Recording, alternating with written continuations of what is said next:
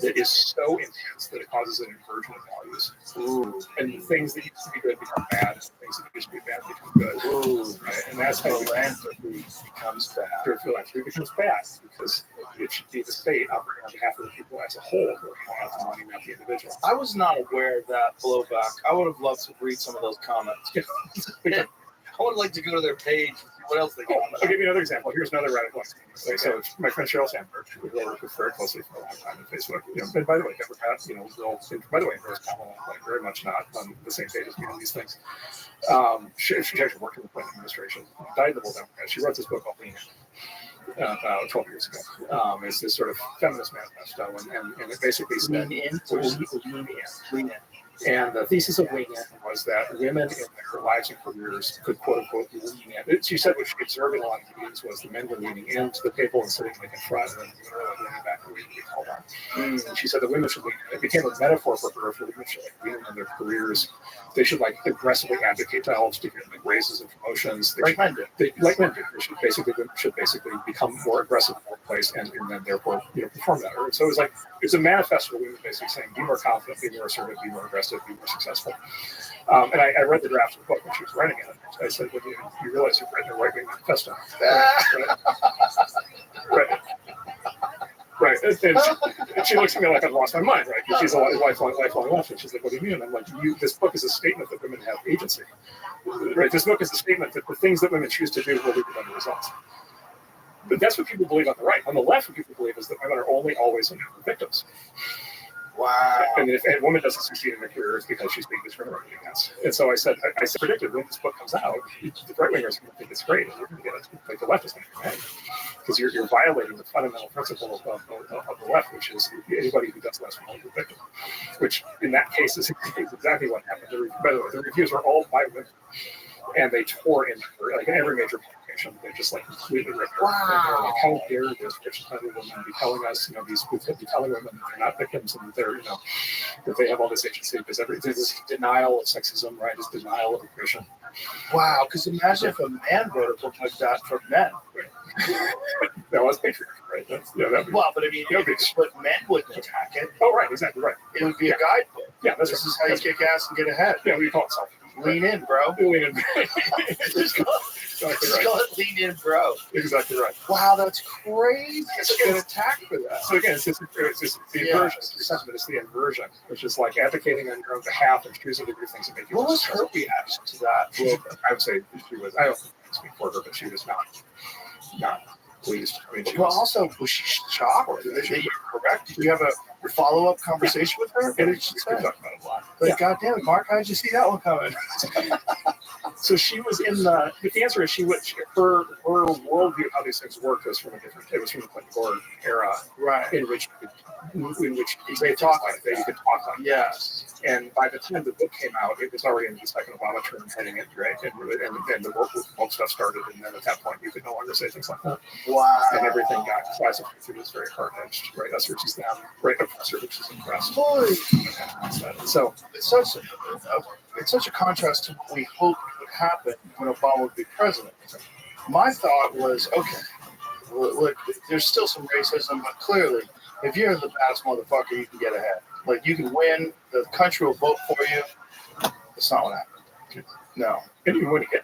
He went twice. You win twice. And be like, I've always said, up until I've lost a lot of respect for him for some of the things they said during this election cycle, because I think they got desperate and they just resorted to actual lies. And I thought, this is crazy to see him lying, especially the very fine people hoax. And we played the video back and forth of what Obama said he said and what he actually said. And it's pretty shocking because he's very explicit. He's saying not white nationalists, not neo-Nazis, they should be condemned. He says that very clearly. That's not what I'm talking about. I'm talking about people who are protesting the taking down of the statue. And when you see a guy like Obama do that, it's such a bummer because he was the guy to me that was like our best spokesman. He was like, here's a guy that came from a single parent household. He wasn't some rich entitled kid who was given everything in life. He's this brilliant speaker. He's handsome. He represents like what we're hoping for. We're hoping for a colorblind society that just treats people in America who they are, and anyone can achieve. Look, here he is. He made it. And then all of a sudden, identity politics goes through the fucking roof, and victim mentality becomes a thing that people choose to side with. And it just gets real weird for a long time. That's right. That's right. And like I said, I hope I can find it better. So, but this lady's still on Team Kamala. Oh, yeah. She got a few lessons out of that, but not all of them. Well, no, this is if you've been a lifelong Democrat, if you've been a lifelong Democrat, and if that's if that is in this part of a lot of people's value systems, then it's a real challenge. Oh yeah, it's my parents. Your movement, they're all in. Goes in direction. Oh yeah. And there's right. You can choose to follow. You can choose to follow the racers or you can choose to say, you know what, like I'm still not going to surprise because I'm going to advocate for my team to go back. Yeah. Richard Torres, this guy was a congressman in Queens, I think, or the Bronx. But he actually started out everybody wanted to be a far left because he's gay, he's black, he's Latino. He was like associated with the squad early on, and he's like one of the guys in the Democratic Party who has now stood up. He's been doing this for the last 2 weeks, saying clearly we have to get back to sense. Like we have to get back to common sense. We have to get back to moderation. Yeah. We have to have law. We can't have crime in the streets. We have to have a border.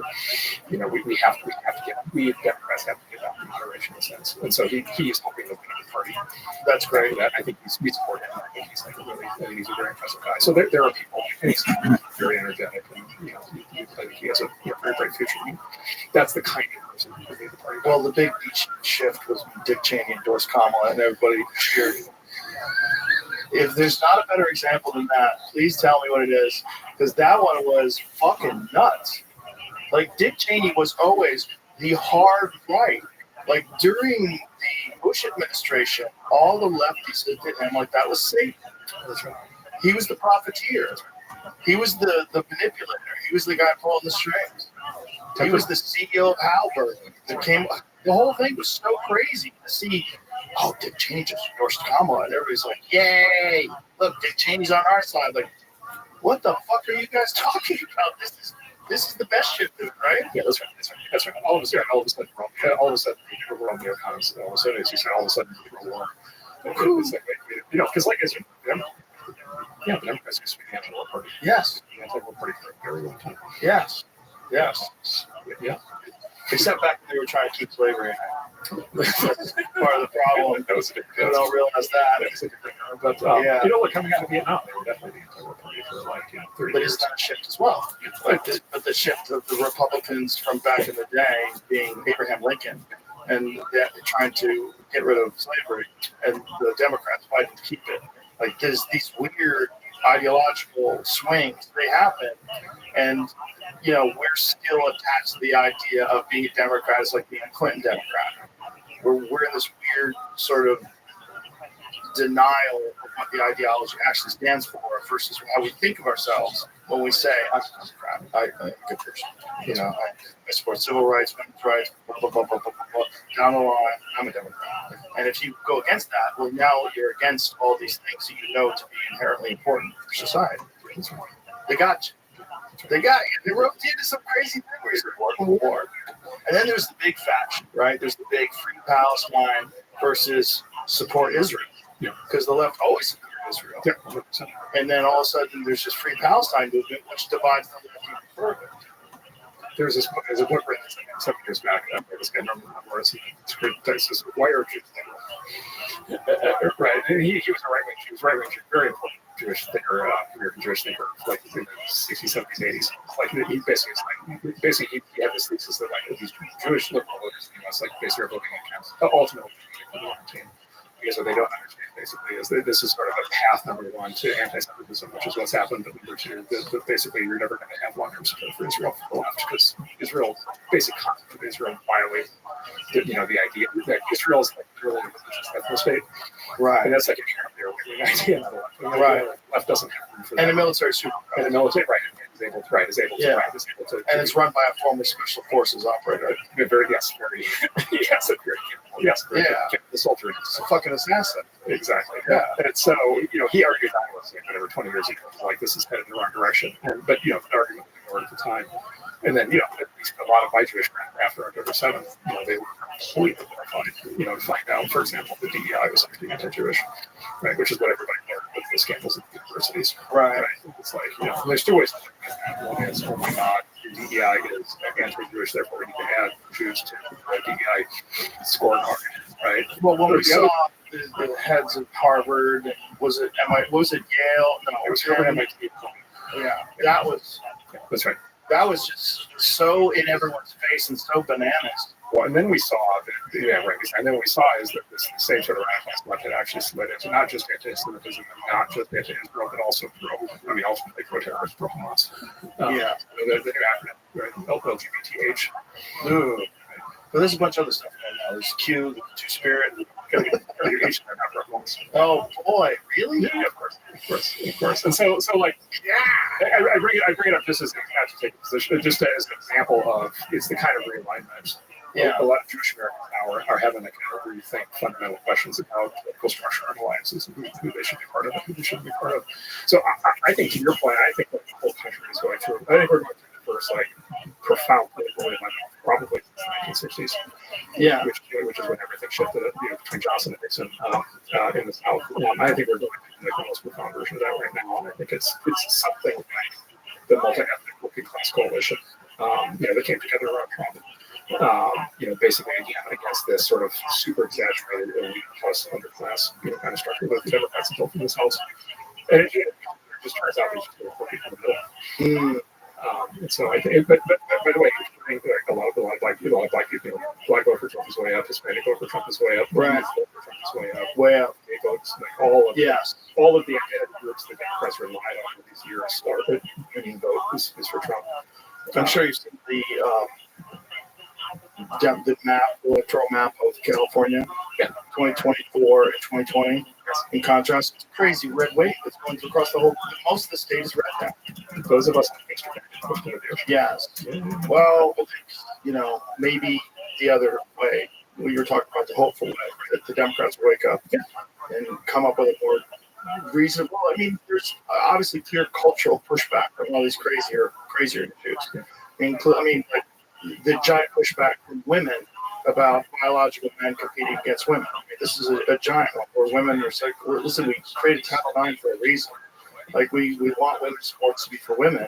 You can't have it for mentally ill men that think that they can be able to just decide they're a woman and compete against women, which is what it is in a lot of places. You don't even have to get tested. There's not like some sort of a hormone protocol. It's just what your identity is, which is just nuts. And that's one of the things that I think a lot of people on the left are having a really hard time justifying. Because how can you deny a victim? Right. You can't. I mean, in the full version of that, the extreme version of ideology, you cannot deny a victim claim. Well, it also comes with this weird caveat where you have to deny the existence of perverts. Right? Because pervert, all they have to do is say, I identify as a woman, throw on a wig, and then go hang around the women's room, and no one can say anything. Well, you've emboldened, empowered one of the worst groups in society that we've always protected women from. And you have to pretend they don't exist if you just want to base it solely on identity, especially like a self-described identity. You just decide, and then that's it. And, there's states that have that now with prisoners, that all a prisoner has to do is identify as being a woman. You're now housed in women's prisons. California has 47 of them when the last time we looked at it. And there's hundreds that are waiting on like a waiting list to try to get in. So you have women who, especially if you're someone who's dealing with, if you've ever been raped or sexually abused, and now you have to share space with a man who might be a fucking pervert. And some of these men even have some crimes that are along those lines that they're in jail for. It's crazy. Canada's approached that. There's a bunch of different examples of these type of people getting into female prisons. And it's insanity. And I think the left rejects that too for the most part. There's the sensible version of the left that is like, hey, yeah, I'm pro-gay rights. Yeah, I'm pro-women's rights. I'm pro-civil rights. I'm pro-choice, for this, anti-war. But also, you can't let psychos just put on a fucking dress and hang out in women's rooms just because we want to be kind. That's nuts. So there has to be some, and then there's legitimate trans women. So like, how do you make distinct? Well, then clearly we have to have a fucking conversation. And if you don't allow that conversation to take place, like if you go to Blue Sky and you type in there are only two genders, you're banned. Right there, people done it. There's a bunch of people done it. It's fun. It's fun. They have they create a little sock puppet account. They say some shit that should have been a reasonable thing to say just 20 years ago. Yeah, well, you make me helpful, Mark. You do, because you lay things out in like a really well thought out way. It's not hyperbolic, and you're making a lot of sense. So I'm glad we talked. I feel better. Good, fantastic. I think the world does too. I really do. I mean, I've talked to a lot of people, even people that are Democrats, who say I feel better than Trump won. Every day it feels better. It's just like it feels like just it's the Obama campaign.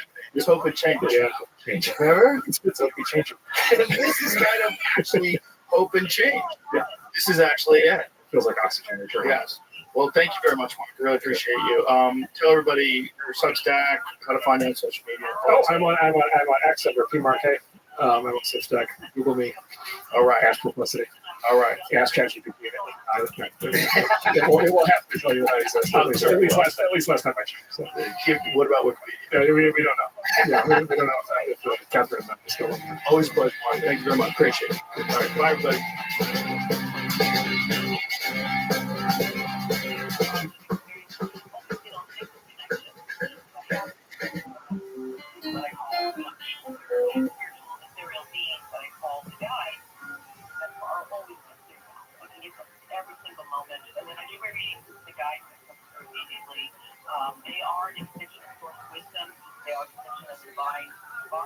Have the most basic science literacy, like who know the most about greenhouse effect.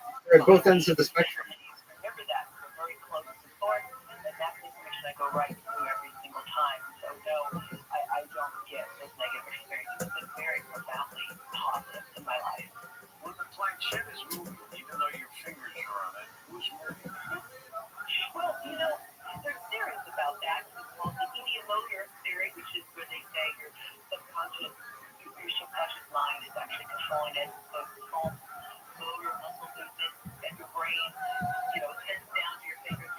In terms of your mistakes, society tells you don't make them because we will judge you, we will look down on you. And I think the really successful people realize that actually no, it's the cycle time of mistakes that gets you to success. Because your error rate will diminish the more mistakes that you make. You observe them, you figure out where it's coming from. Is it a psychological thing? Is it a cognitive thing? And then you fix it. The following is a conversation with Chamath Lahapatia, a venture capitalist and engineer, founder and CEO of Social Capital, previously an early senior executive at Facebook, and is co-host of the All In podcast, a podcast that I highly recommend for the wisdom and the camaraderie of the four co-hosts, also known as besties. This is the Lex Friedman podcast. To support it, please check out our sponsors in the description. And now, dear friends, here's Chamath Lahapatia. You grew up in a dysfunctional household on welfare. You've talked about this before.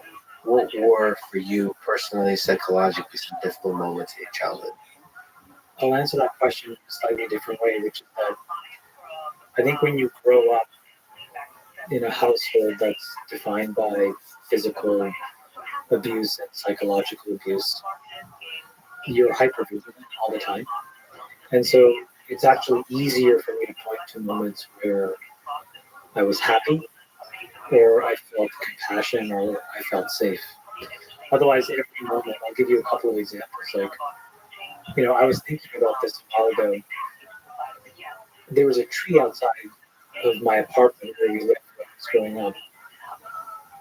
And my father sometimes would make me go outside to take the tree branch that hit me. And so you can imagine if you're a 10, 11-year-old kid and you have to deal with that, what do? Well, a hyper-vigilant child learns how to basically estimate the strength of these branches, right? How far can he go before it breaks?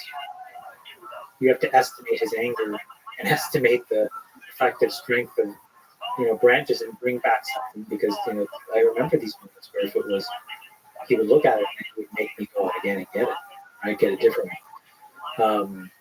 Or there was a certain belt that had this kind of a belt buckle that stuck out, and you just wanted to make sure if that was the thing that you were going to get hit by, that it wasn't the buckle facing out, because that really hurt. And so you became hyper aware of which part of the buckle was facing out versus facing in those moments. And there are like hundreds of these little examples, which essentially I would say the through line is that you're just so on edge, right? And you walk into this house and you're just basically trying to get to the point where you leave the house. And so in that microcosm growing up, any moment that's not like that is seared in a way that I just can't describe to people. So I'll give you an example.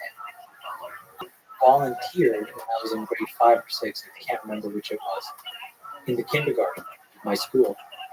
And I would just go, and the teacher would, ask you to clean things up. And at the end of that grade 5 year, she took me and 2 other kids to dairy. And I'd never gone to a restaurant, literally, because we didn't have the money. And I remember the first time I tasted this, this dairy meal. It was like a hamburger, fries, Coke, and a blizzard. And I was like, what is that? I felt so special. Welcome. Because you're getting something Glad that you're here. most people would take for granted. What up, pimp? I'm busy enough to take my kid to. Yo, what's good? Hello. United States. How about you, big dog?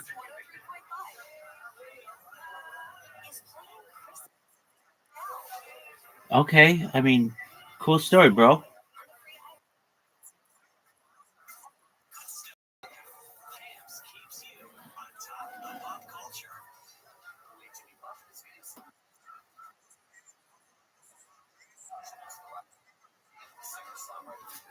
Thanks, man. No, I whoop your ass every day of the fucking week, dog.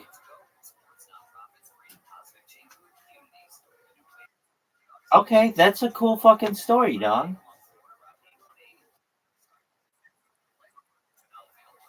All right, well, cool, man. I hope you're having a good day.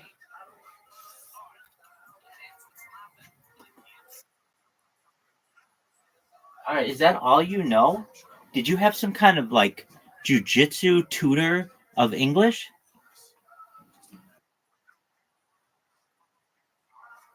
Why not?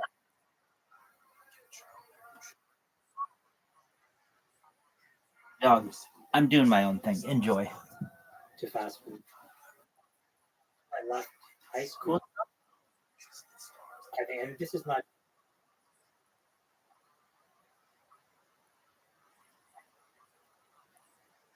punctuated incredibly visceral moments of compassion by other people. A different example. We had such a strict budget, and we didn't have a car. And so, I was responsible with my mom to always go shopping. And so I learned very early on how to, look for coupons, how to buy things that were on sale or special. And we had a very basic diet because you have to budget this thing really precisely. At the end of every year, where I lived, there was a large grocery chain called Loblaws. And Loblaws would discount the cheesecake from $7.99 to $4.99. And my parents would buy that once a year. And we probably did that 6 or 7 times. And you can't imagine how special we felt. Myself, my 2 sisters. We would sit there, we would watch the New Year's Eve celebration on TV. We would cut this cheesecake into 5 pieces. It felt like everything. So that's sort of how my existence when I was at that age is, for better or for worse, that's how I remember it. The hypervigilance, is that still with you today? What are the echoes of that still, the good and the bad? if you put yourself in the mind of a young child, the thing that does to you is at a very core basic level, it says you're worthless, right? Because if you can step outside of that and you think about any child in the world, they don't deserve to go through that. And at some point, by the way, I should tell you, like, I don't blame my parents anymore. It was a process to get there. I feel like they did the best they could. And they suffered their own issues and enormous pressures and stresses. And so, you know, I've really, for the most part, forgiven them. How did you, sorry to interrupt, let go of that blame? That was a really long process where, for I would say the first 35 years of my life, I compartmentalized and I avoided all of those memories. And I sought external validation.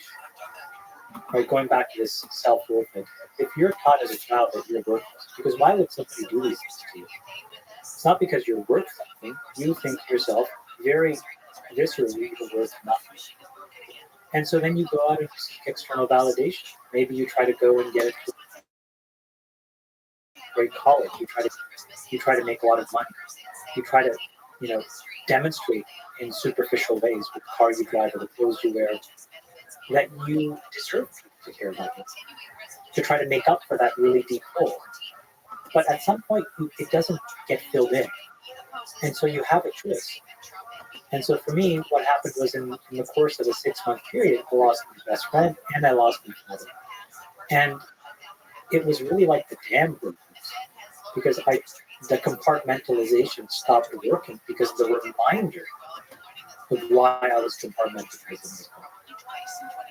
And so I had to go through this period of disharmony to really understand and steelman his perspective. And can you imagine trying to do that, to go through all of the things where you have to now look at it from his perspective and find compassion and empathy for what he went through?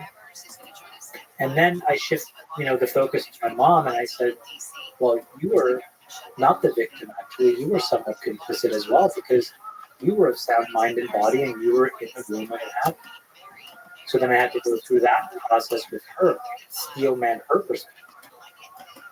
And at the end of it, I never justified what they did, but I've been able to forgive what they did. I think they did the best they could. And at the end of the day, they did the most important thing, which is they gave me and my sisters a shot by emigrating, by giving up everything, by staying in Canada, and doing whatever it took between the two of them to sort of claw and scrape together enough money to live so that my sisters and I could have a shot. And I'm very thankful for them. Could they have done better? Obviously. But I'm okay with what has taken place. But it's been a long process of that steelman so that you can develop some empathy and compassion and forgive. Do you think if you talked to your dad shortly after he died and you went through that process, or today, you'll be able to have the same strength to forgive him? I think it would be a very complicated journey.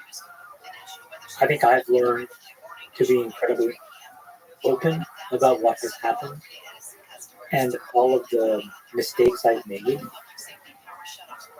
I think it would require him to be pretty radically honest about confirming what I think he went through, because otherwise it just wouldn't work. Otherwise, let's keep things where they are, which is I did the work, with people that have helped me, obviously, but it's better for him to just, kind of hopefully he's looking from some place and he's thinking, it was worth it. I think he deserves all of this because, I think the immigrant challenge, not even the immigrant challenge, the lower middle class challenge, anybody who really wants better for their kids and doesn't have a good toolkit to give it to them, some of them they choke up on the back.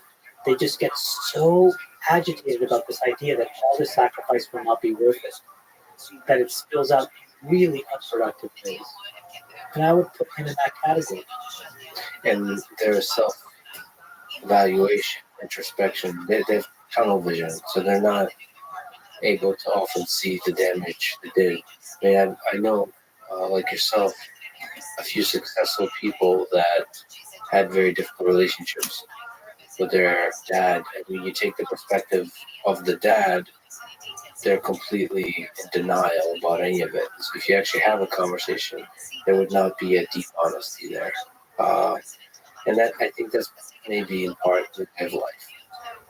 Yeah, and I remember pretty distinctly after I left and in this, in my middle 30s, where, by all measure, I had roughly become reasonably successful. And my dad didn't particularly care about it, which was so odd because I had to confront the fact that, whether it was a title or money or press clippings, he never really cared. He moved on to a different set of goals, which was more about my character and, being a good person to my family and really preparing me to lead our family. He just didn't care. And that bothered me because I thought I got to the finish line and I thought there was going to be a medal, meaning like I can tell you, like, he never told me that he loved me. I'm not sure if that's normal or not. It was my normality. And I thought there's going to be some gold star, which never appeared. And so that's like a hard thing to kind of confront because you're like, well, now what is this all about? Was this all just kind of a ruse? But then I realized, wait a second, there were these moments where his way, again, putting yourself in his shoes, I think he was trying to say he was sorry. He would hold my hand, and he would interlock the fingers, which I thought that's a really intimate way of holding somebody's hand, I think. So I remember those things. So, these are the things that are just etched in, at least in my mind. And at the end of it, I think I've done a decent job in repairing my relationship with him, even though, it was posthumous. It does make me wonder in which way you and we might be broken and not see it, and might be hurting others and not see it. Well, I think that when you grow up in those kinds of environments, there are all different kinds of this kind of dysfunction. But if what you get from that is that you're not worthwhile, you're less than many, many other people, when you enter adulthood, or semi-adulthood, in your early 20s, you will be in a cycle where you are hurting other people. You may not know it. Hopefully you find somebody who holds you accountable and tells you and loves you enough to do that. But you are going to take all of that disharmony in your childhood and you're going to inject that disharmony into whether it's your professional relationships or your personal relationships or both until you get to some form of rock bottom and you start to repair. And I think there's a lot of people that resonate with that because they have each suffered their own things that at some point in their lives have told them that they're less than. And then they go and cope. And when you cope, eventually those coping mechanisms escalate. And at some point it'll be unhealthy, either for you, but oftentimes for people around you. Well, from those humble beginnings, you are now a billionaire. How has money changed your life, or maybe the landscape of experience in your life? Does it buy happiness? It doesn't buy happiness, but it buys you a level of comfort for you to really amplify what happiness is. I kind of think about it in the following way. Let's just say that there's 100 things on the table, and the table says, find happiness here. And there are different prices. The way that the world works is that many of these experiences are cordoned off a little bit behind the velvet rope, where you think that there's more happiness as the prices of things escalate. Right? If you live in an apartment, you admire the person with the house. If you live in a house, you admire the person with the bigger house. That person admires the person with, an island, right? Some person drives their car. admires the person who flies, who admires the person who flies business class, who admires the person who flies first, to private. There's all of these escalations on this table. And most people get to the first 5 or 6. And so they just naturally assume that items, 7 through 100 is really where happiness is found. And just to, tell you the finish line, I've tried 100 and back, and I've got two more 100 to it. And happiness isn't there. But it does give you a level of comfort. I read a study, and I don't know if it's true or not, but it said that the absolute sort of like maximal link between money and happiness is around $50 million. And it was just like a social studies kind of thing that I think one of the Ivy Leagues put out. And underneath it, the way that they explained it was because you could have a home, you could have all kinds of the creature comforts, you could take care of your family, and then you were left to ponder what it is that you really want. I think the challenge for most people is to realize that this escalating arms race of, more things will solve your problems is not true. More and better is not the solution. It's this idea that you are on a very precise journey that's unique to yourself. You are playing a game of which only you are the player. Everybody else is an interloper, and you have a responsibility to design the gameplay. And I think a lot of people don't realize that, because if they did, I think they would make a lot of different decisions about how they would do it. And I still do the same thing. I mean revert to basically running around asking other people, what will make you like it? What will make me more popular in your eyes, and you try to do it. And it never works. It is just a complete dead end. Is there negative aspects to money? Like, for example, it becoming harder to find people you can trust? I think the most negative aspect is that it amplifies a 360-degree view of your personality.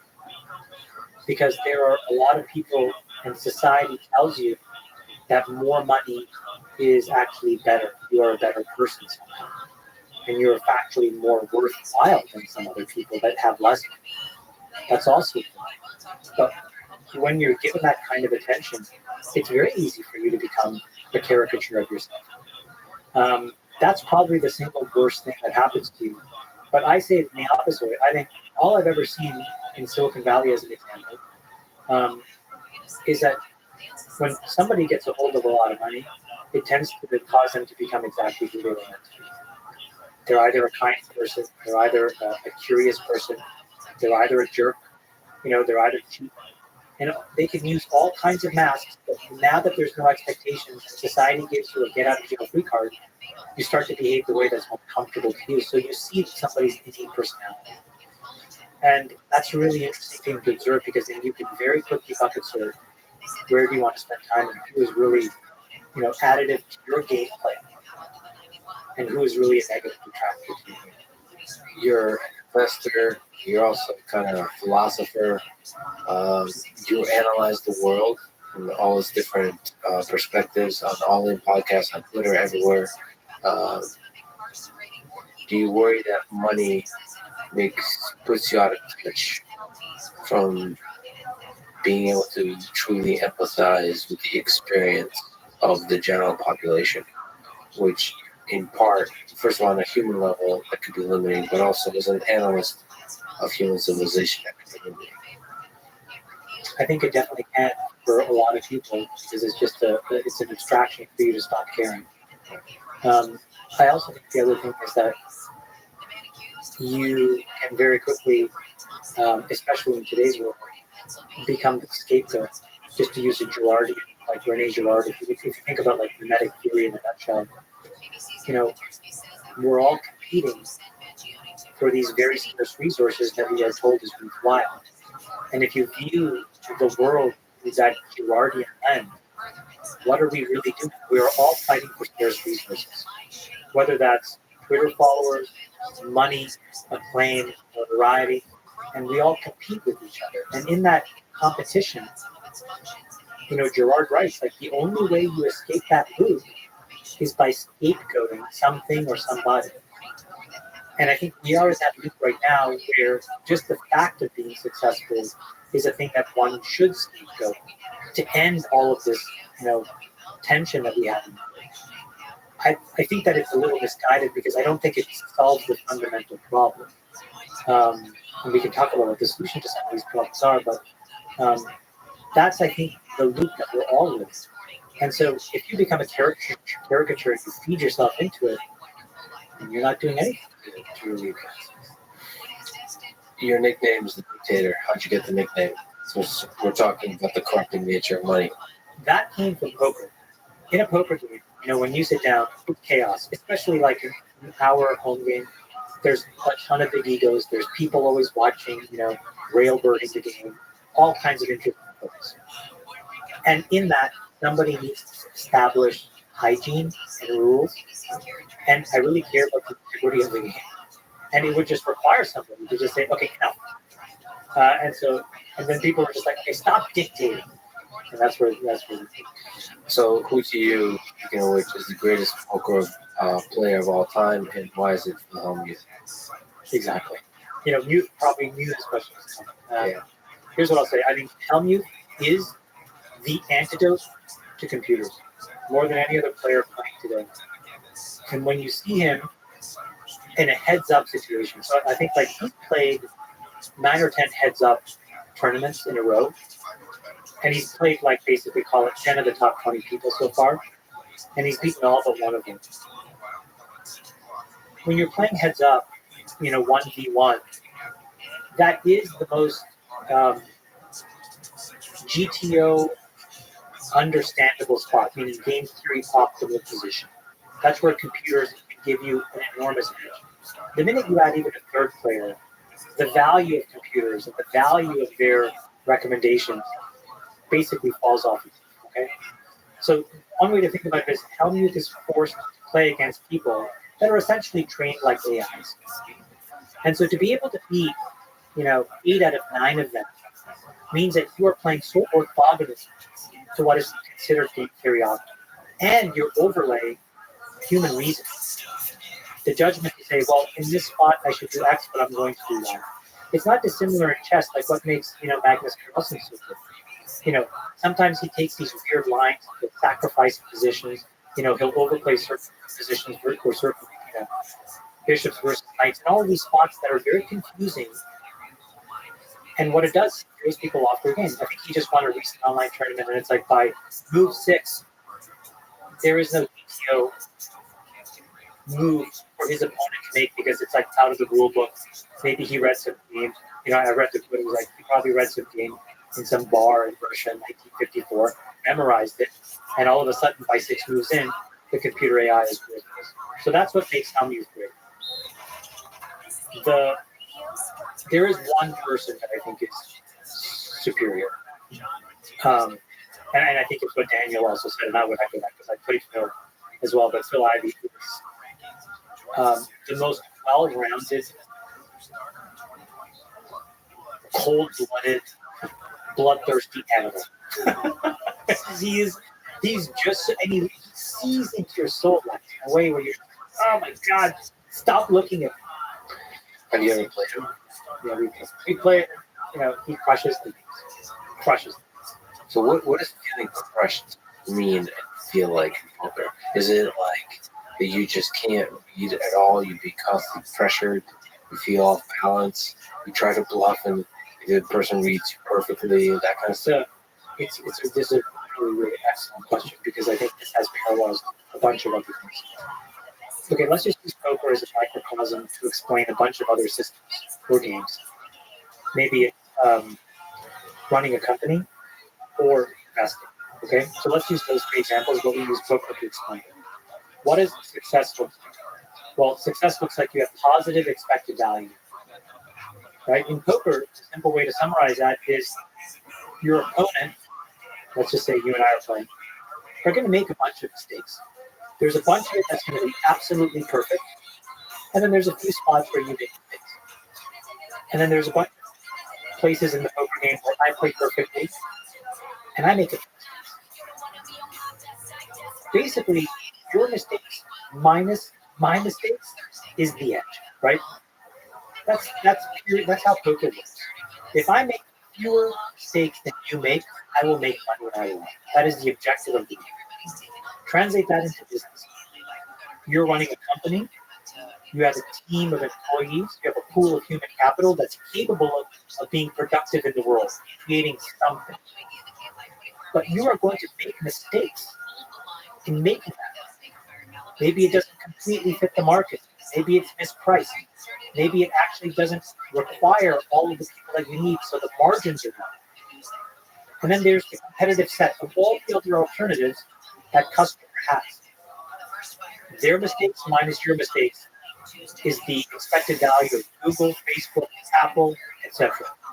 Okay? Now take investing. Every time you buy something, somebody else on the other side is selling it. Is that their mistake? We don't know yet. But their mistakes minus your share. You bought it and you kept it.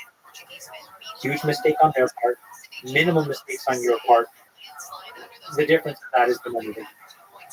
So life can be summarized in many ways in that way. So the question is, what can you do about other people's mistakes? And the answer is nothing.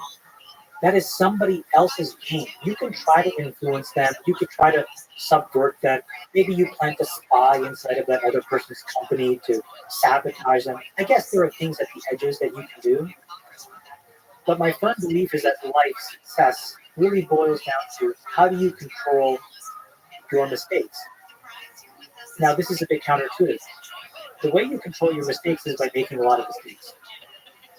So taking risks You have to. is somehow You have to. a You way have to to. minimize the number of mistakes. Let's just say you want to find love. Yeah. You know, you want to find Go on. deeply connected. Yeah. Do you do that by not going out on dates? And Yes. Sorry.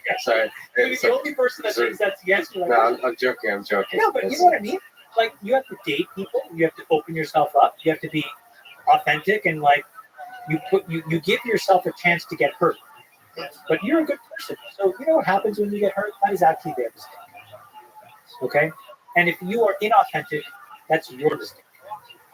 That's a controllable thing in you. You can tell them the truth, who you are, and say, here's my pluses and minuses. My point is, there are very few things in life that you can't break down, I think, into that very simple idea.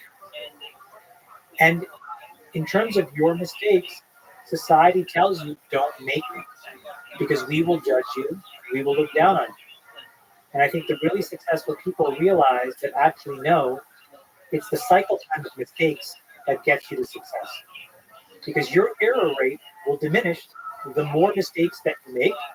You observe them, you figure out where it's coming from. Is it a psychological thing? Is it a cognitive thing? And then you fix it. So the applied thing there is that there's in business, in investing, in poker, in dating, in life, is that there's this platonic GTO, game theory optimal thing out there. And so when you say mistakes, you're always comparing to that optimal path you could have taken. I think slightly different, I would say mistake is maybe a bad proxy, but it's the best proxy I have for learning. But I'm using the language of what society tells you. Sure, got it. Society tells you that when you try something and it doesn't work, it's a mistake. So I just use that word because it's the word that resonates most with most people. Got it. The real thing that it is learning. Yeah, it's like a neural network, it's lost. It's a neural network. It's lost, exactly. Yeah, right. So you're using the mistake that is most, the word that is most understandable, especially by the way people experience it. I guess most of life is a sequence of mistakes. The problem is when you use the word mistake and you think about mistakes, it actually has a counterproductive effect of you becoming conservative in just being risk averse. So that if you flip it and say try to maximize the number of successes, somehow that leads you to take more risk. Mistake scares people. I think mistakes scare people because society likes these very simplified boundaries of who is winning and who is losing. And they want to reward people who make traditional choices and succeed. But the thing is, what's so corrosive about that is that they're actually not even being put in a position to actually make a quote unquote mistake and fail. So I'll give you, if you look at like getting into an elite school, right? Society rewards you for being in the Ivy Leagues in a way that, in my opinion, incorrectly, doesn't reward you for being in a non-Ivy League school. There's a certain level of status and presumption of intellect and capability that comes with being there. But that system doesn't really have a counterfactual, because it's not as if you both go to MIT and Ohio State. And then we can see two versions of Lex Friedman so that we can figure out that the jig is up and there is no difference. Right? And so instead it reinforces this idea that there is no truth-seeking function. There is no way to actually make this thing full. And so it tells you, you have to get in here. And if you don't, your life is over. You've made a huge mistake. Or you've failed. And so you have to find different unique ways of dismantling. This is why, part of what I realized where I got very lucky is I had no friends in this school. I had a few cohort of acquaintances.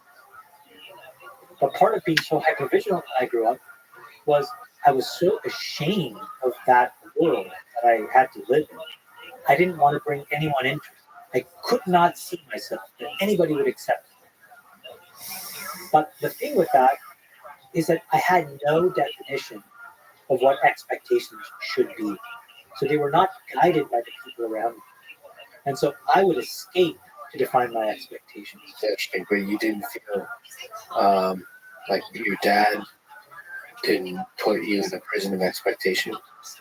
It's like that's, if you don't have friends, so the flip side of that, you don't have any other signals.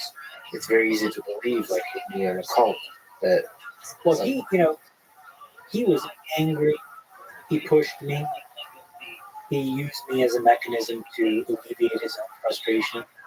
And this may sound very crazy, but he also believed it. And so that's what created this weird duality where I was always confused. You could be somebody great. He believed that you could be somebody truly special. Because I couldn't reconcile the other half of the day, those behaviors. But what it allowed me to do was I escaped in my mind, and I found these archetypes around me that were saviors. So, I grew up in Ottawa, Ontario, Canada. I grew up right at the point where the telecom boom was happening. Companies like Nortel and Uber's Networks, Mitel, Cell Northern Research, these were all built in the suburbs of Ottawa. And so there were these larger-than-life figures, entrepreneurs, Terry Matthews, Michael Copeland. And so I thought I would be like them. I would read Forbes magazine. I would read Fortune magazine. I would look at the rich people on that list and say, I would be like them. Not knowing that maybe that's not who you wanted to be, but it was a life. And it kept my mind relatively whole because I could direct my ambition in a direction. And so why that's so important, just circling back to this, is I didn't have a group of friends who were like, I'm going to go to community college. I didn't have a group of friends that said, well, the goal is just to go to university, get a simple job, and join the public service, have a good life. And so because I had no expectations and I was so afraid to venture out of my own house, I never saw what middle class life was like. And so I never aspired to it. Now, if I was close to it, I probably would have aspired to it because my parents in their best year made $32,000 Canadian together. And if you're trying to raise a family of 5 people and $32,000, it's a complicated job. And most of the time, they were probably making $27,000. And I was working since I was 13. So I knew that our station in life was not the destination. We had to get out. But because I didn't have an obvious place, it's not like I had a best friend whose house I was going to, and I saw some normal functional home. If I had had that, in this weird way, I would have aspired to that.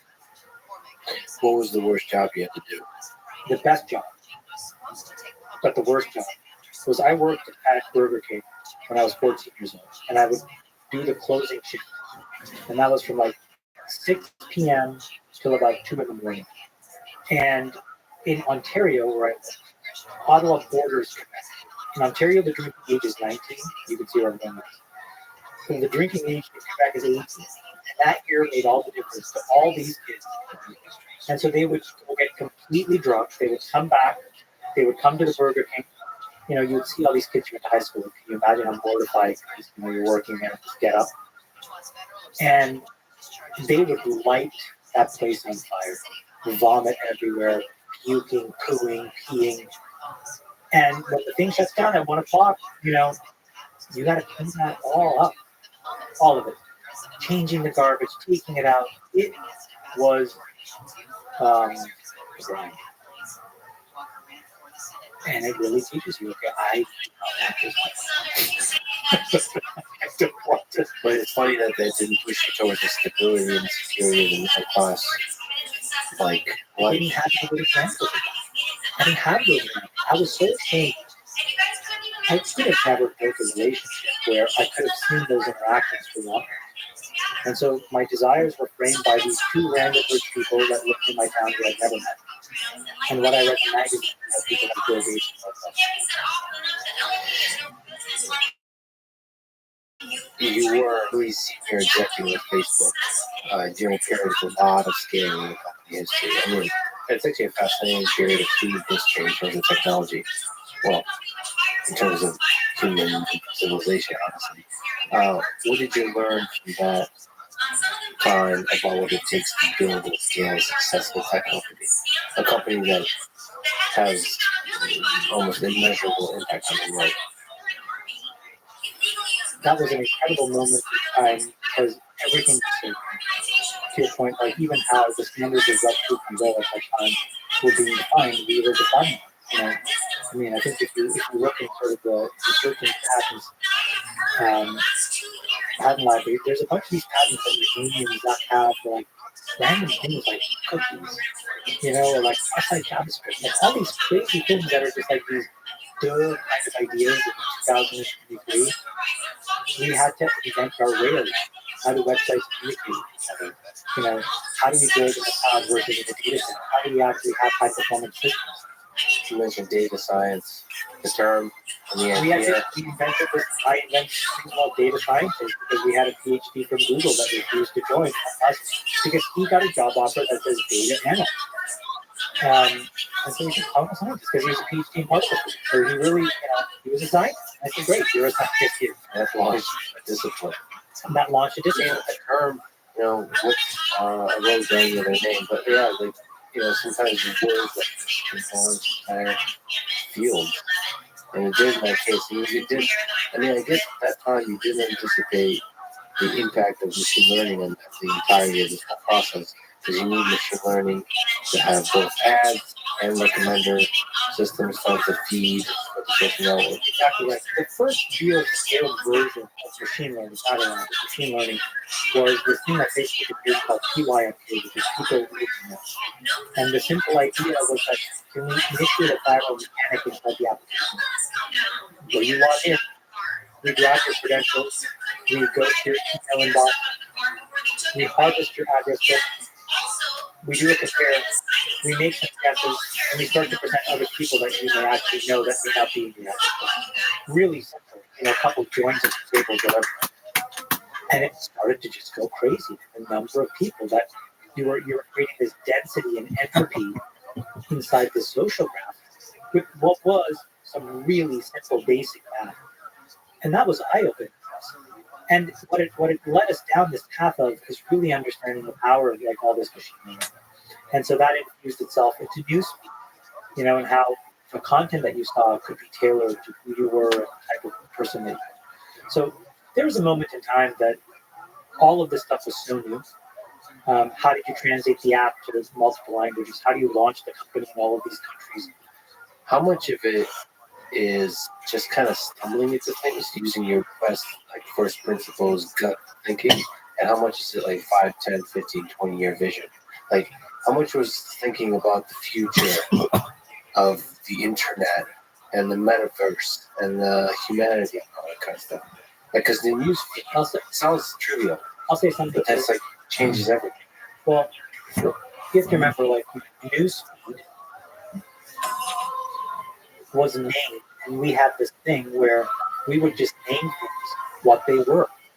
And at the time, all of these other companies, and if you go back to the Wayback Machine, you can see this.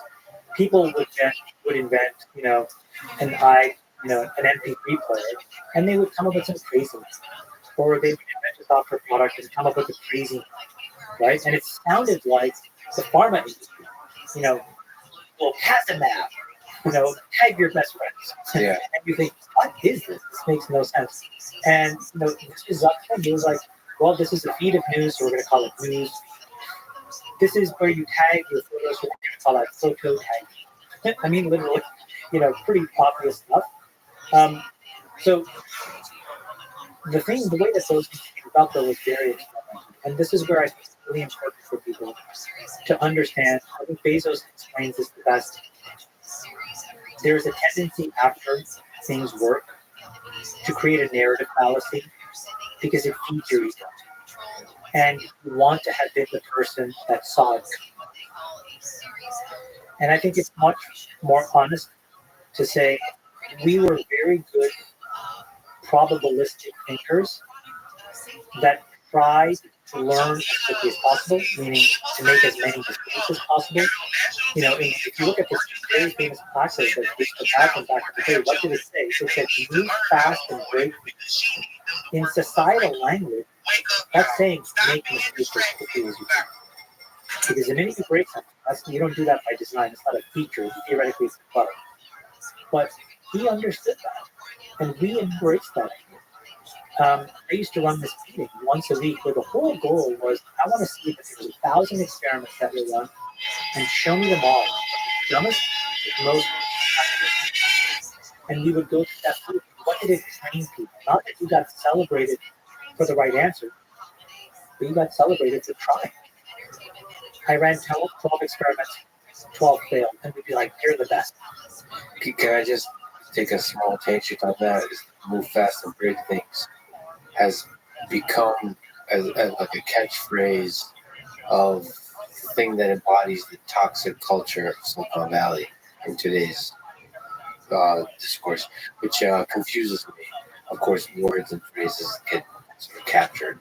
So it becomes very reductive. That's a very loaded set of words that together can be, many years later, people can do very reductive. You side with that.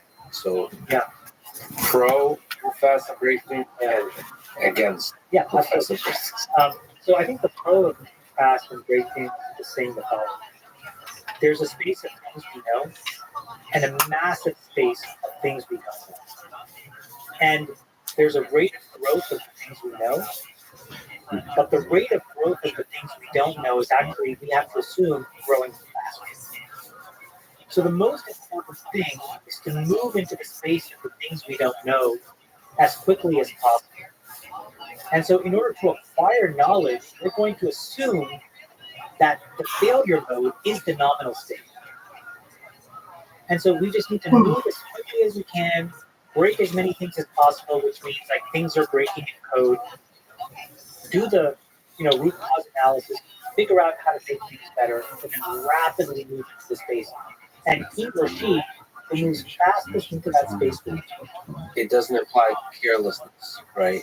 It doesn't imply moving fast without also aggressively picking up the lessons from the mistakes you make. Well, again, let's steel manning the pro, which is thoughtful movement around velocity and acquisition. Now let's steel man the when these systems become big enough, there is no room to experiment in an open-ended way, because the implications have broad societal impacts that are not clear upfront. So let's take a different, less controversial example. If we said Lipitor worked well for all people except South Asians, and there's a specific immunoresponse that we can iterate, And if we move quickly enough, we can run 10,000 experiments and we think the answer is in that space. Well, the problem is that those 10,000 experiments may kill 10 million people. So you have to move methodically. When that drug was experimental and it wasn't being given to 500 million people in the world, moving fast made sense because you could have a pig model, a mouse model, a monkey model, you could figure out toxicity. But we picked all that low hanging. And so now these small iterations have huge impacts that need to be measured and implemented. Different example is like, if you work at Boeing and you have an implementation that gives you a 2% efficiency by reshaping the wing and adding winglets. There needs to be a methodical, move slow, be right process, because mistakes when they compound, when it's already implemented and at scale, have huge externalities that are impossible to measure and collaborate.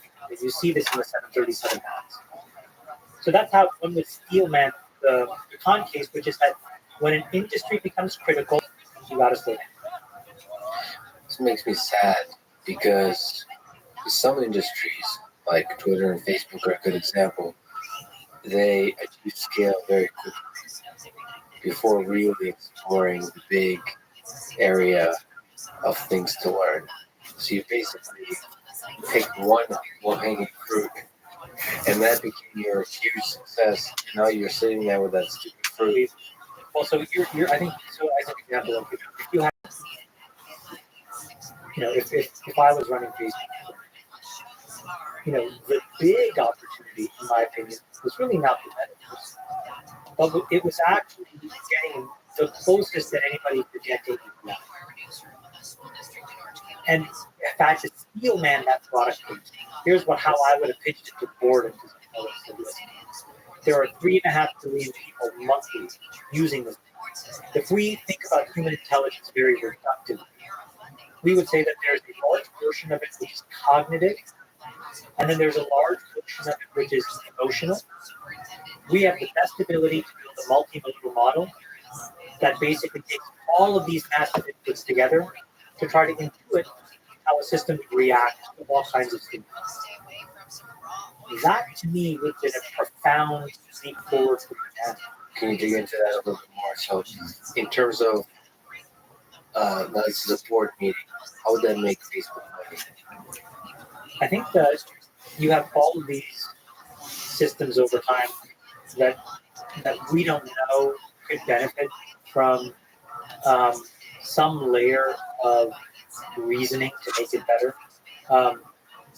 What does Spotify look like when instead of just a very simple recommendation method, it actually understands sort of your emotional context and your mood and can move with your body of music? What does it look like with your television, instead of having to go and have this 50,000 players on a global UI, instead just has a sense of what you're into. What does it mean when you get in your car and it actually drives you to a place because you should actually be there even though you don't know it? These are all random things that make no sense in priority, but it starts to make the person or the provider of that service the critical reasoning layer for all these everyday products that today would look very flat looking at that reasoning. And I think you license that and you make a lot of money. So in many ways, instead of becoming more of the pixels that you see, you become more of the bare metal that actually creates that experience. And if you look at the companies that are multi-decade legacy kinds of businesses, the thing that they have done is quietly and surreptitiously move down the stack. You never move up the stack to survive. You need to move down the stack. So if you take that OSI reference stack, right, these layers, build an app from the physical layer to the transport layer all the way up to the app layer, you can map from the 1980s all the big companies that have been created, right? All the way from Fairchild Semiconductor, NatSemi, to Intel, to Cisco, to Qualcomm, Oracle, Netscape at one point, all the way up to the Googles and Facebook. But if you look at where all the lock-in happens, it's by companies like Apple, who used to make software, saying, I'm going to get one close, I'm going to make the bare metal, and I'm going to become a platform. Or Google, same thing. I'm going to create this dominant platform, and I'm going to create a substrate that organizes all this information. That's just omnipresent and everywhere. So the key is, if you are lucky enough to be one of these apps that are in front of people, you better start digging quickly and moving your way down, get out of the way, disappear. But by disappearing, it will become much, much bigger, and it's impossible to usurp it. Yeah, I 100% agree with you. That's why you're so smart. This is depersonalization, and the algorithms that enable depersonalization almost like an operating system layer. So pushing away from the interface and the actual system that does the personalization. I think the challenges there's obviously technical challenges, but there's also societal challenges that it's like in a relationship. If you have an intimate algorithmic connection with individual humans, you can do both good and bad. So there's risks that you're taking. So if you're making a lot of money now as Twitter and Facebook with ads, surface layer ads, what is the incentive to take the risk of guiding people more? Because you can hurt people, you can piss off people, you can, there is a cost to forming a more intimate relationship with the users in the short term. You said a really, really key thing, which was a really great emotional, instinctive reaction. Because when I said the AGI thing, people, well, how would you ever make money from that?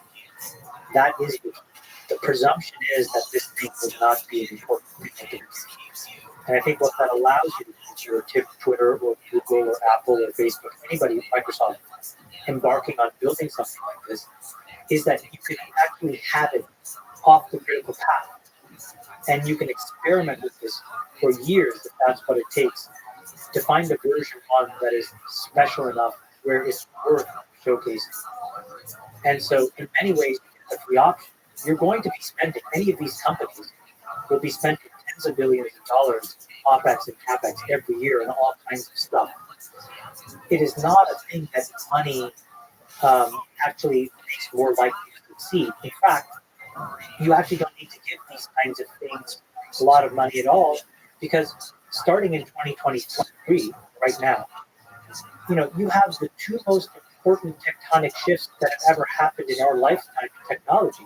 They're not talked about, but these things allow AGI, I think, to emerge in the next 10 or 15 years where it wasn't possible. The first thing is that the marginal cost of energy is zero. I'm not going to pay for anything, right? And we can double click into why that is. And the second is the marginal cost of compute is zero.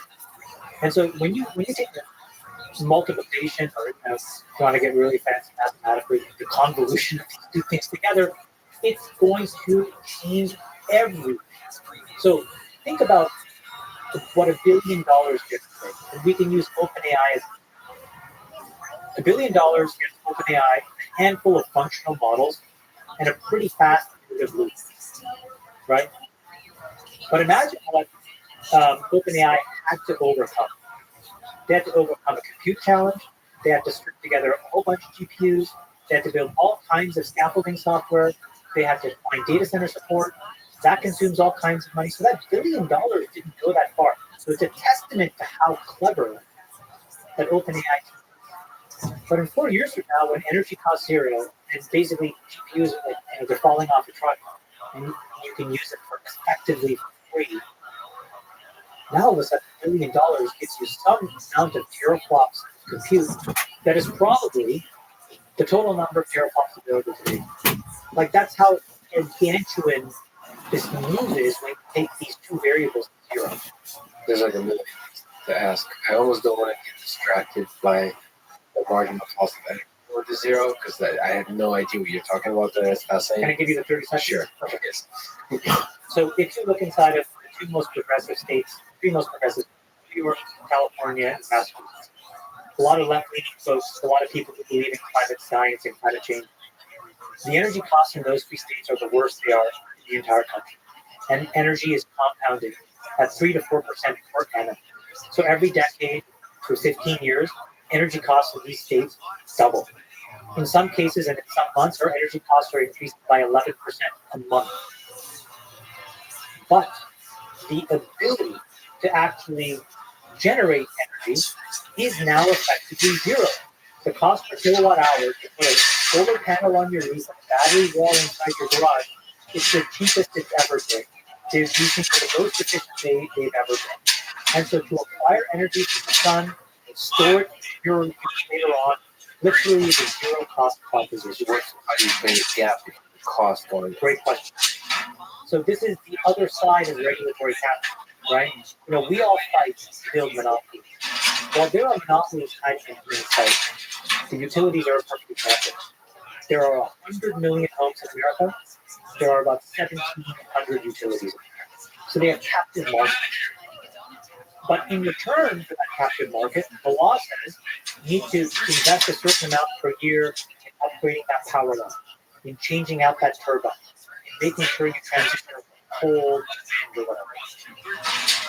Just as an example, upgrading power lines in the United States over the next decade is a $2 trillion proposition. These 1,700 organizations have to spend, I think it's $250 million a year just to change the power line.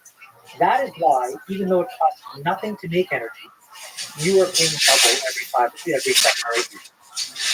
It's CapEx and OpEx of a very real old infrastructure. Just like you trying to build an app and being forced to build your own data center. You say, oh wait, I just want to write to AWS. I just want to use GCP. I just want to do logs. All that complexity is solved for you. And some law says, no, you can't. You got to use it. So that's what consumers begin with. But it's also what industrial and manufacturing organizations. It's what we all do.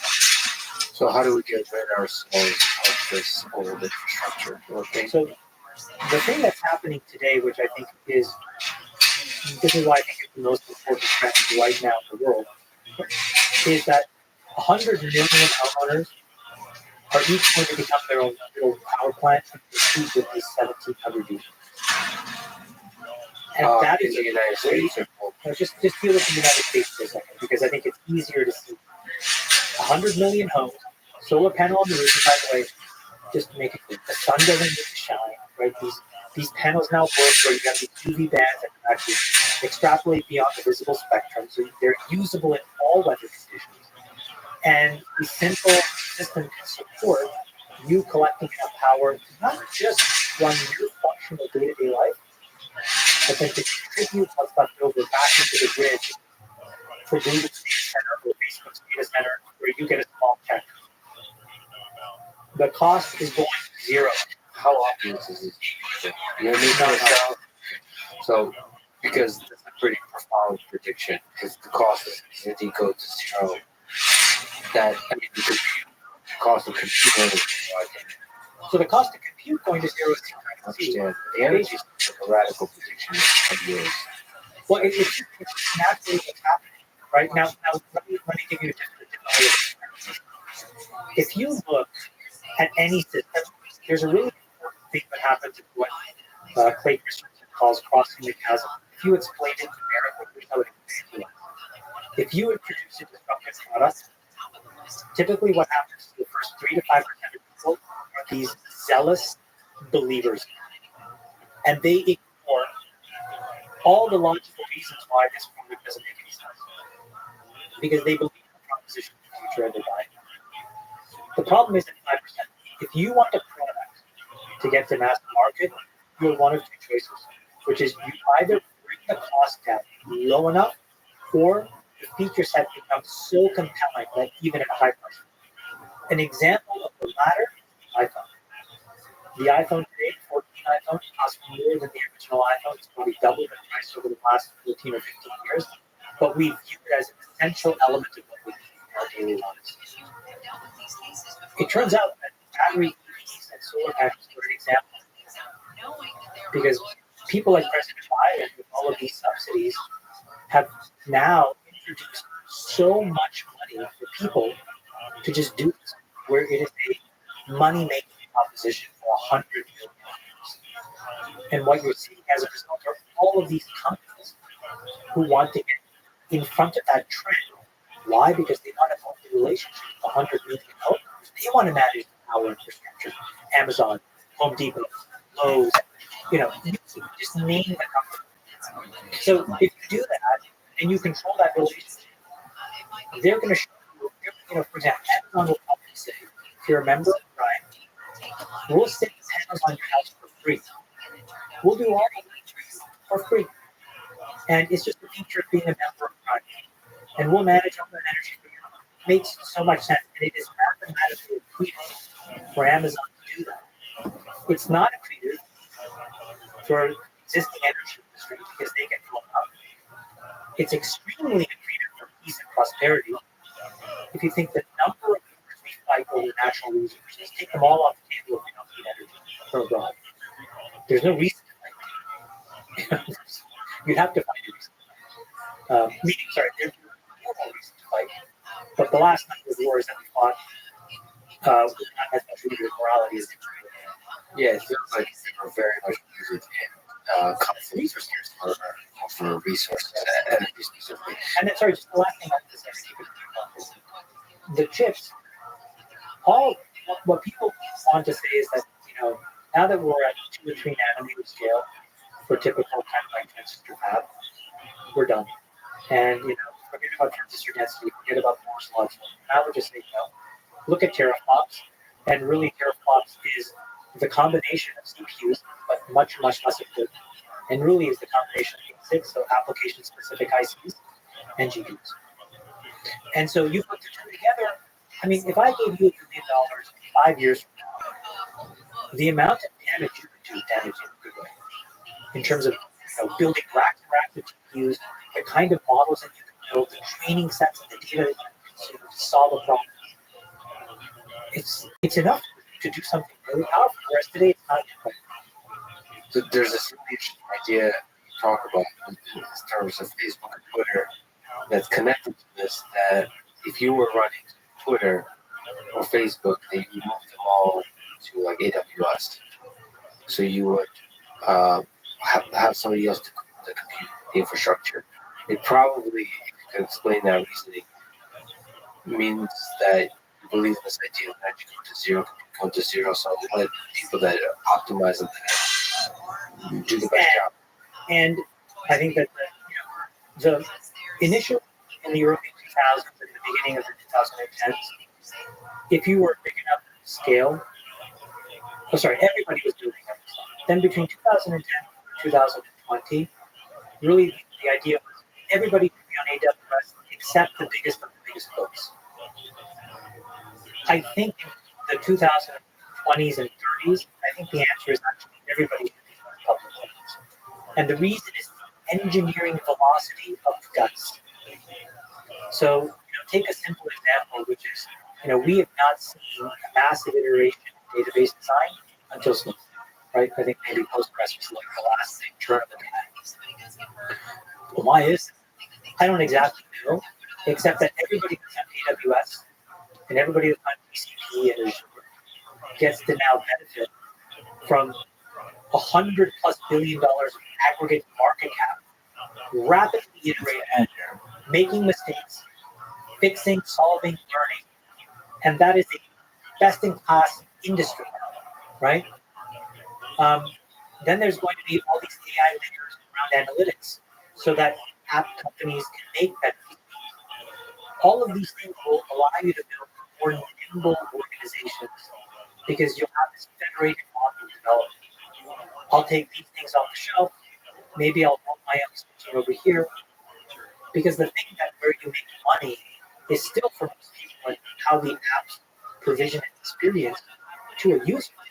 And everybody else can make a lot of money just servicing them. So they work really, they play well together in the sandbox. So in the future, everybody, it doesn't make sense for anybody.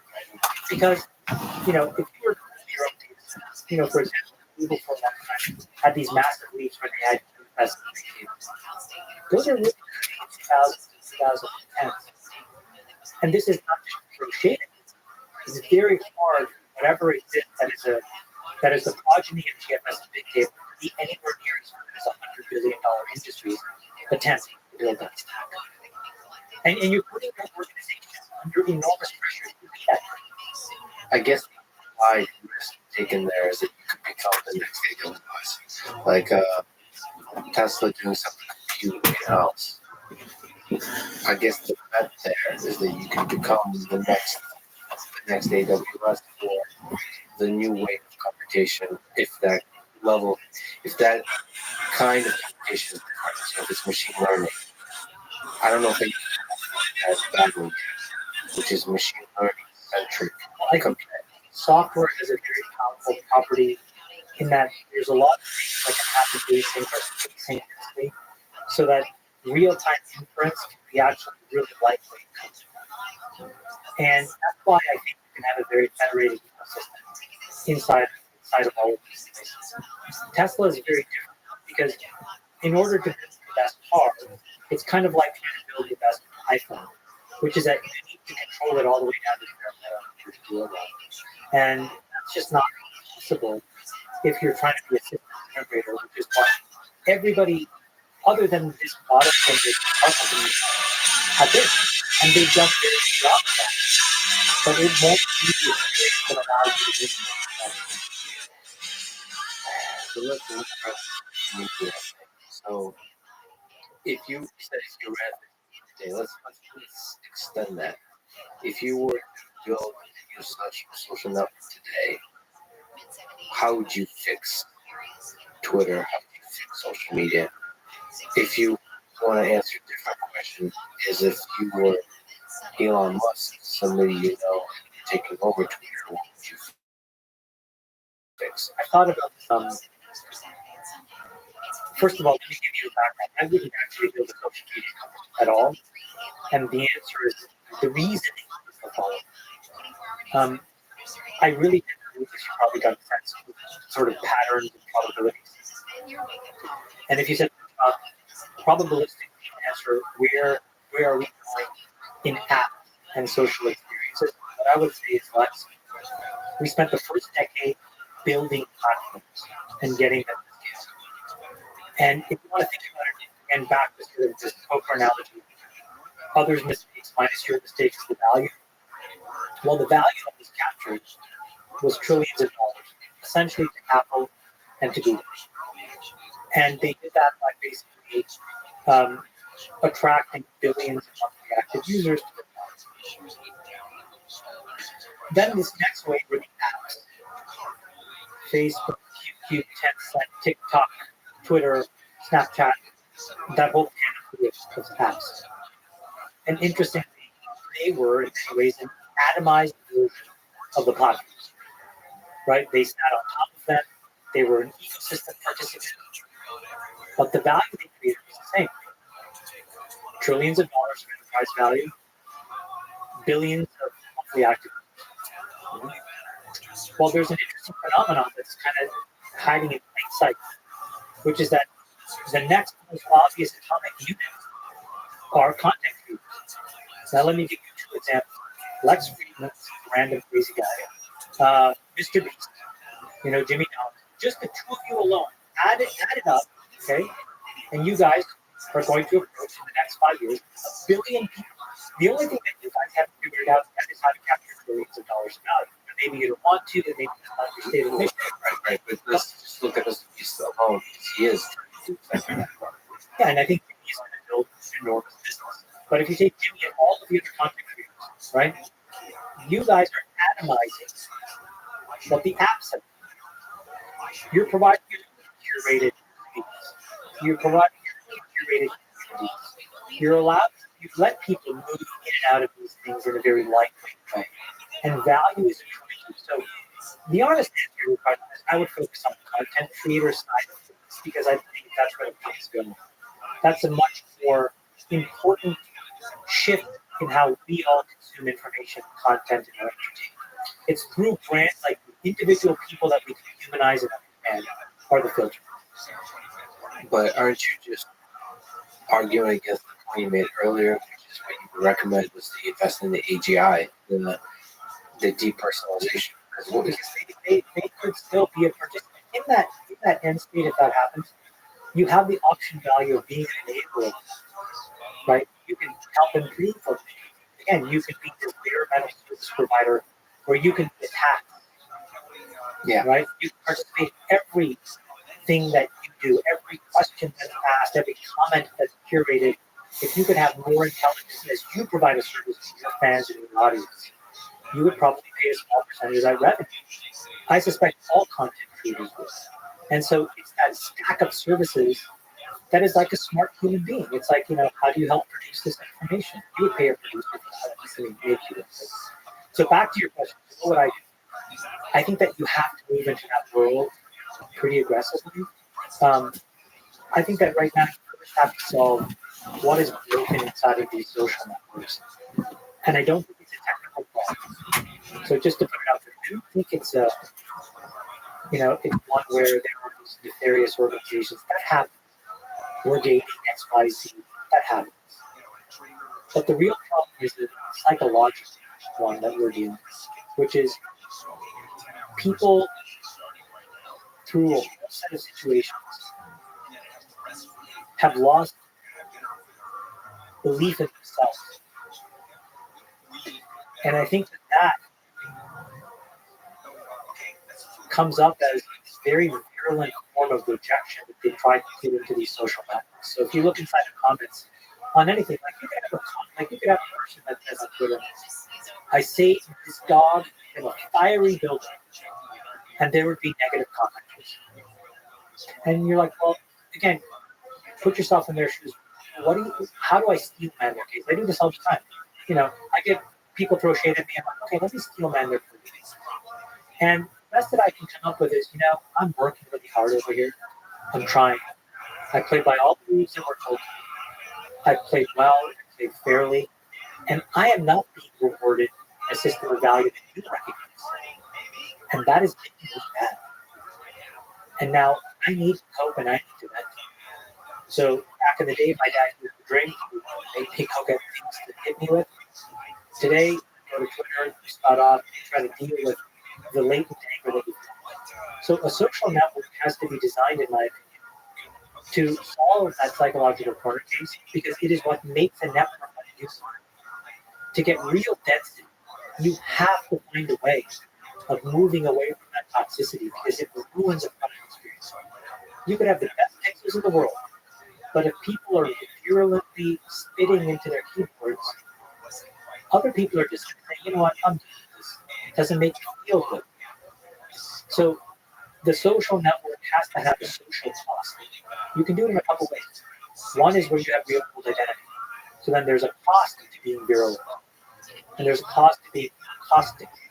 A second way is to actually just overlay economic frameworks so that there's a more pertinent economic value that you assign to basically starting off.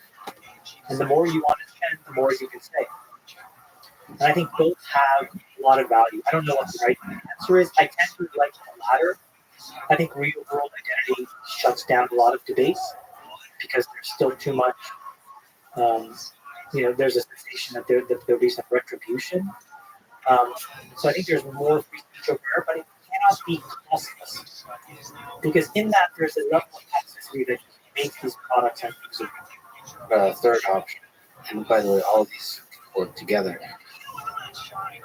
If we look at this, we call it the corner case, which is hilarious, or I would call it the human condition, which is, that anger is rooted with the challenges of life. And what about having an algorithm that shows you what you see, that's personalized to you, and helps you maximize your personal growth in the long term, such that you're challenging yourself, you're improving, you're learning. There's just enough of criticism to keep you on your toes, but just enough of like the dopamine rush to keep you entertained, and finding that balance for each individual person. You just described AGI as a very empathetic, well-rounded friend. Yes, exactly. And then you can throw that person, even anonymous, into a pool of discourse, 100%. and they would be better. You're absolutely. That's a very, very, very helpful. You're absolutely. But like you said, the AGI will be a few years away, so that's a huge investment. Like, my concern, my gut feeling is the thing we're calling AGI is actually not that difficult to build technically. but it requires a certain culture and it requires certain risks to be taken. I think you could productively boil down the human intellect into cognition or emotion. And depending on who you are, depending on the moment, their way of obviously. Cognition is so easily done by computers that we should assume that that's a self. So our differentiation is the reason, it's the emotion overload, it's the empathy, the ability to feel man the opposite person's case and feel why the person, you can forgive them without excusing what they did, as an example.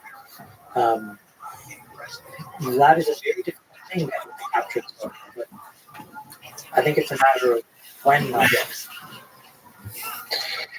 If done crudely, it takes a form of censorship, just banning people off the platform. Let me ask you some tricky questions. Do you think Trump should have been removed from Twitter? What's the pro case? I'm having fun here. Do you steal man size? Yeah. Let's steal man to get him off the platform.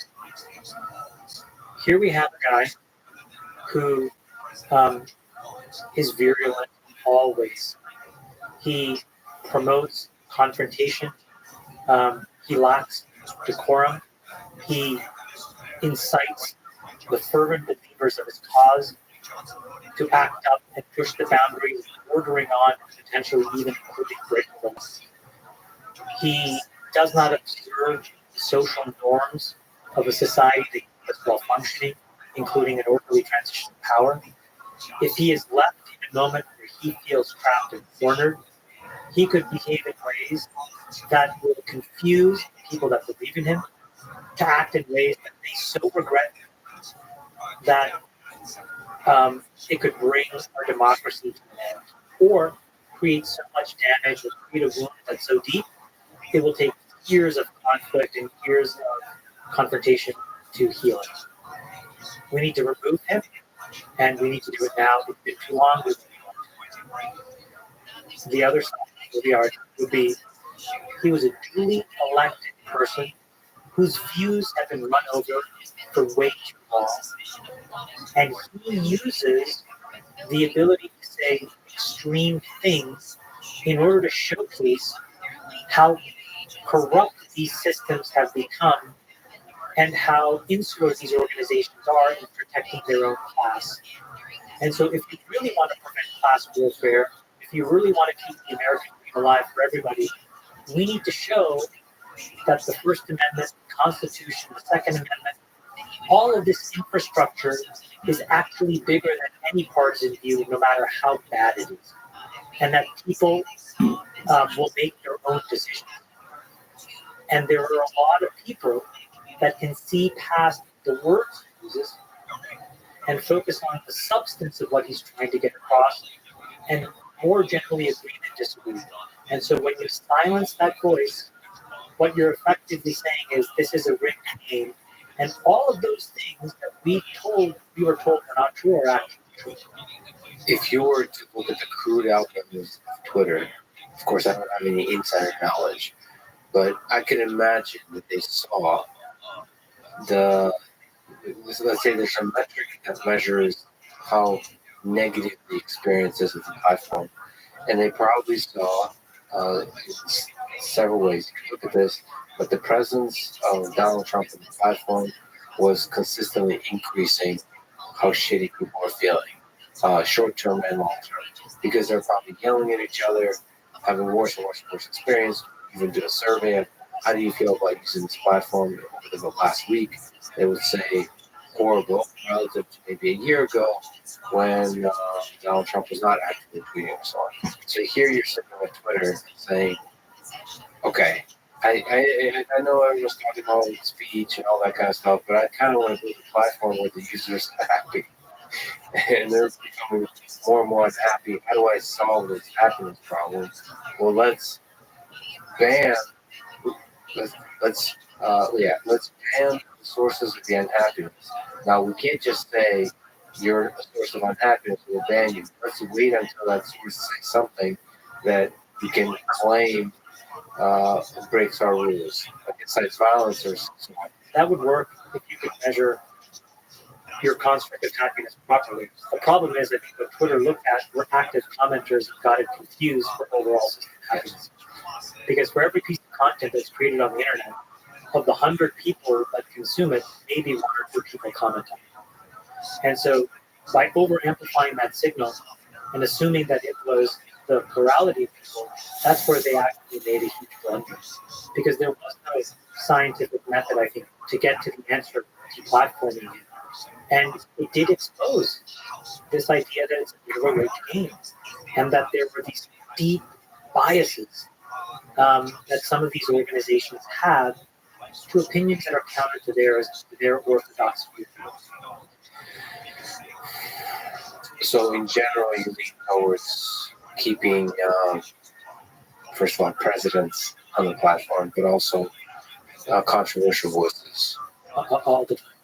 I think it's really important to keep them there. Let me ask you a tricky one in the recent years that's become especially relevant for me. What do you think about, if you've been paying attention to Kanye West releasing controversial outbursts on social media about Jews, Black people, racism in general, slavery, Holocaust, all these topics that he touched on in different ways on different platforms, but including Twitter. What do you do with that? And like, what do you do with that from a platform perspective? What do you do from a humanity perspective of how to add love to the world? Let's we take both sides. Sure. Option 1 is he is completely out of line, and option 2 is he's not. Just a simple right. So the path 1 is he's an incredibly important pacemaker in the world that defines the belief system for a lot of people.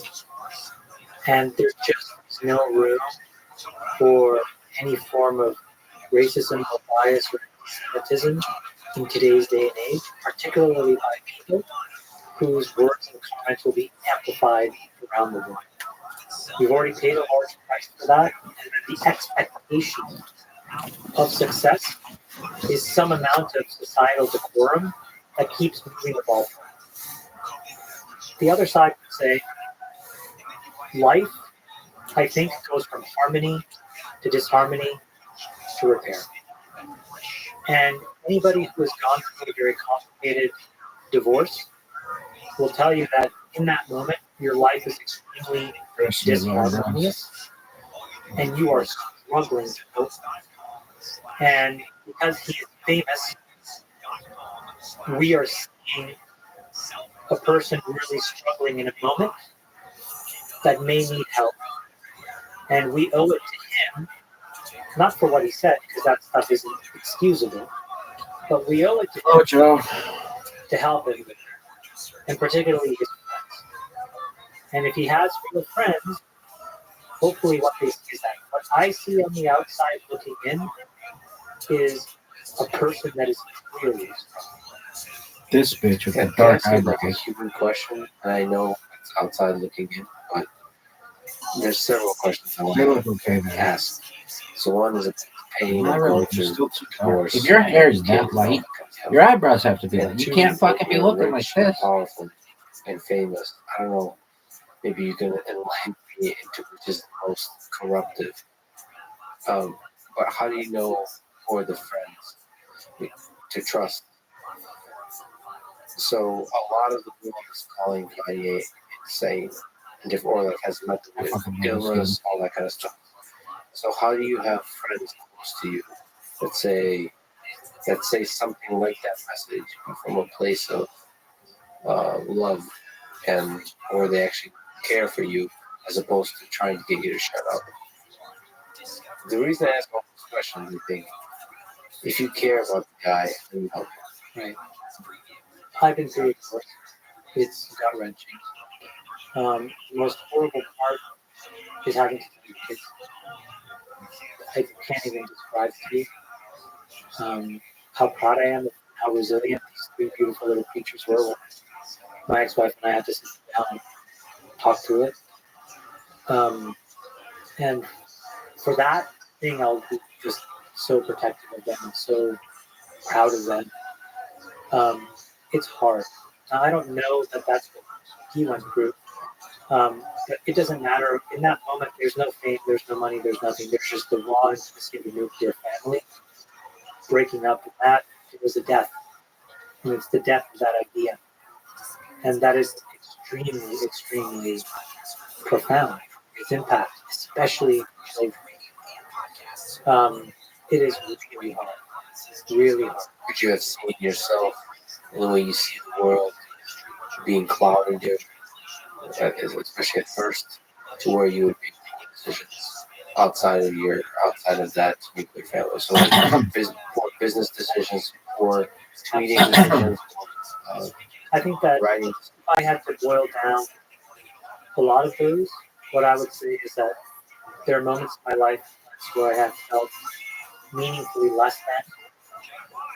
And in those moments, the loop that I would fall into was I would look to cope and be seen by other people. So I would throw away all of the work I was doing around my own internal validation. And I would try to say something or do something that would get the attention of others. And oftentimes, when that loop is unproductive, it's because those things had really crappy consequences.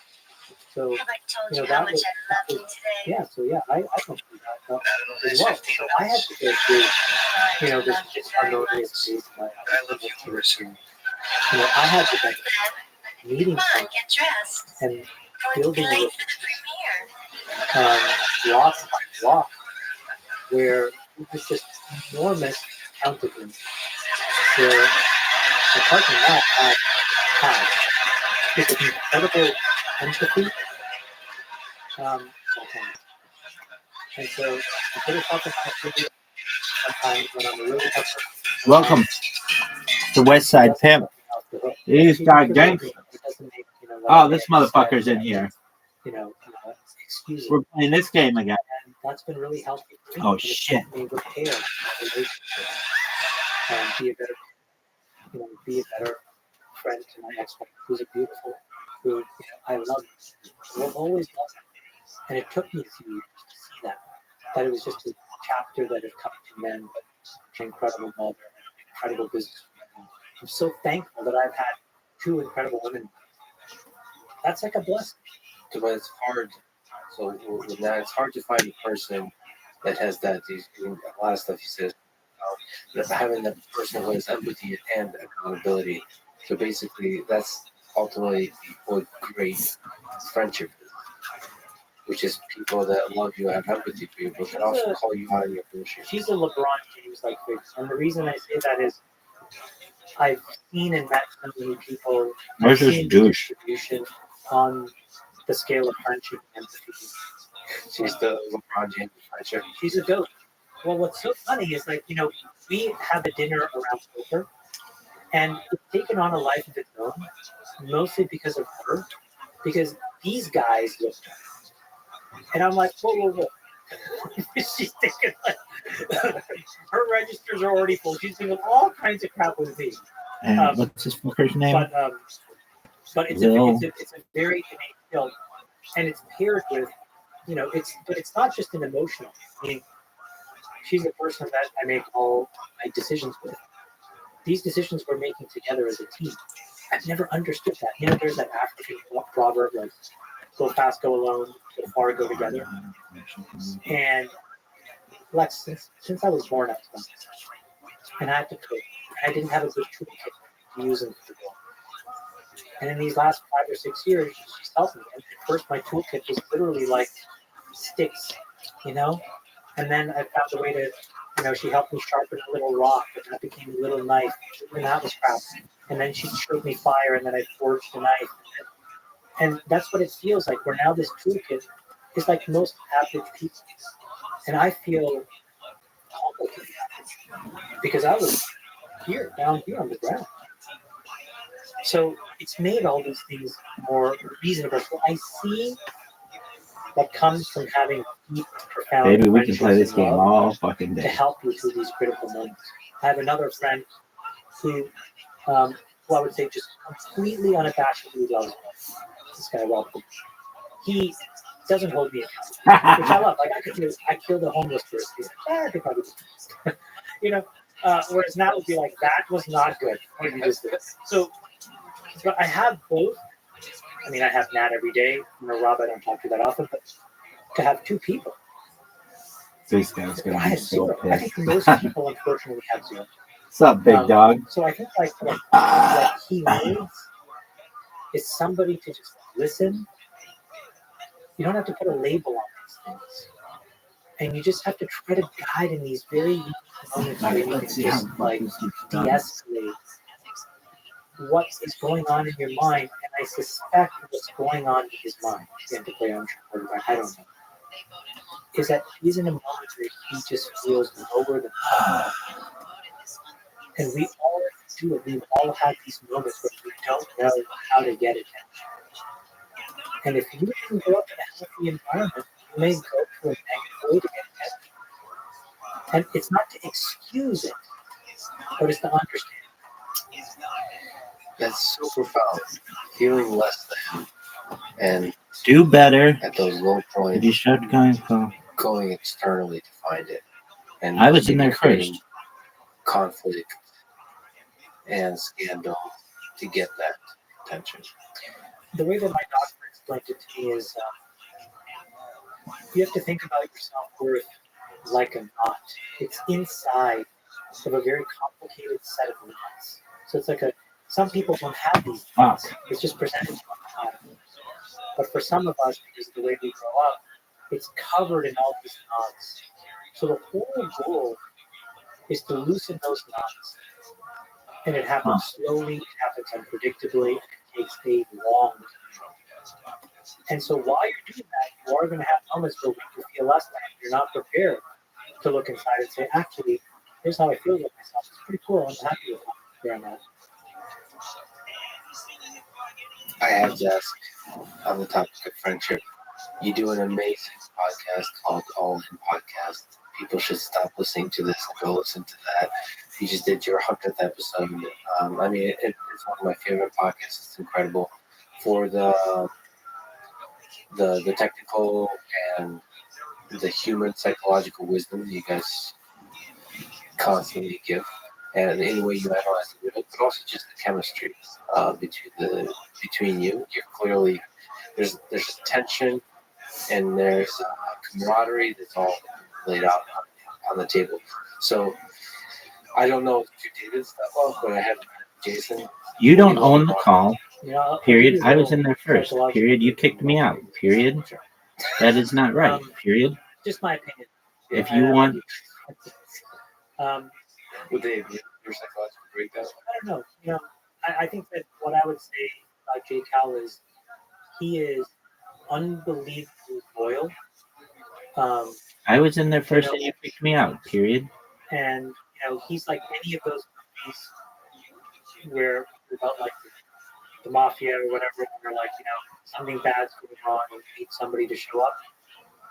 That's Jay Cal. If you killed this proverbial homeless person, he would be right there. Yeah. But he's the one that Because I am streaming Bloomberg even if it's Business News. Doesn't make sense in that moment. He doesn't see that as an action of whether it'll solve the problem. He sees that as an act of devotion to you and your friend. And that's an incredible gift that he gives us. The other side of it is that Jay Cal needs to learn how to trust that other people love him back as much as he loves us. And that's where he makes mistakes, because he assumes that he's not as lovable as the rest of us. But he's infinitely more lovable than he understands. I mean, you have to see Lex. He is unbelievable. I mean, I cannot tell you how good he is. Next level fun. Yeah, his timing, Everything. Charm, the care he takes. So he is as lovable, but he doesn't believe himself to be. And that manifests itself in areas of drugs. Which makes it for a very pleasant. Okay, so what about the other? David Sachs and David Friedberg. David Sachs is the one that I would say I have the most emotional connection with. He and I can go a year without talking, and then we'll talk for 4 hours straight, and then we know where we are, and we have this ability to pick up and have a level of intimacy with each other. What? And I think that's just because I've known David for so long now. That's I find really comforting. And then Friedberg is this person who I think, similar to me, had a very turbulent upbringing, has fought through it to build an incredible life for himself, and I have this enormous respect for his journey. I don't particularly care about his outcomes, to be honest, but I just have. I look at that guy and I think, and he did it. I didn't do it. I would be glad that he did it, if it makes any sense. And you can see that he feels like his entire responsibility is really around his kids, and just kind of like give a better kind of factor. And sometimes I think he gets that right and wrong, but he's a very special person. On that show, the two of you have a very kind of, like from a geopolitics perspective, I don't know, there's just a very effective way to think deeply about the world, the big picture of the world. He's a very system level thinker. Like I a system, really, that's a really good way to like. put it, Yeah, Very, very, absolutely. very system level. So And looking at he's everything. very rooted in, the broad body of knowledge, which I have a tremendous respect for. He brings all these things in. Sachs is incredible because he has this unbelievable understanding, has a core nucleus. So Friedberg can just basically abstract a whole bunch of systems and talk about it. I tend to be more like that, where I try to I find it to be more of a puzzle. Sachs is more like anchored in, a philosophical and historical context as the answer. And he starts there, but he gets to these profound understanding of systems as well. On the podcast, in life, you guys hold to your opinions pretty strongly. What's the secret to being able to argue passionately with friends? So hold your position, but also not murder each other, which you guys seem to come close to. I think it's like strong opinions weakly held. So I think that's Can you explain? Is that a haiku or is that? Can you explain that? yeah, like look, today, you and I, Yeah. what if we steel man like two sides of three different things? Yeah. Now you could be confused and think I believe in those things. I believe that it's important to be able to intellectually traverse whether I believe in it or not. And like steel man, that's a really We intro those things by saying, "Let us steelman this position." Sometimes you guys skip you're right. We edit those things out, and sometimes we'll sit on either side and we'll just kind of bat things back and forth just to see what the other person thinks. So that's how, like, as fans, we should listen to that sometimes. Like, so sometimes, because you hold a strong opinion sometimes, like, for example, the cost of energy going to zero. Is that, like, what's the degree of certainty on that? Is this kind of like really taking a prediction of how the world will unroll, and if it does, this will benefit a huge amount of companies and people that will believe that idea. So you really, you spend a few days, a few weeks with that idea. I've been spending 2 years with that idea, and that idea has manifested to many pages and pages of more and more branches of the tree. But it started with that idea. So if you think about this tree, this logical tree that I built, I would consider it more of a mosaic. And at the base or root, however you want to talk about it, is this idea, the incremental cost of energy goes to zero. How does it manifest? And so I talked about one traversal, which is the competition of households versus utilities. But if even some of that comes to pass, we're going to see a bunch of other implications from a regulatory and technology perspective. If some of those come to pass, so I've tried to think sort of this, 6, 7, 8 hops forward, and I have some, like to use the chess analogy, I have a bunch of short lines which I think work, and I've started to test those by making investments, tens of millions over here to hundreds of millions over there, but it's a distribution based on how probabilistic I think these outcomes are, and how downside protected I can be, and how much I will learn, how many mistakes I can make, etc. And then very quickly over the next 2 years, some of those things will happen or not happen, and I will rapidly re-underwrite. And I'll rewrite that tree, and then I'll get some more data, I'll make some more investments, and I'll rapidly re-underwrite. So, in order for me to get to this tree, maybe you can ask, how did I get there? It was a complete accident. The way that it happened was, I have a friend of mine who works at a great organization called Fortress, and he called me one day and he said, "Hey, I'm doing the deal, will you anchor on public?" And it's a rare earth mining company. And I said, "True, like it, I'm going to get tarred and feathered in Silicon Valley is backing a mining company." And he said, "Chamath, just talk to the guy and learn." And the guy blew me away. He's like, "Here's what it means for energy. Here's what it means for the supply chain. Here's what it means for the United States versus China." But Lex, I did that, and then I did 700. And that deal made $700. But I learned, I made enough mistakes where the net of it was, I got to a thesis that I believed in, I could see it. And I was like, okay, I paid the price, I acquired the learning, I made my mistakes, I know where I am at, and this is step one. And then I learned a little bit more, I made some more investments. That's how I do the job. It's the minute that you try to wait for perfection in order to make a bet, either on yourself, company, a girlfriend, whatever. So if we just linger on that tree, it seems like a lot of geopolitics, a lot of international military conflict is around energy. So how does your thinking about energy connect to what you see happening in 10, 20 years? Maybe you could look at the war in Ukraine or relationship in China and other places through the list of energy. What's the hopeful, what's the cynical trajectory that the world might take to this drive towards zero cost energy? So the United States was in a period of energy surplus until the last few years. Some number of years of Trump, I think some number from now, the current administration, President Biden. But we know what to basically have more than enough energy to fund our own domestic manufacturing and living standards. And I think that by being able to generate this energy from the sun, that is very capex efficient, that is very climate efficient, gives us a huge tailwind. The second thing is that we are now in a world, in a regime, for many years to come, of non-zero interest rates. And it may interest you to know that really the last time that we had long-dated wars supported at low interest rates was World War II.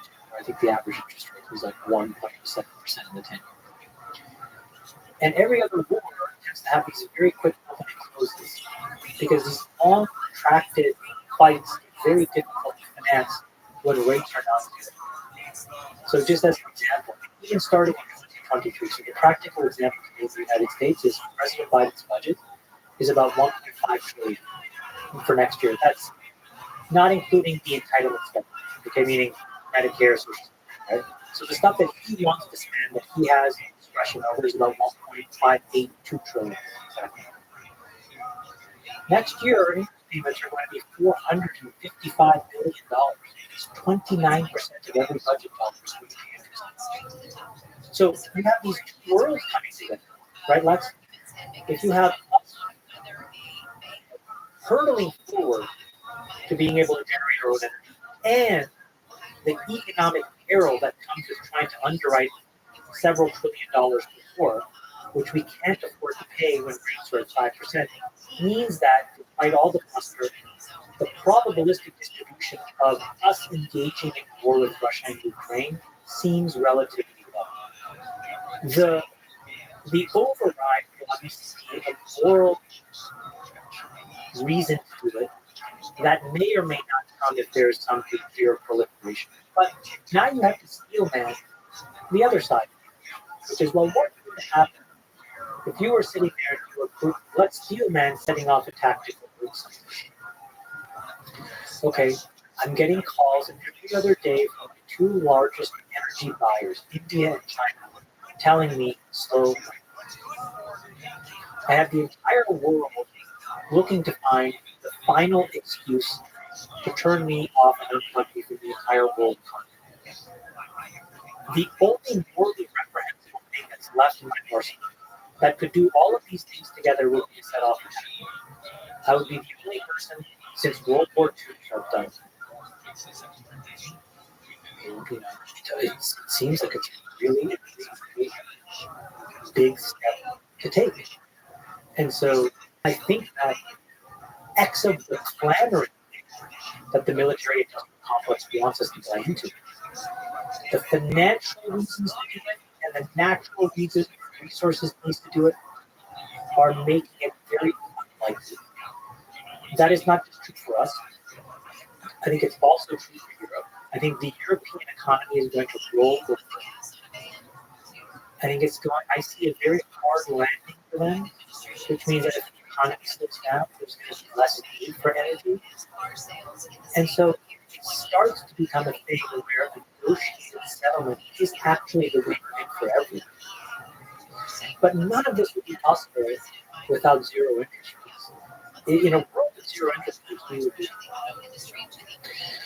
So you believe financial forces and pressures overpowering I believe the human, I really do.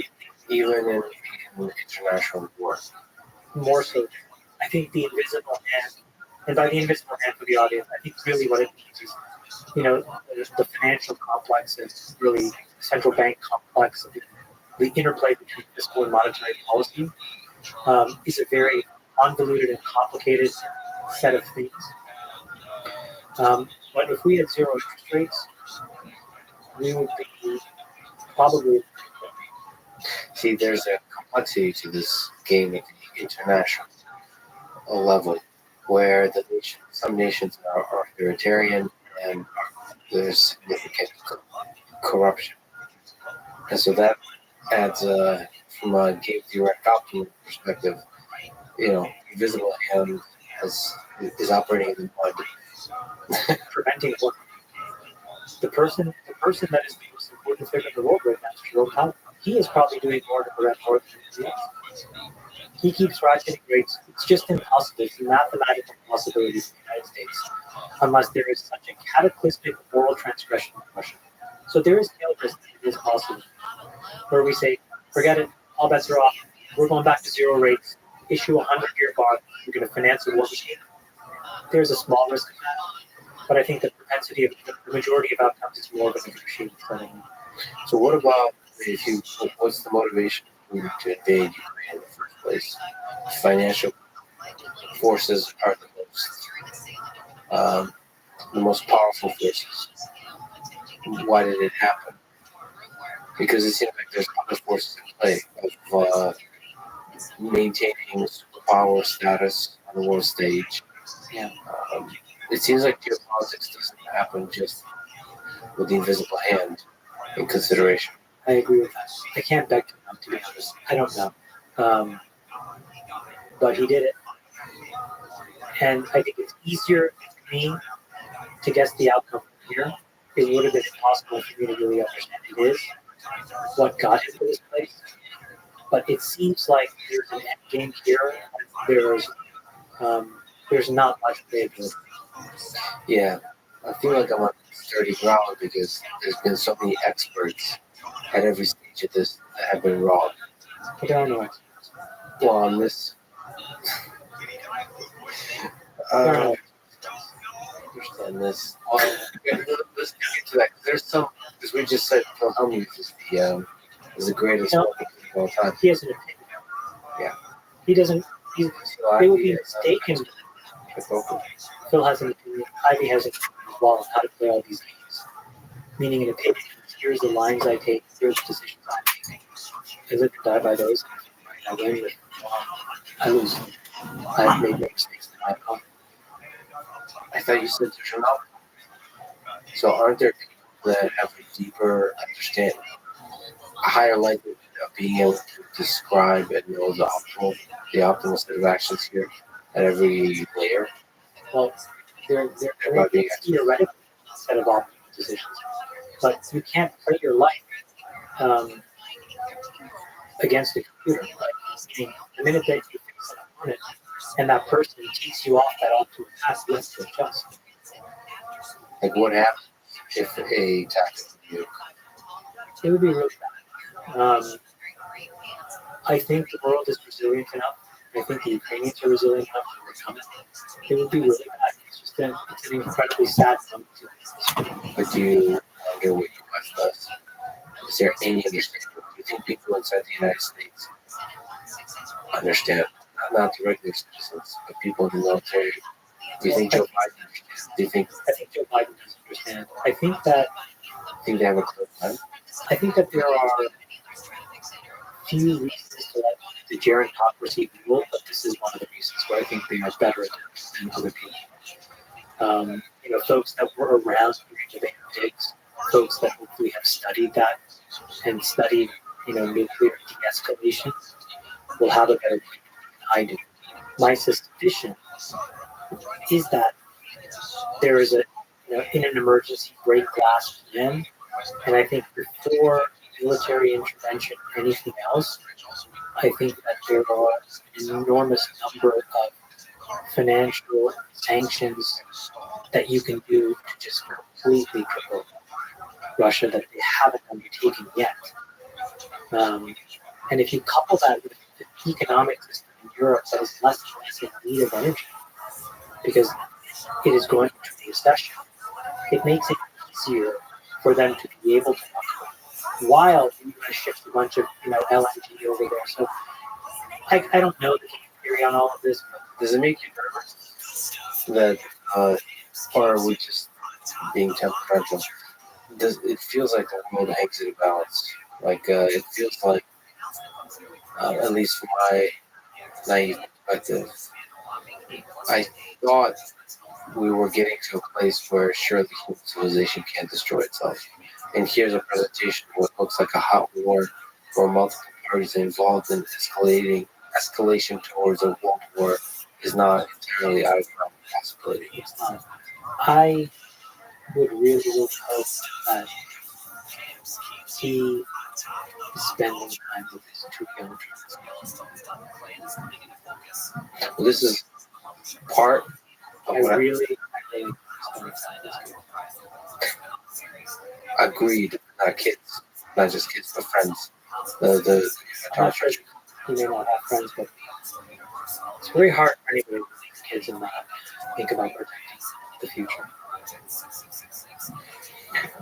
Well, there's partially because of the pandemic, but partially because of the nature of power. It feels like you're surrounded by people you can't trust more and more. I do think the pandemic had an effect on that too. The isolating effect. A lot of people are not their best selves during the pandemic. From a super heavy topic, let me go back to the space where you're one of the most successful people in the world. How to build companies, how to find good companies, what it takes to find good companies, what it takes to build good companies. What advice do you have for someone who wants to build the next super successful startup in the tech space and have a chance to be impactful, like Facebook, Apple? I think that's the key word. If your precondition to start something successful, you will fail. Because you're playing somebody else's game. What success means is not clear. You're walking into the woods. It's murky, it's dark, it's wet, it's raining. There's all these things about. There's no comfort there. So you better really like hiking. And there's no short way to shortcut. So isn't it obvious success like success is scale? It's not. no. I think that there's a very brutal basic definition of success that's outside in. But it's not. That's not what it is. I know people that are much richer than I am. And they are just so completely broken. And I think to myself, the only difference between me and him is outsider's perception of your life versus mine. But the happiness and joy that I have in the simple basic things in my life gives me enormous joy. And so I feel successful, no matter what anybody says about my successful life. There are people that live normal lives, that have good jobs, that have good family. You know, I have this like a really sense, like I see it on TikTok all the time, so I know it exists. These neighborhoods where there's a cul-de-sac, these beautiful homes, these kids are biking around, and every time I see that, I immediately flash back to what I didn't have, and I think that's success. Look at how happy these kids are. So no, there is no market definition, and so people are starting out to try to make $1 million, $100 million, $1 billion. There's a definition of personal success, but there's also some level of that's different from person to person. There's also some level of the responsibility you have if there's a mission to have a positive impact on the world. So I'm not sure that everyone is happy. No. In fact, I think if you focus on trying to have an impact on the world, you end up deeply unhappy. But does that matter? Like why? It may happen as a byproduct, but I think that you should strive to find your own personal happiness and then measure how that manifests as it relates to society and to people. But if the answer to those questions is zero, it doesn't make you less of a person. No, 100%. But the other way, is there a time when you need to sacrifice your own personal happiness for a bigger thing that you've created? Yeah, if you're in a position to do it, I think some folks are tested. One's probably the best example, and it must be really, really hard to do. Really hard. I have enormous levels of empathy and care for him. I really love this person because I just see that it's not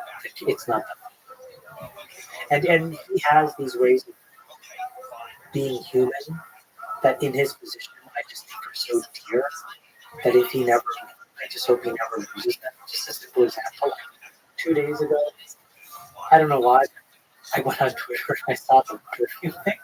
So I'm like, fuck it, I'm just going to buy some perfume. So I bought his perfume chair thing. And I emailed him, I'm like, all right, you got to move her. And he responded in like 8 seconds and it was just a smiley face. Just deeply normal things that you do amongst people that are just, so nobody sees that. You know what I mean? But it would be, he deserves for that stuff to be seen because the rest of his life is so just a normal guy that is just caught in this negative vortex. Why do you think there's so few Elons? It's an extremely lonely set of trade-offs. Because to your point, if you get tested, so if you think about it again, probabilistically, there's 8 billion people in the world. Maybe 50 of them get put in a position where they are building something of such colossal importance that they even have this choice. And then of that 50, maybe 10 of them are put in a moment where they actually have to trip. You know, you're not going to be able to see your family. I'm making this up. You're not going to be able to see your family. You're going to have to basically move into your factory. You're going to have to sleep on the floor. But here's the outcome: energy independence and resource abundance, peace, and a massive peace dividend. And then he says to himself, "I don't know that he did because I've never had this. Yeah, you know what? That's me." And then you look at your kids, and you're like, "I'm making this decision. I don't know how to explain that." Yeah. You want to be in that position? There's no amount of money where I would. So that takes an enormous fortitude and a moral compass that he has, and that's what I think people need to appreciate. It's also on the first number you said, it's confusing if there's 50 people or 10 people like that are put in the position to have that level of impact. It's unclear that has to be that way. It seems like there could be much more. There's definitely people with potential. Think about his journey. His mom had to leave a very complicated environment to move to Canada, move to Toronto, a small apartment just north of Bay and Blue, if you've ever been to Toronto. I remember talking to her about this. It's so crazy because I used to feel like and raise these three kids and just have to. So, how many people are going to start with those boundary conditions? You know, and really grind it out.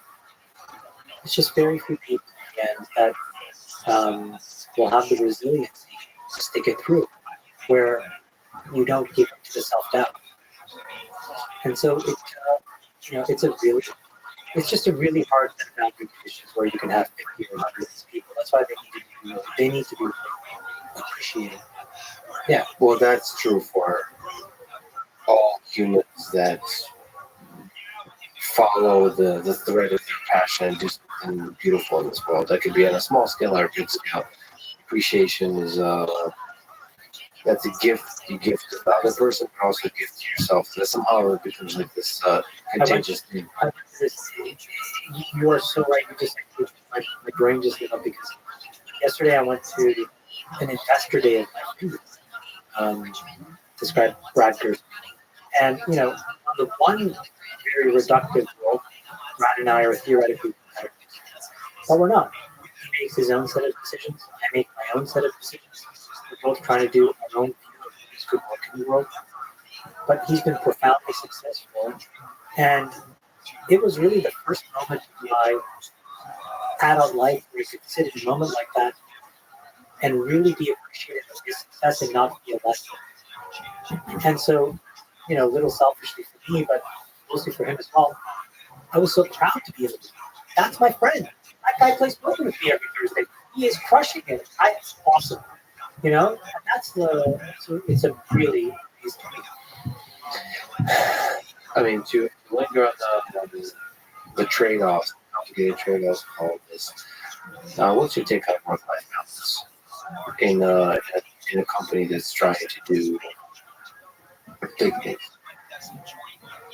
I think that you have to have some very, very strong boundaries, but otherwise, I think balance is kind of dumb.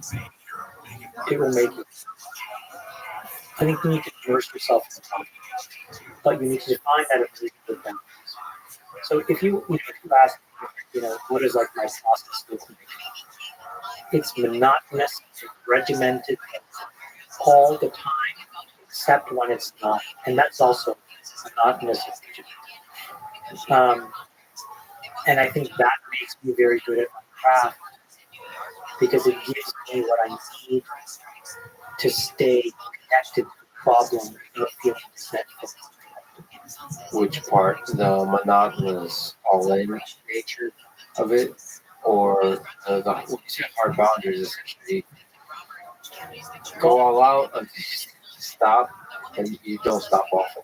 I'm in a little bit of a quandary right now because I'm trying to redefine this.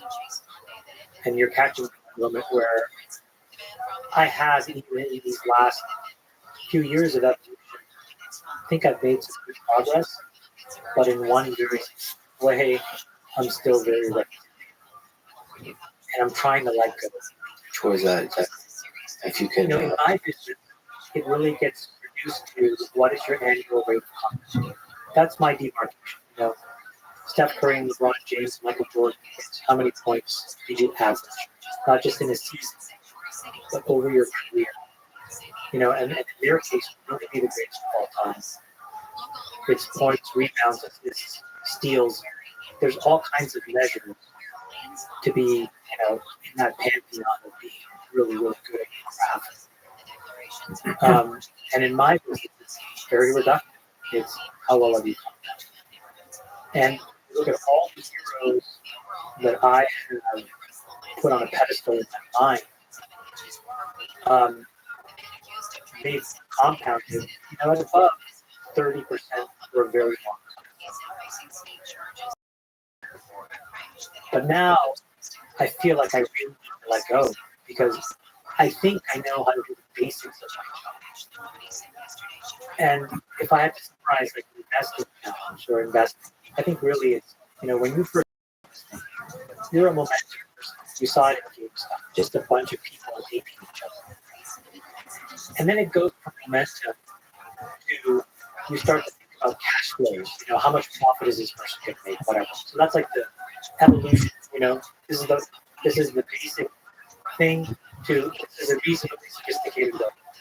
Then a much smaller group of people think about it in terms of macro geopolitics.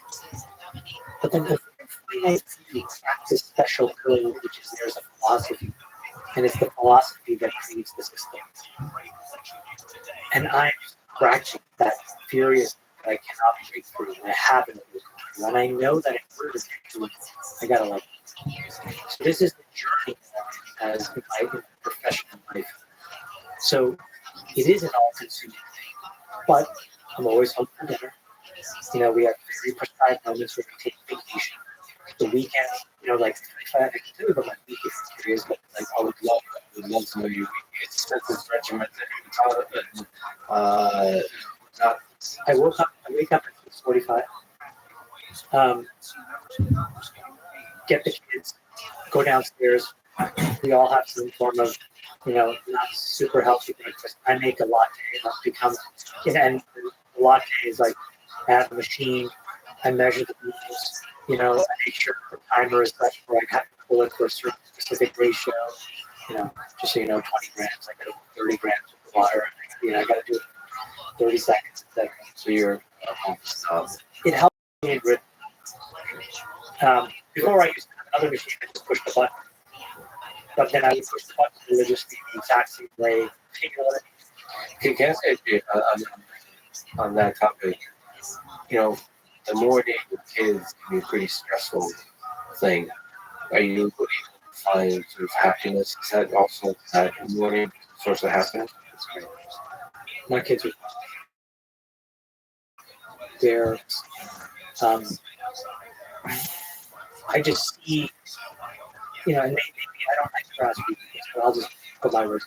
I see all of the moments where there was no compassion given to me. And so I just give them the time. Love and compassion. I have an infinite patience for my children. Not for other kids. Of course. So anyway, so we have a breakfast thing. And then I go up and I go Welcome. How you living, pimp? And that's like the first 15 minutes. Hope your day's amazing. 12 to 14%, 3.5 to 4 miles per hour.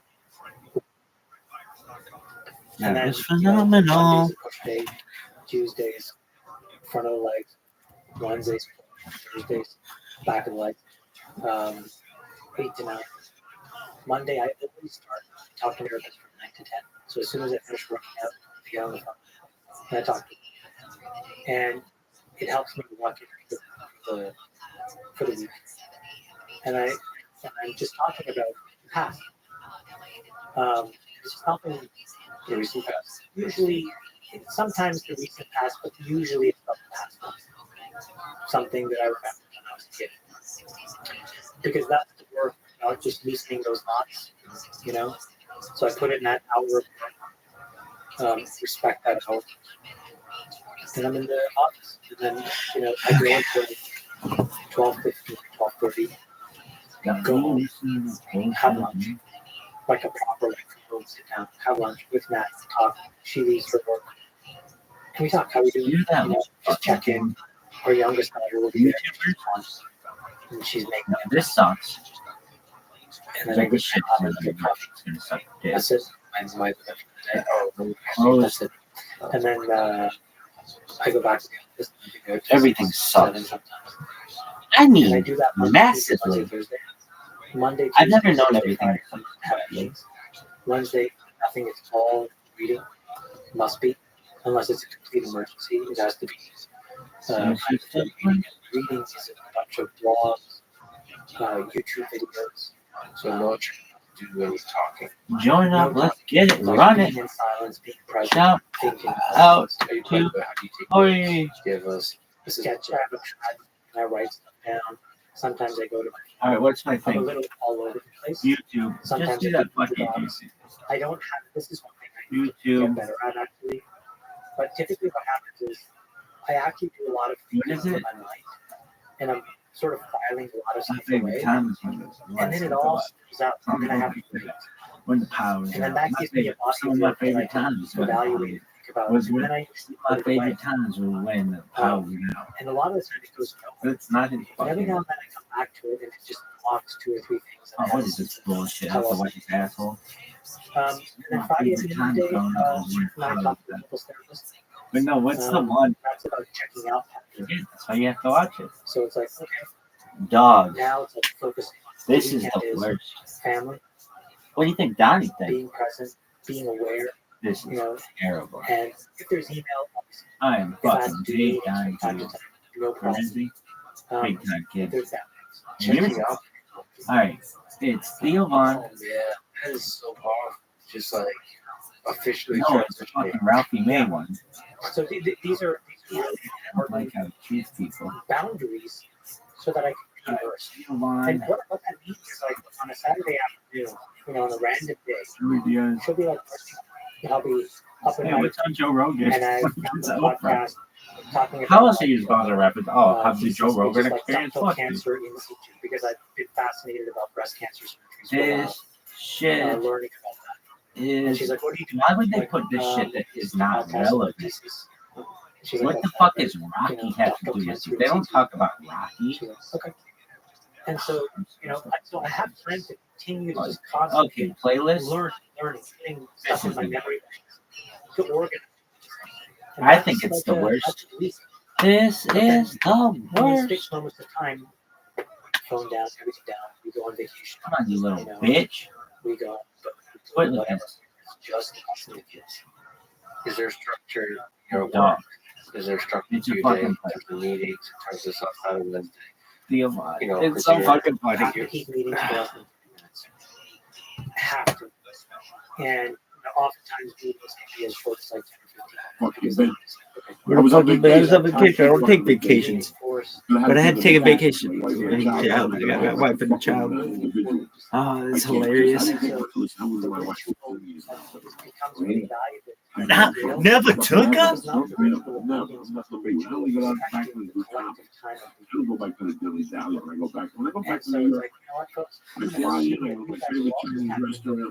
I do radio. Next day after fucking radio, I go to the cemetery. I put flowers on my mom's grave. And then I do my 4 fucking shows. And what the fuck I like the first 5 on Sunday. Just like I do every other time. That's it. I try to see some And people. the rest of the person. And Go school kids. people join that system as much as they just Soccer Billy? Yeah, I still talk to my like kids. FaceTime and it's like, oh, make I was sure. like, oh, dinner with the one, but he had to take his grandkid out of the house, but he wanted to meet me later on. But we were leaving early, so we couldn't meet him. That person That's is the never thing. So, you know, we never really took a break. We never had to. And we did last Monday and last Wednesday. I took off Monday. We were going to do last night. Oh, this is nice. I don't want to give nobody the Jimmy Shooter said. I was just out of 5.5 hour flight with the fucking. Oh, that's good. See, by myself, I need a fucking box station. Right, and I get stoned, get false asleep. When you have a family, I mean, they got caught smoking vapor on fucking prison. I had one of those vapor pens. I just filled it up. It was just brand new. They took the handle with it, and I had it. So I took her the pot for the reefer. That's all it is. That just fucks you up. So I took that with me to New York, and I sprayed it twice, you know, a couple times on the plane. And they kept me there, and I hit it when I was in New York, and I hit it with Ari. And I went over to see the tree, the fucking Saxon Avenue, and all that shit. And I ran out, so I had this brand new 2 grams of oil from Reggie. And I opened it up before I got on the plane. I charged it up. First 10 hits, it's like fucking death. It's just fucking clouds of smoke. So I hit it 2 times, and I got on the plane. Like 2 hours into the flight, with my daughter, and every time I would hit it, it would go by my daughter because she had the window seat. So I go, I can't let it have it. So I go, let me go to the bathroom. And then you I'm hire going to somebody. with the fucking iPod on. Listen to Pink uh, Floyd. Listen to that. This is how fucking crazy I am. I'm not listening. It's Wish You Were Here. That's the album I'm listening to because it was like Shine On You Crazy Time. And I think Have a successful cigar. companies I ate have edibles. figured out how I to had like answer 3 4 red stars. Well, you had a little man. Oh, I was fucked. I was Let, in fucked my up for the opinion, determine first success. 2.5 hours because I didn't get fucked up on the way there. It made a big difference. I got agitated at the 2 hour mark. At the 2.5 hour mark, if you don't have something, once Mad Max is finished, you're ready to kill a motherfucker on the flight. Mad Max is not the movie to watch on the fucking plane.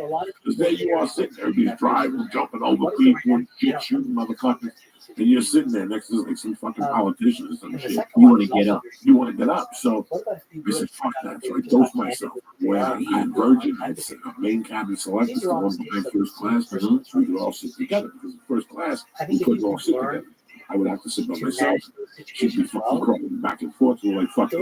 Just get the main cabin select. How tall is the child yet? She's a fucking midget. She's Yeah, how tall? She's little. How tall?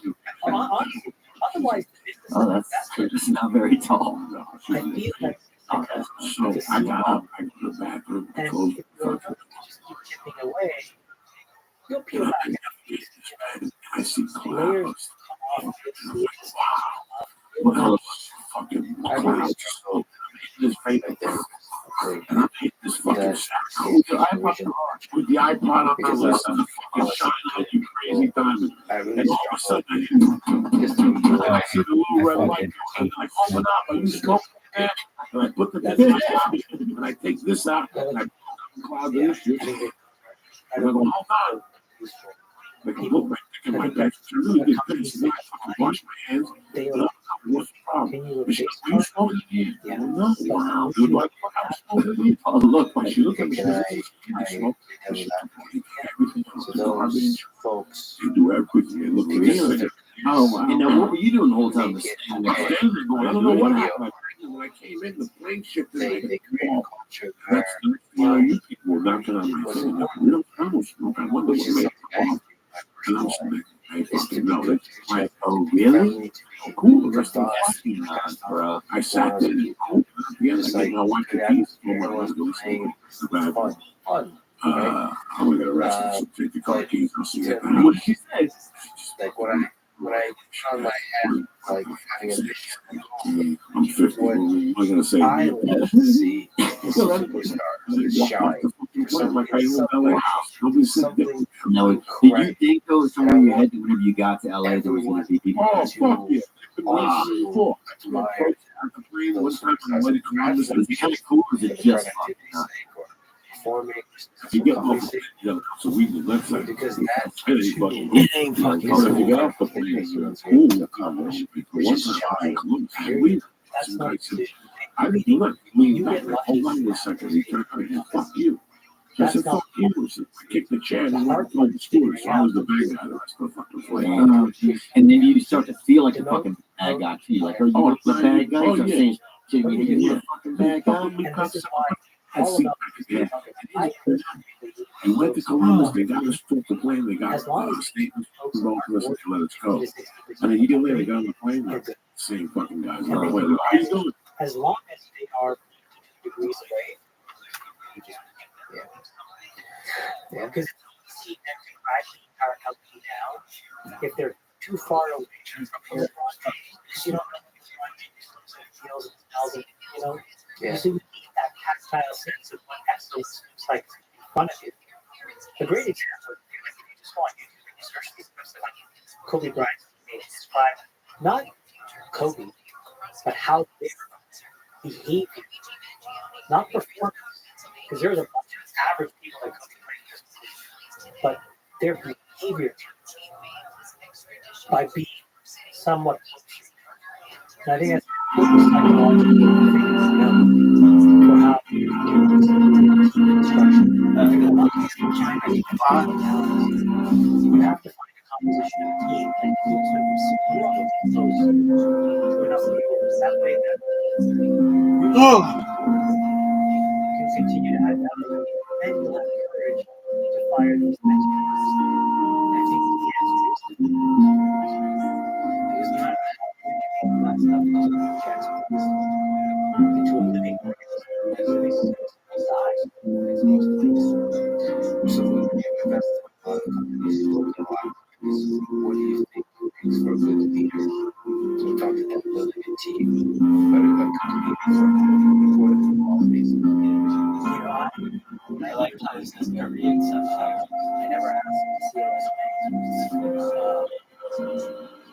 Yeah. I guess I can always start off by in fact.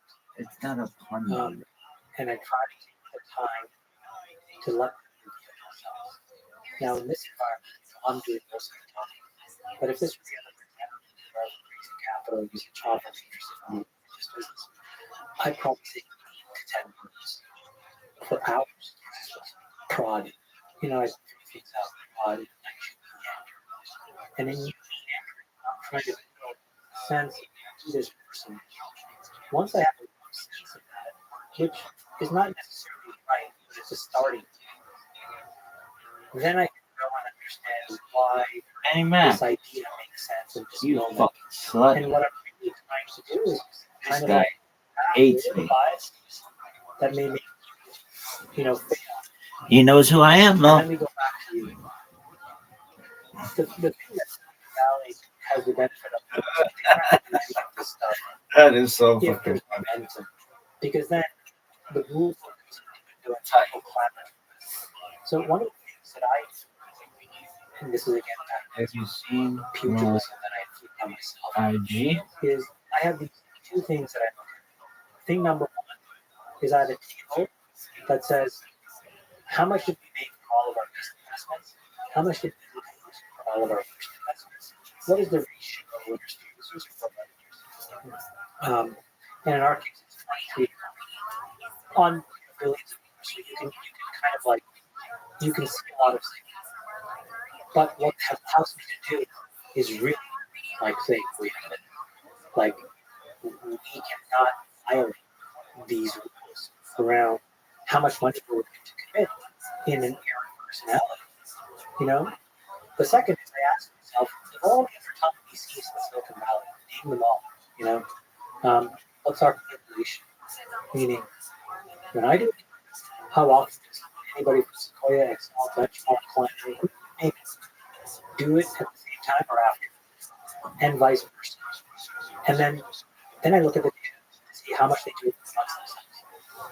What's a good sign? I'm as virtually close to zero as possible. That's a good thing. Well, it's not a good thing when the markets are way, way up because it creates an enormous amount of momentum. So I have to make money the hard way. I have to, because I'm tracking things that are highly correlated to the gestalt of Silicon Valley, which can be a fun business.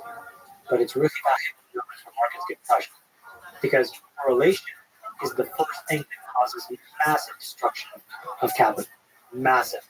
Because one person, one blow up in the company, boom, the contagion hits everybody, except the person that's, not. And so now those are like more sophisticated elements of risk management, which is again this pugilism that nobody asks me to do that. Nobody actually, at some level, when markets struggle, they care. And when markets are sideways or markets are down, I think that allows me to be proud of that process.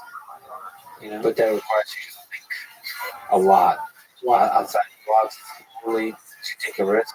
Also, your public personality, so you say stuff that if it's wrong, you get to be yelled at constantly for being. I mean, your mistakes aren't private. No, and that's something that has been a really, really healthy moment of growth. It's like an athlete, if you really want to be a hit in front of the fans, and if you miss it, you have to be willing to take the responsibility of the fact that you ripped. And over time, hopefully, there's body of work as you generally hit the But if you look at the best shooters, what is 52%? So these are razor thin margins that they get into, which is really what can you control? I can't control the defense. I can't control what they're doing. I can just control my preparation and whether I'm in the best position to launch a recent motion. You said that trillionaire will be something like climate change in the past. Update that. What's today, as we stand here today, what sector will the world's first trillionaire come from? It's energy. So energy is the things that we're talking about. Really? I think the way that I think about it. So this is a single individual. Sorry, you see their ability to actually be a company that makes huge amount of money as opposed to just distributing it at the end Yeah, I'll give you my philosophy. Most of it is not you. Enormous amounts of it is the genetic distribution of the born in the right place, also, irrespective of the boundary conditions of how you're or where you were. You know, at the end of the day, the United States, it's a huge benefit. Second is the benefit of our age. It's much better and much more likely to be successful as a 46-year-old in 2023 than a 26-year-old in 2023. Because in my case, demographics for me, with a 26-year-old, he or she has demographics slightly against them. Can you explain that a little bit? What are the Well, differences? in the case,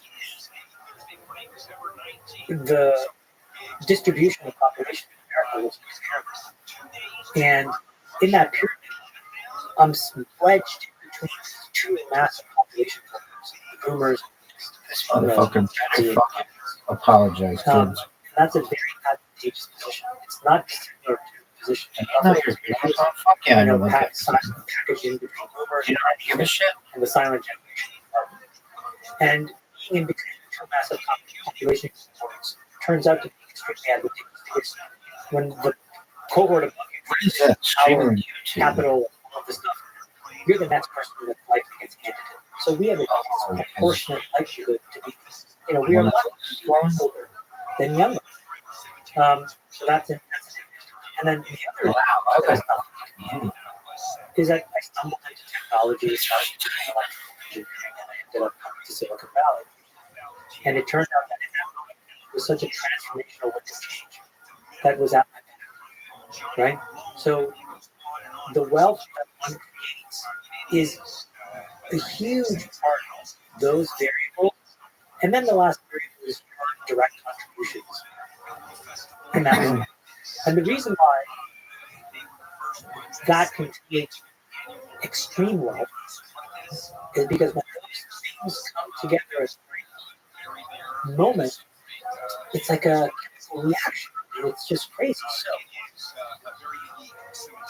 that was number one.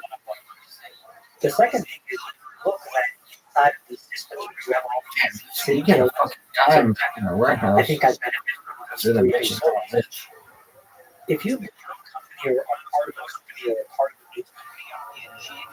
your economic Look at participation this bitch is fucking. tends to be a direct Alright. byproduct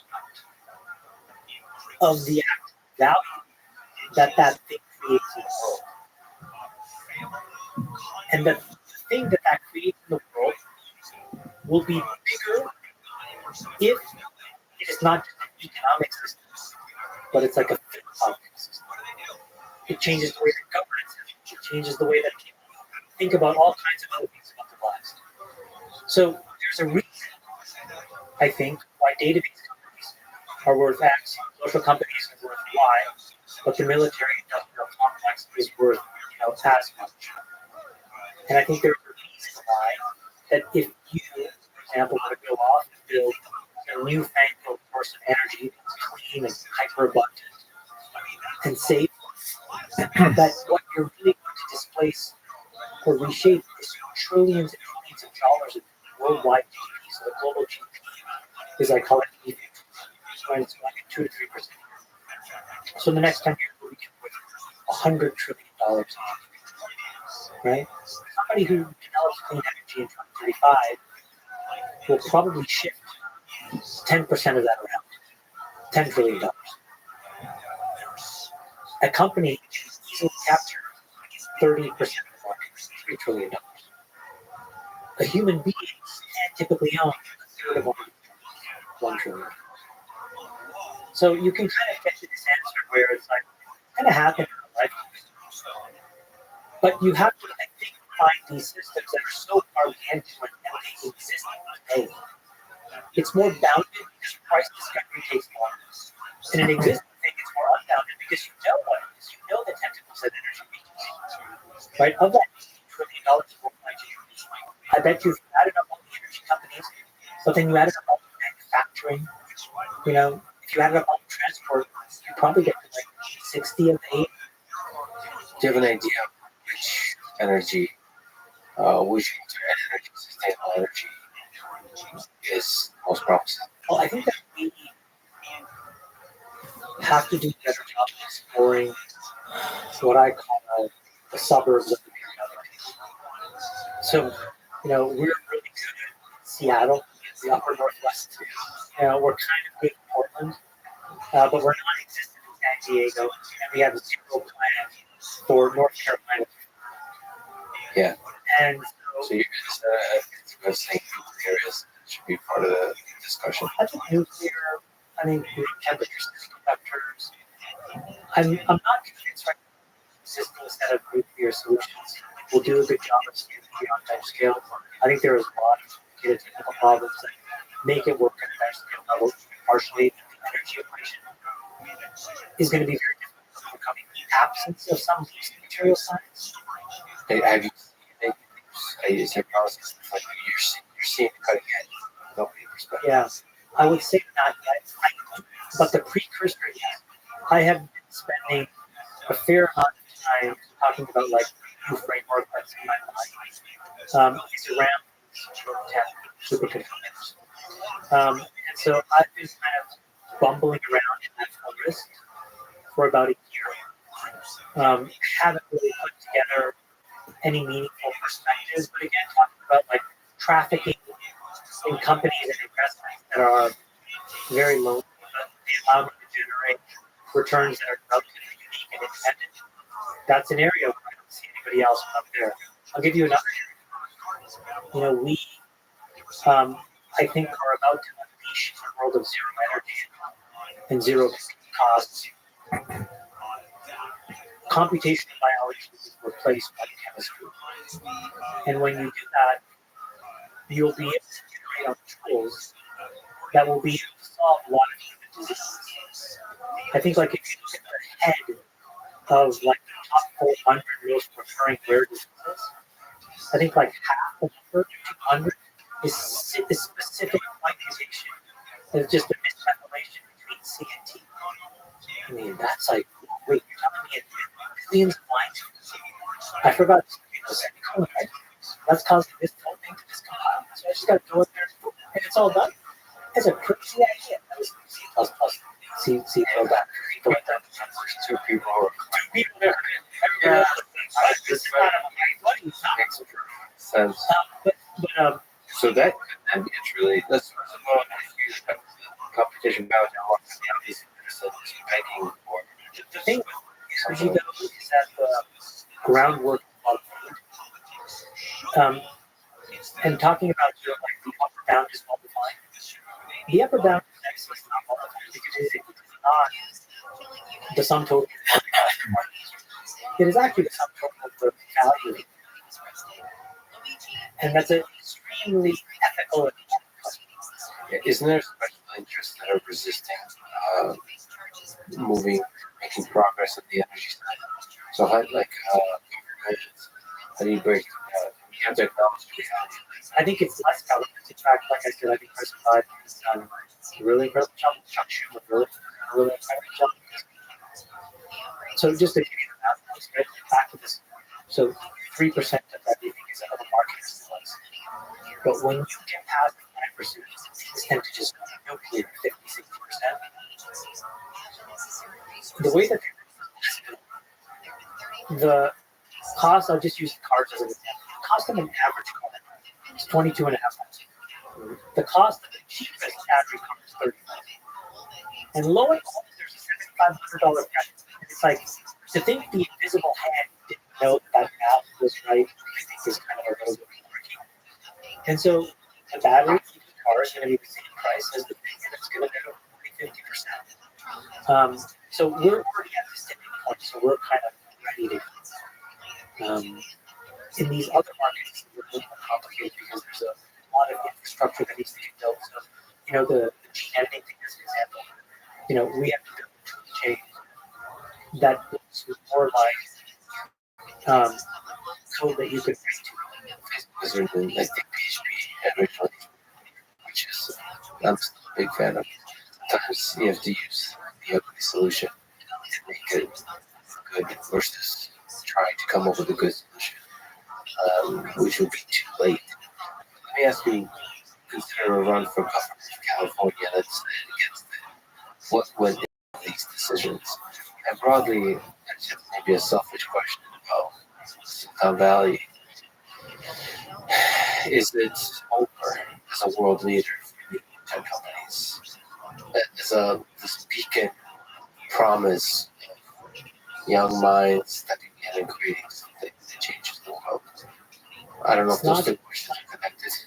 So it's not over, but I think it's definitely going to challenge it because.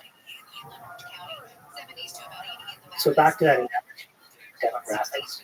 If you think about, if you bucket it, forget like our relative successes, but there's a bunch of us in this mid-50s to mid-30s cohort of people that have now been around, for 20 years, 15 years, 25 years that have done it, right? From Andreessen, to Jack Dorsey, etc., Elon, whatever. Maybe you tell me it's David Sachs. Okay. None of us have done a really good job of becoming a statesman or a statesman. And we show a broad empathy and awareness for the broader systems. So if Silicon Valley is to survive as a system, we need to know that we transition from move fast and great things to get to the right answer every time if that's what it is. And so we have to be a participant in the system.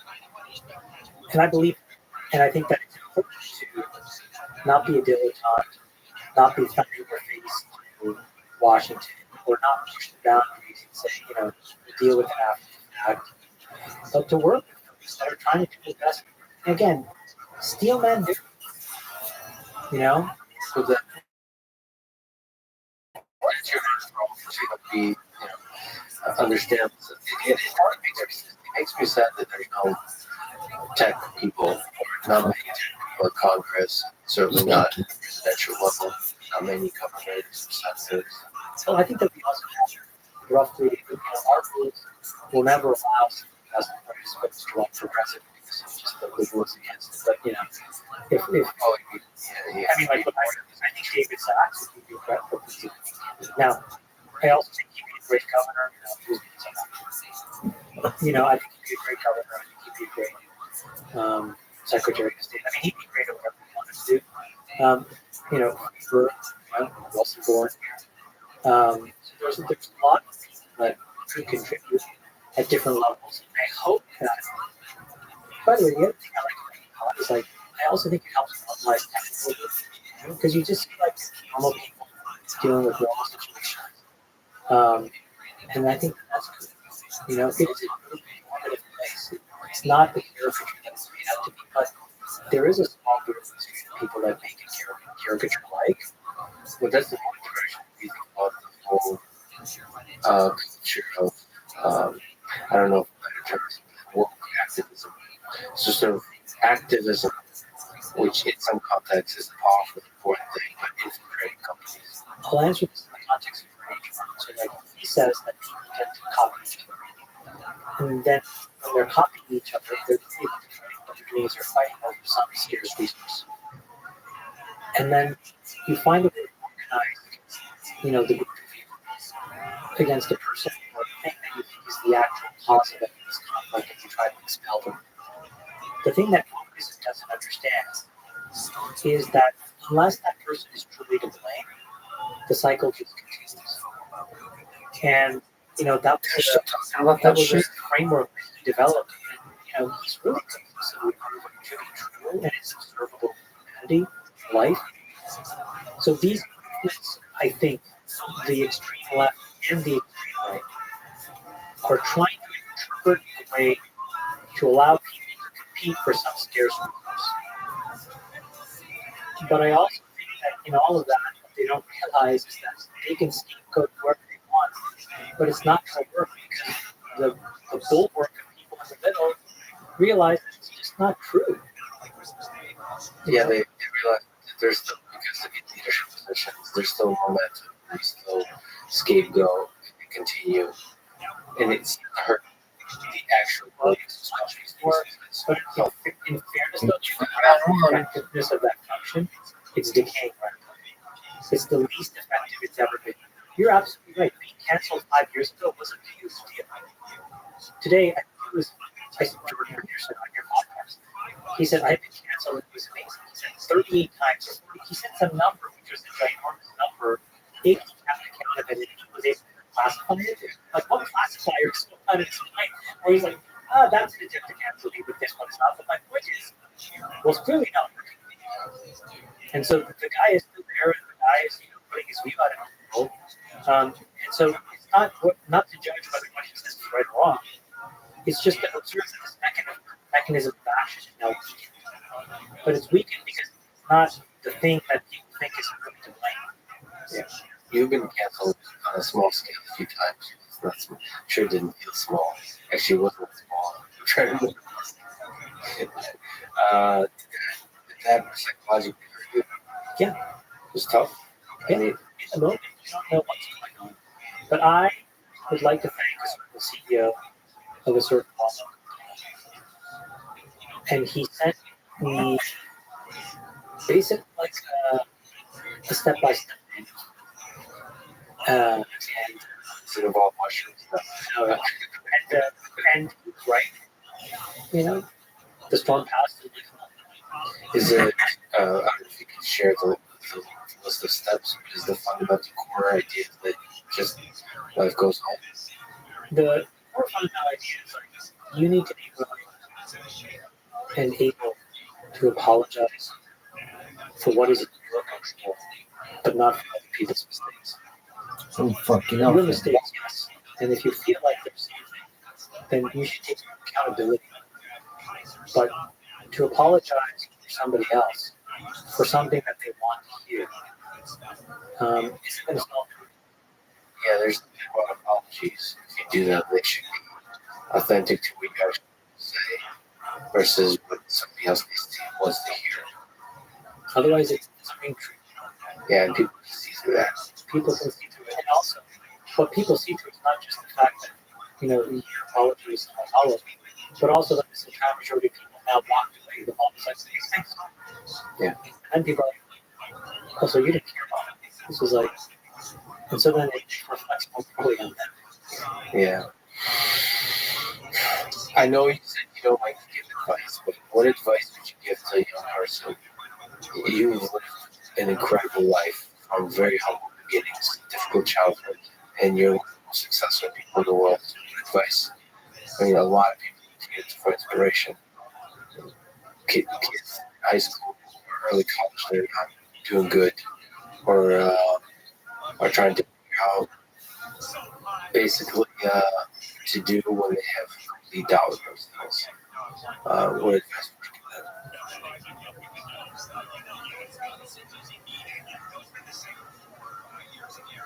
It is really important that if somebody that you respect, just for the purpose of this, put myself in your business.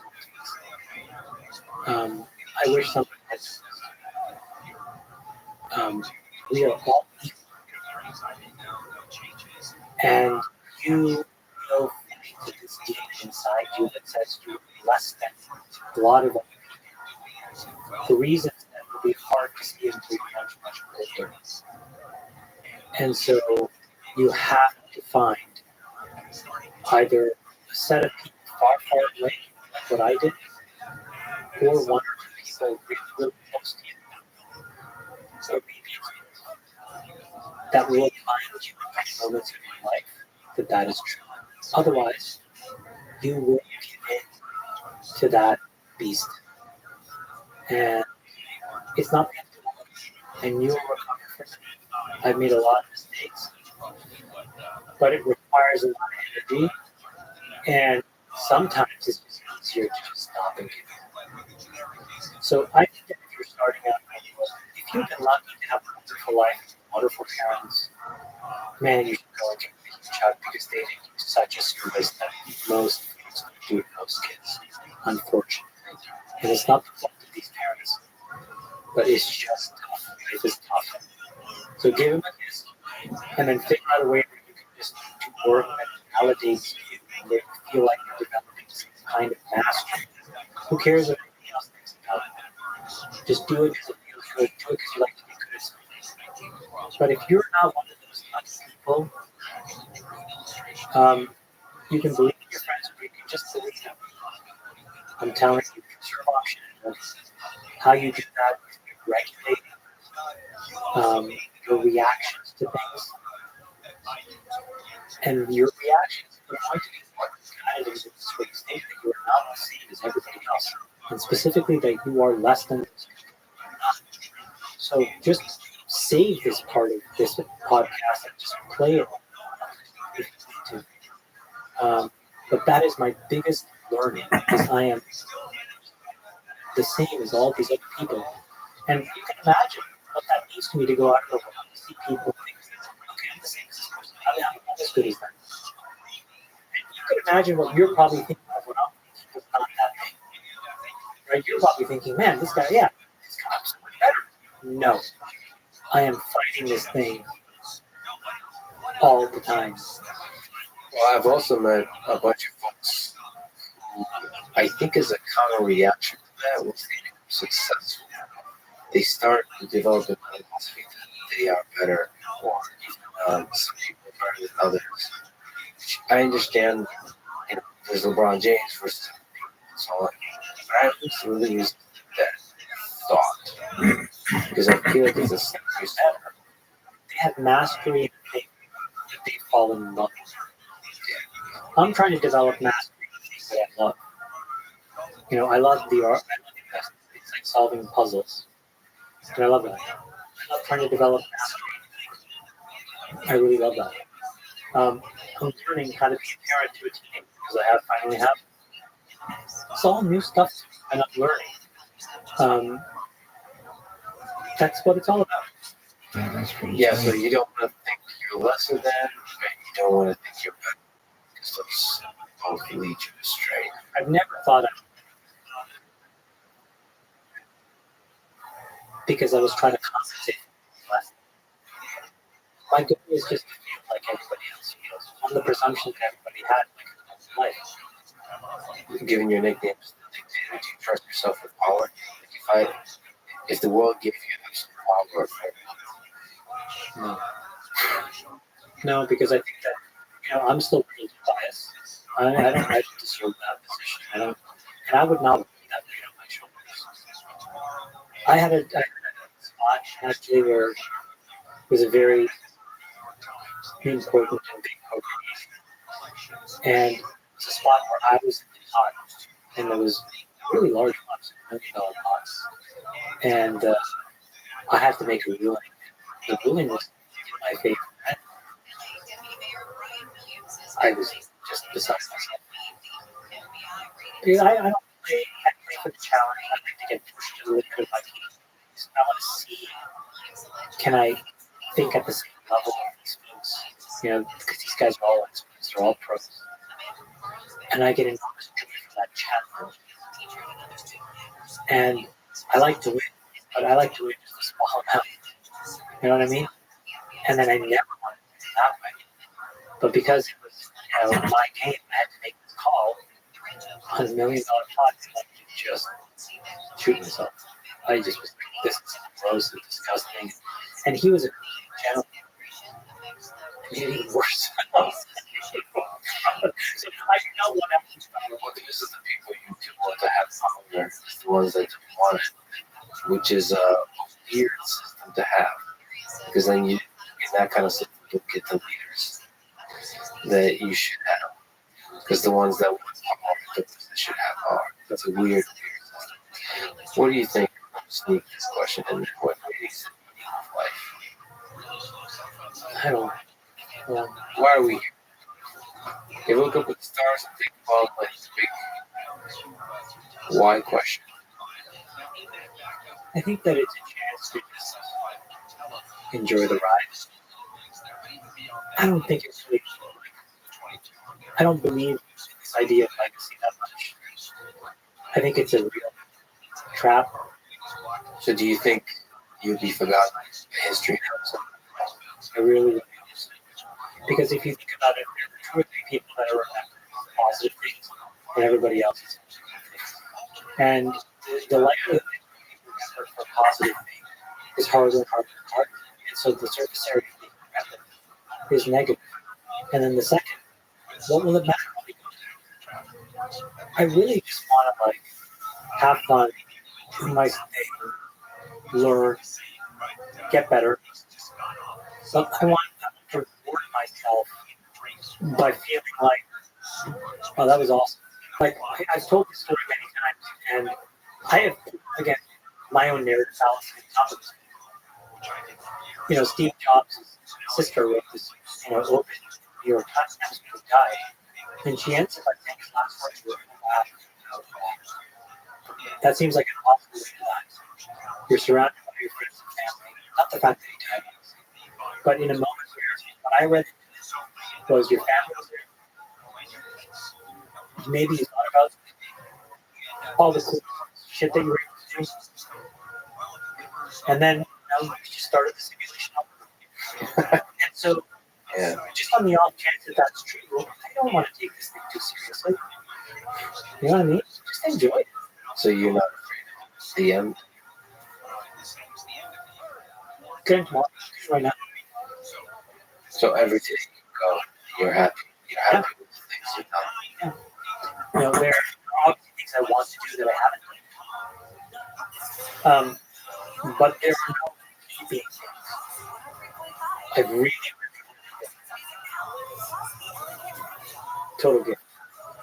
There have been moments where I've really felt like everything. There have been moments where I have deep joy and connection. There are moments where I've had incredible people in front of me.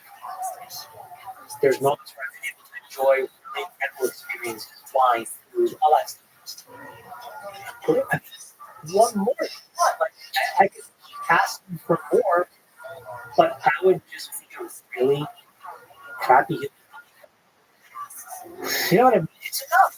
Yeah. It's enough. Yeah. It's enough.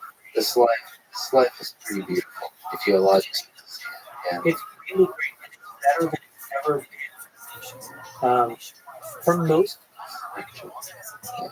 Pretty nice. I don't do millennials and Gen Z. You're about to get a total of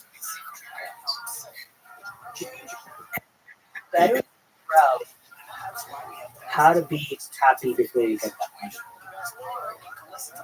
Because otherwise you will be miserable. Get a lot of Dairy Queen. No, that only worked the first time. It worked 2 times in grade 5 and grade 6. My God, that next year,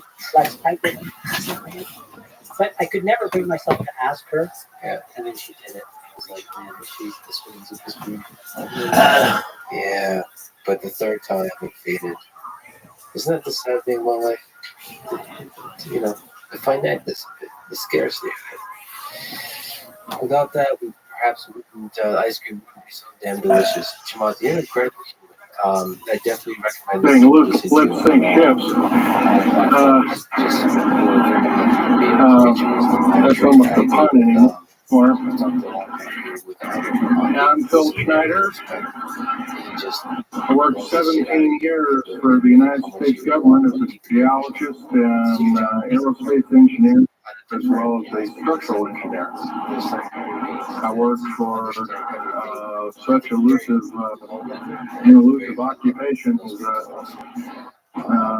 with Morrison, Knudsen, Bechtel, Page and Page, Aerospace, France, and a host of other EG&G and a host of other elements, laboratory and stuff. But rather than bore you with all those statistics, I've got cooked up a real mixed bag here of different topics. And it's might be a little bit like brain overload, but I'll start from the beginning. Now, like I said, I've worked 17 years. I co-invented methods of shape charge blasting as well as laser rock deflagration, which means rock is literally melted or powdered by a special laser combination, and the residue of the rock underneath is applied as a coating, as a liquid coating, kind of like instant agate, if you could imagine a hunk of agate, which is a hard silicon and rock, actually. But up here we have another topic. This is an area where I worked. I worked 11 years or 17 years at Groom Lake, S4, S2. It's in the Nellis Air Force Base area. In fact, Groom Lake is, I'll show you in the picture right here. Right here. Groom Lake is quite the place. A lot of rumors and other kinds of things have come out of there. Of course, people have stood on the outside for years and wondered what's been flying there. There's all kinds of things been flying. Let me give you a brief overview. Start in ancient history land here. Back in 1909, the U.S. cavalry was engaged in catching some banditos that had crossed over the Mexican border into a place called Truth and Consequences, New Mexico. And they went into a cave or a hideout and killed the so-called bandits. But what they found out, they couldn't explain. And they were called horseshoe craft at that time, or horseshoe ships. There were UFOs, and they saw these, what they call demons, gray demons. There were little gray guys all around the place. And that was in 1933. Our government was actively engaged with the Europeans, mostly the French and the English, and special researchers dealing with aerial phenomena. And once again, the term flying saucer or flying disc didn't come about until much later. Supposedly right around the mid-1940s. Anyway, the whole thing here is also in 1946, I might want to add, we were engaged in atomic bomb testing and this kind of alike. And of course, the area of Bikini Atoll, some of the pictures are over here on the white board, showing with the actual language of both the U.S. Army and the U.S. Navy archives. Anyway, these floating ships were seen as early as 1945 and 46. Some of them were called Foo Fighters, and they were fully known about maybe as early as 1935 or 36 by our U.S. Navy. And there was a shallow underwater base at Bikini Island, and that was probably the one reason why a number of atomic bombs were exploded in that area rather than other areas which they could have been even more remote out in the South Pacific. At Operation Crossroads. Anyway, this all led up to later on, about 6-8 years later, 1954, during the Eisenhower administration, led to an interesting treaty called the Greada 1954 Treaty. It was the Alien-Human Treaty.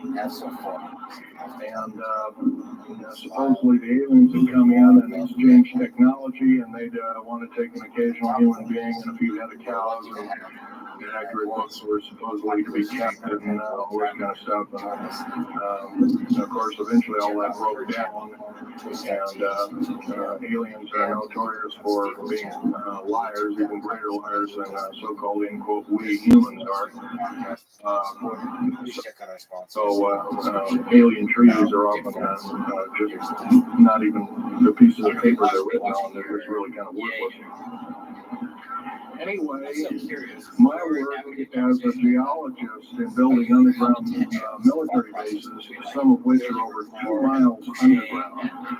And I think when you listen to Al tonight, if you have a chance to listen to him, he will speak of, Al's actually been on some of the high-speed monorail subway cars, if you might want to call it, that link these bases together. Some of them are capable of riding on a cushion of air about 3/4 of an inch off a rail at a better part of Mach 2. And he's actually been on one of these trains. I've only been in one of the tunnels and helped build some of the tunnels. Incidentally, I helped work on 13 underground military bases, actual hands-on experience. Notorious was the one in and around the Dulce, the southern, the southeastern, and southwestern side of the Dulce, New Mexico, and Los Alamos laboratory engines where we built hermetically sealed rooms that were very deep, going down over a mile. We also built an addition zone to Groom Lake and S2 and S4 complexes. There are a total of 9 underground they're called dumb. Like you can learn a lot from this dummy, but DUMB stands for Deep Underground Military Base. A better world if they go into different and or Deep Underground, Dumb 2, for instance, is a submarine base, and I have built a few of those too, which are off our continental shelves and certain islands and out in the Atlantic and the Pacific and strategic locations. All this can hardly, in an hour's time, I can hardly squeeze all this in. So I'll be kind of rambling here if you just bear with me. The main topic of my discussion here is to link up basically what's going on with these deep underground military bases, what they're being used for, what is the present situation now being employed both by our federal government, which is slowly being phased out by the United Nations government, as well as the New World, the New World Order, which is the even higher entity, and who these higher entities are taking their orders and try and link up basically what's going on. Now, a lot of us have been kept in the dark. We've been given, maybe most recently over here, photographs of an alien at Roswell. I'll just make a very brief statement about that. The photographs cannot stand up to computer green analysis tests, and therefore are retouched or faked. They're not real. The real one, the real photograph is a charred or dead alien that was one of the several that were autopsied over here. It was given to me by a friend by the name of Jim Plumback of Seattle. And his father worked as one of the principal doctors. He was from Germany at the time.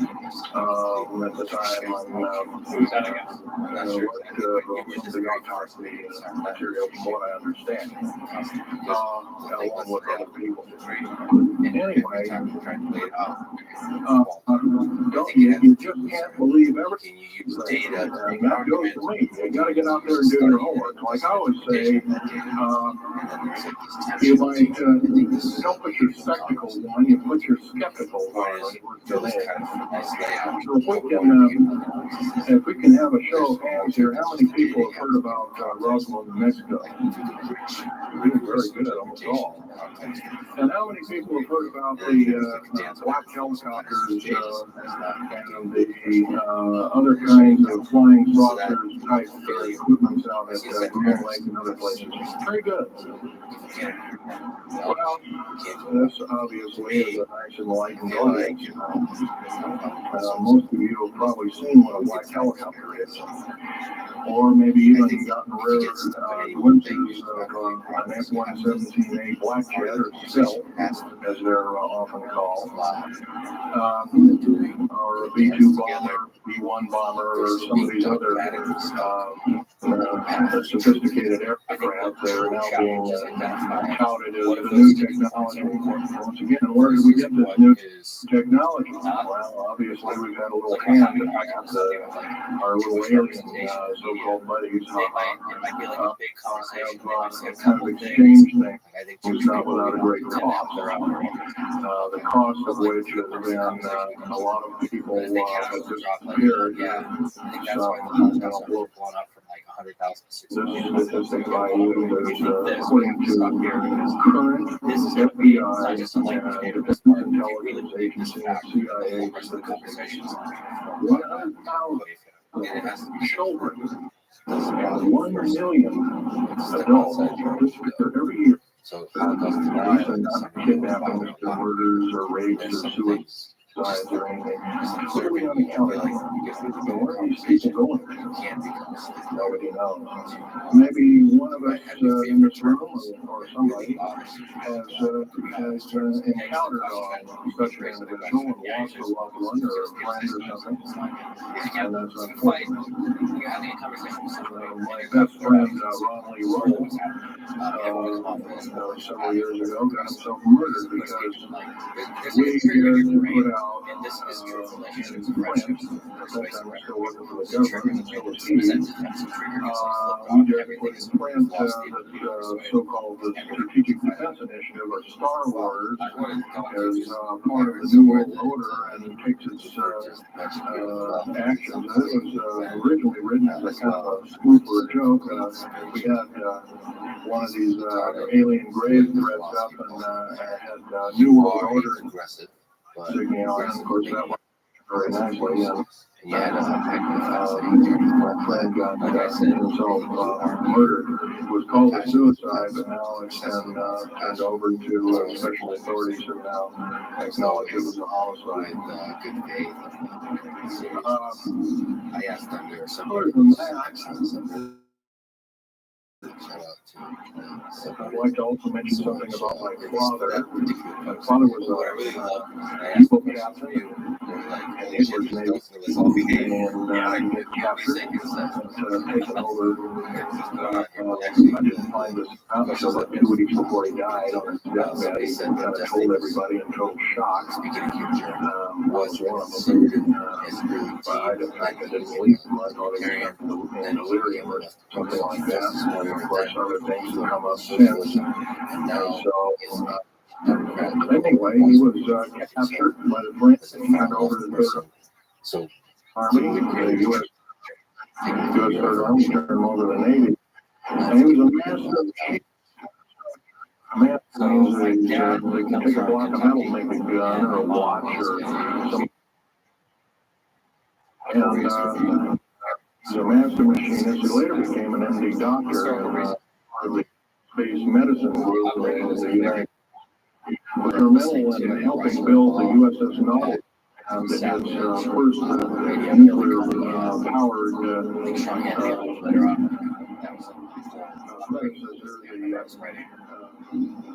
Enterprise, the first nuclear-powered aircraft carrier, and other ships like it. He pioneered all the ways in building very small miniature nuclear engines, and he even helped work later on in his life help develop the infamous bed nuclear motor, which is now employed in some things that look like flying saucers that people claim are flying saucers. Yes, we in quote, the United States Air Force and other armed forces are training other European forces to fly, identify, or now identify, or in quote, fly saucers. We've actually built several prototypes that are flying under the names of black craft. My position, especially as a geologist and engineer, got me to see a lot of things in the world. I've been in over 70 countries. I also worked for NATO. I carried a level 3 security clearance with a rhyolite factor. Rhyolite is a hard factor, only given out to a handful of civilians and maybe a couple of hundred military men worldwide. I thought I was doing the nation, the United States, as well as the world a favor by I thought I was keeping my hand up. Didn't work out that way. I was later find out that these underground bases are now being employed as strategic bases for in case there is martial law.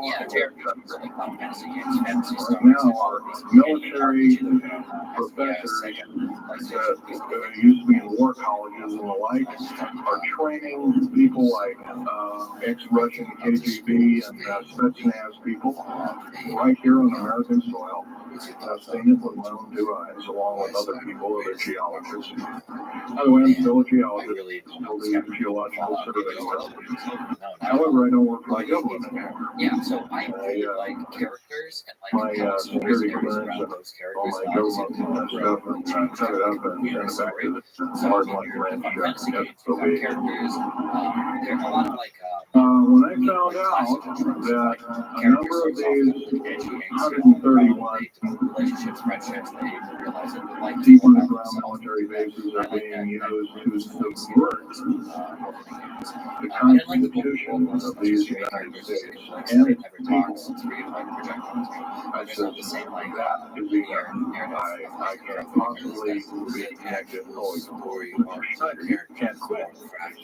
In a beautiful way, but it's I tend towards like I said, yes, I can. I'm an individual, I'm going to quit, and I'm off the job. I got arrested. Casually go, well, you got to finish a job. And so I caved into that part. I finished 3 weeks, and then at that time my father was dying, and I was allowed home, and I never went back for my paychecks. Don't intend to either. These people are beginning to show signs of being our utmost enemy. I'm talking about military people now engaged in training foreign troops on American soil, clearly against the rights of the U.S. Constitution. It's why we formed the government, why our forefathers formed the government, a republic of these United States in the first place, way back 200 plus years ago. Because the drawing and quartering of soldiers, taxation, representation, law by edict, otherwise known as today's version of executive order, among other things.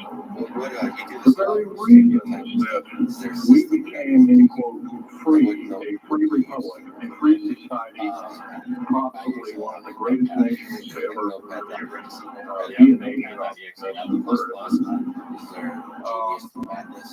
were instilled in our founding fathers that are now so far away from people now running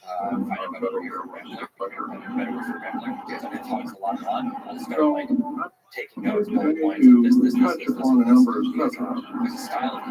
One being that these underground bases are roughly over 3 of them per state. There's now, instead of 12 prison camps, there's 39. That's almost one per state. They're building 2 prison camps every 7 months. They're building 2 underground military bases every year. Each one of these military bases, by the way, is underground military bases. They cost somewhere between $17 and $26 billion. They employ 1,810,000 workers each, and varying grades of skill. They gobble up totally through the black budget, over 1/4 of the black budget, or roughly $310 billion. Of course, you may say, well, where do these figures come from? Well, the black budget, as we know it, equals black projects. Anything called black is significant of hidden from Congress, hidden from the American people. Very few people are even know about it at all. Our black budget per year is over $500 billion a year. These kind of huge quantities and sums of money are garnered through CIA drug activity, National Security Agency clandestine operations, mostly in Panama and South America. Now also engaged in Russia and bringing and refining strategic metals. By the way, you might want to ask, where's all these kind of interesting new metal camps?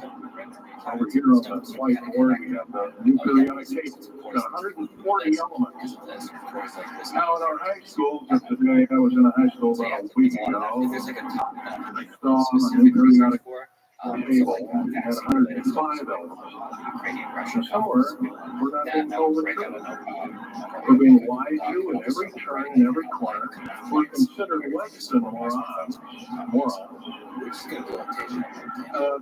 So the government has made itself an entity, an independent taxing body, an entity into itself, and isn't accountable to anybody, not even the so-called New World Order. They just go ahead and do everything willy-nilly as they please. There's nobody checking. You don't have to worry about this. Occasionally there's a senator who pokes their nose in here and there, and that senator finds out, either nicely or not so nicely, that you don't do things like that. Now, if we're to get a grip on our country, if we're to take our country back, we must first ask our public officials if they cannot tell us the truth, then we will impeach them, or they will be impeached,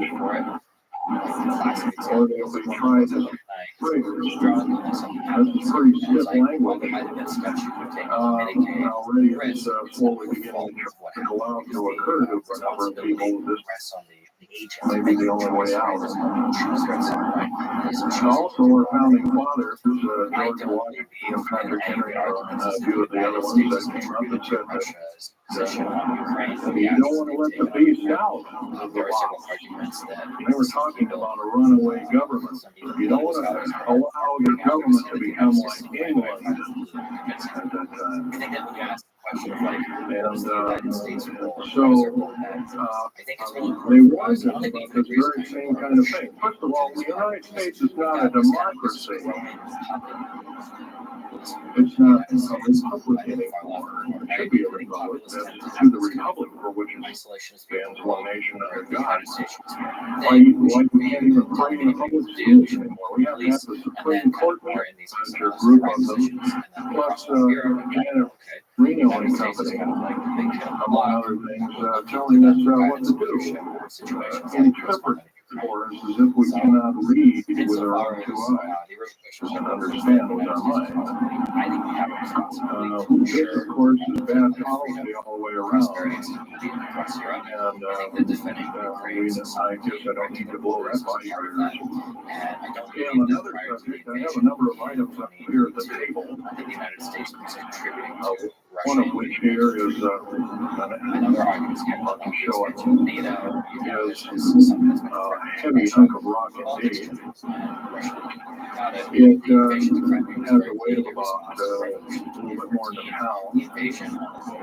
2.5 times the weight of uranium. It's not radioactive, can never be made radioactive. It's composed of earth, rare earths, clays, and powdered metals, as well as helium elements and helium elements. Mostly from crashed, retrieved flying saucers and those of the kind that have the chance to crash in our deserts and backyards, so to speak. It's called mirror. So this is employed in every stealth aircraft, every black jet, throughout the black budget. Also, in the very small quantities in the skins of black helicopters.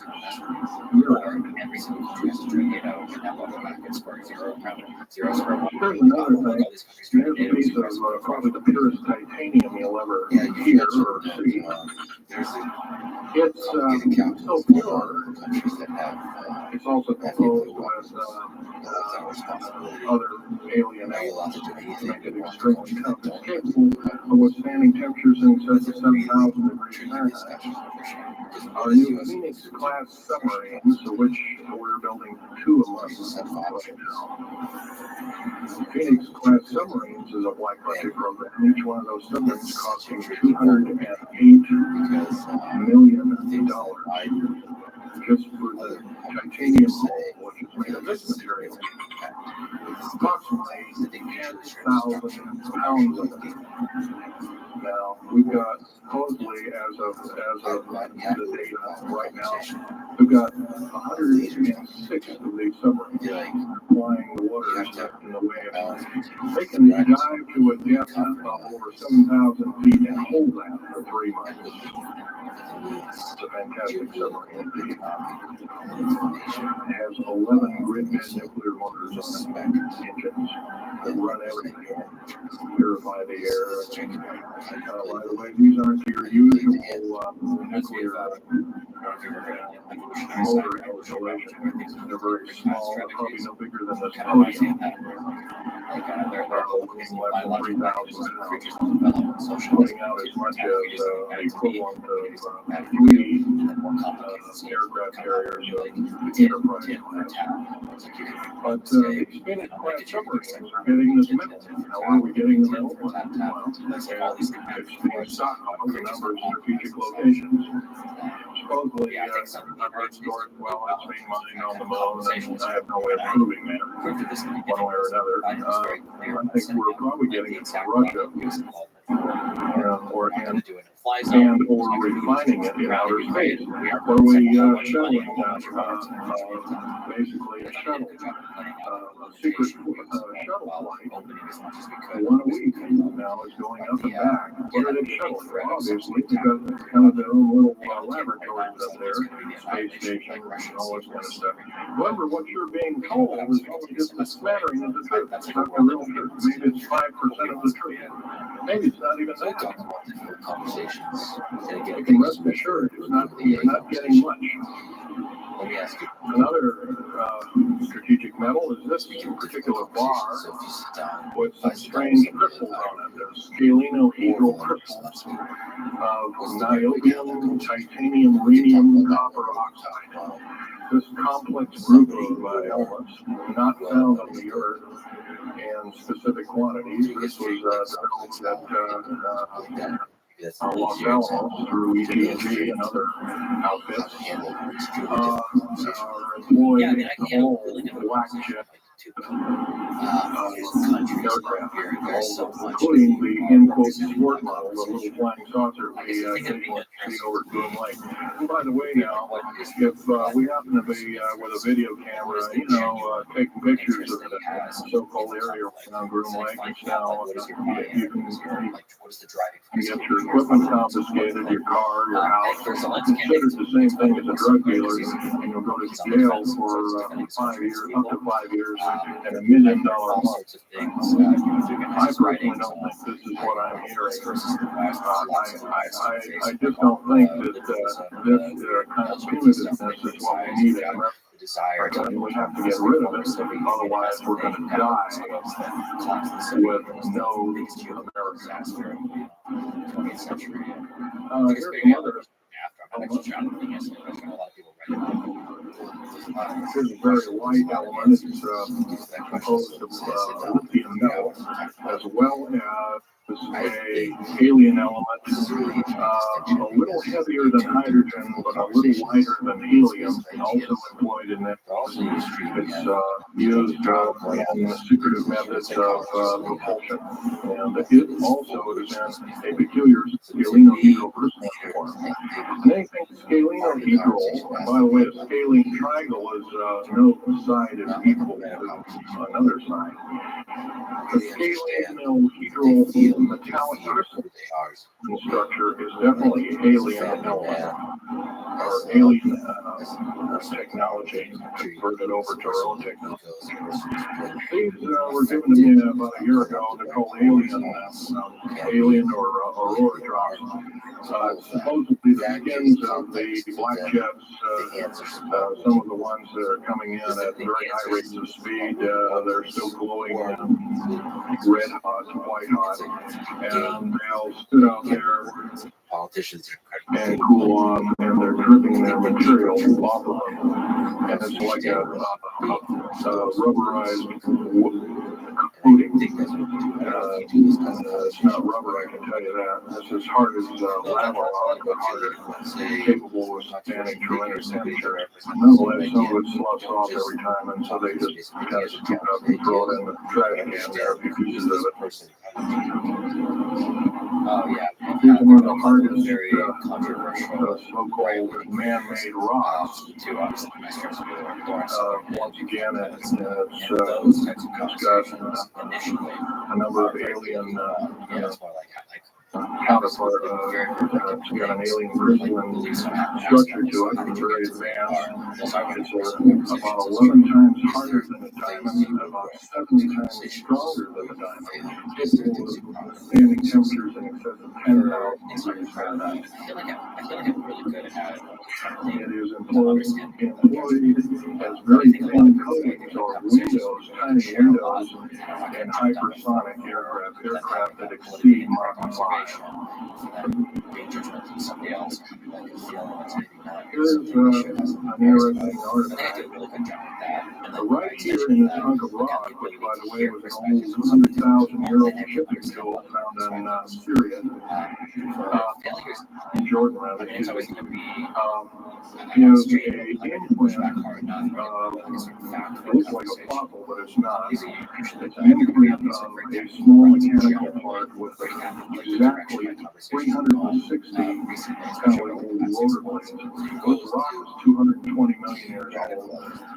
Who was making machines 220 million years ago? Maybe Von Däniken was right after all. Here we have an actual piece of agatized fruit, or similar to a lime. It's even been pecked by a bird at one time, and that's still there. So it's instantly turned to agate. It is the same agate or chemical structure as material found at Hiroshima and Nagasaki after the A bombings in World War II, where grasses and flowers, petals of flowers and other kinds of things were instantly petrified, turned to agate. It is the same identical crystalline structure. However, this particular piece is about 20 million years old, and it's still got its original green coating, and it's basically unchanged condition. Likewise, here's a garlic plant about between 20 and 35 million years of age, and once again, it's got that same pink agate coating. And here are some pieces of the metal skin from the crash dish at Roswell. It was given to me when I was 14 years old. My father was visiting one of his old friends and the Navy archives, as well as he was serving the Royal Navy in England as a 14-year-old boy. And I said, gee, Dad, can I ask Johnny? Oh, go ahead and ask him. Get anything you can from him, that kind of thing. I said, well, gee, Johnny, well, do you think I can have a piece of this, no, you can't have that stuff. I'll give it to the kid, what the heck. You won't have it very long anyway. Well, I've had it all this time. Kind of a unique thing. They were able to break the skin of that crab, by the way, by dropping it into a bath of liquid nitrogen, hitting it with a mechanical or hydraulic hammer, and it shattered into little bits. And it was later analyzed with adapted for our own technology. All these artifacts are fine. But once again, the main part of the talk is where's it all leading to. We get very little spin-off to where any of this is leading to. Occasionally we'll get a new computer or maybe a quartz watch or some little trinket kind of like giving the Indians beads a couple hundred years ago. Well, we're getting these little spin-off. But the black budget still rolls on, garnering up over $1 trillion every 2 years. It's somewhere between 1.023 trillion and 1.31 trillion dollars every 2 years. And every year it goes by and the black budget is unchecked, unaccounted for. It's just subverting our country. That's number one. Number two is that these underground nodes, first of all, if there was something like a nuclear war or there was a definite enemy out there where we were going to be under attack, like China or someplace like that, I could see maybe a couple of dozen underground bases our government, so it could theoretically rise up like a phoenix out of the ashes. Well, not 131 of these. If you were going to so-called round people up and put them in prison camps, or what a better prison camp than underground, or nobody knows where it is anyway. So, once again, these underground bases are most likely been planned as underground prison camps and slave labor factories for the New World Order. The New World Order, by the way, is getting, and I'm probably the only person ever talking about that. The New World Order is taking, and the United Nations is taking its orders from, believe it or not, these more powerful outer space alien entities, we might call them the large rays or the small rays. Sinister forces indeed. And you might want to say, well, gee, how come we don't see more of those kind of things? Well, you can just imagine, if you're only being told 5% or less of the truth, there isn't very much to go on. That's one thing. Another thing is, you don't find very many people coming up here and letting you have hands-on experience. I'm going to try and do this to you. However, I do ask you to go out and do your homework and keep doing it. I don't necessarily believe in what I'm saying, but get out there and talk to people. Whether it's just a couple of neighbors or friends or something, get out there and talk. Because one will tell two and two will tell four, and then pretty soon you have a whole room full of people that are in the know. And then from there, wonders can work. And that, as far as changing the black market and these clandestine programs, public opinion is only going to be that. Going to do that, and it's going to take millions of it. But we have to be informed. And to do that, we have to be doing what we're doing now, gathering and talking. And of course, most of us are adults and can weed out facts from fiction. Most of us are responsible adults and know the difference between fact and fiction and how to use it or how to abuse it. So we therefore have to continue to keep studying and keep talking. If there's just me out there, there are many people like ourselves out there talking. I've given over 30 talks. That's all in the Chinese ones we got. the United States, Canada, Japan, Robots are really England, good. into Japan kind of illegal, came back the same weekend. They flew me in and out, but talked to a number of their execs, and they were very interested in We have video. like Now, some if I type was this of is all a bunch of poppycock and creative hooligans, drive that is just outside of the bounds of physical. I would be listening to be given an audience by these See people, that but maybe that's evidently not I actually have. true. That's a really scary For thing. 13 attempts on my life since the first of this year, Planet, we make computers, and the idea that you can start to get these robots that I, can do things. there's It's like, okay, you can do math. a number of you Okay, ladies you can do present, so I won't bore you out, but Al That's has the seen stuff.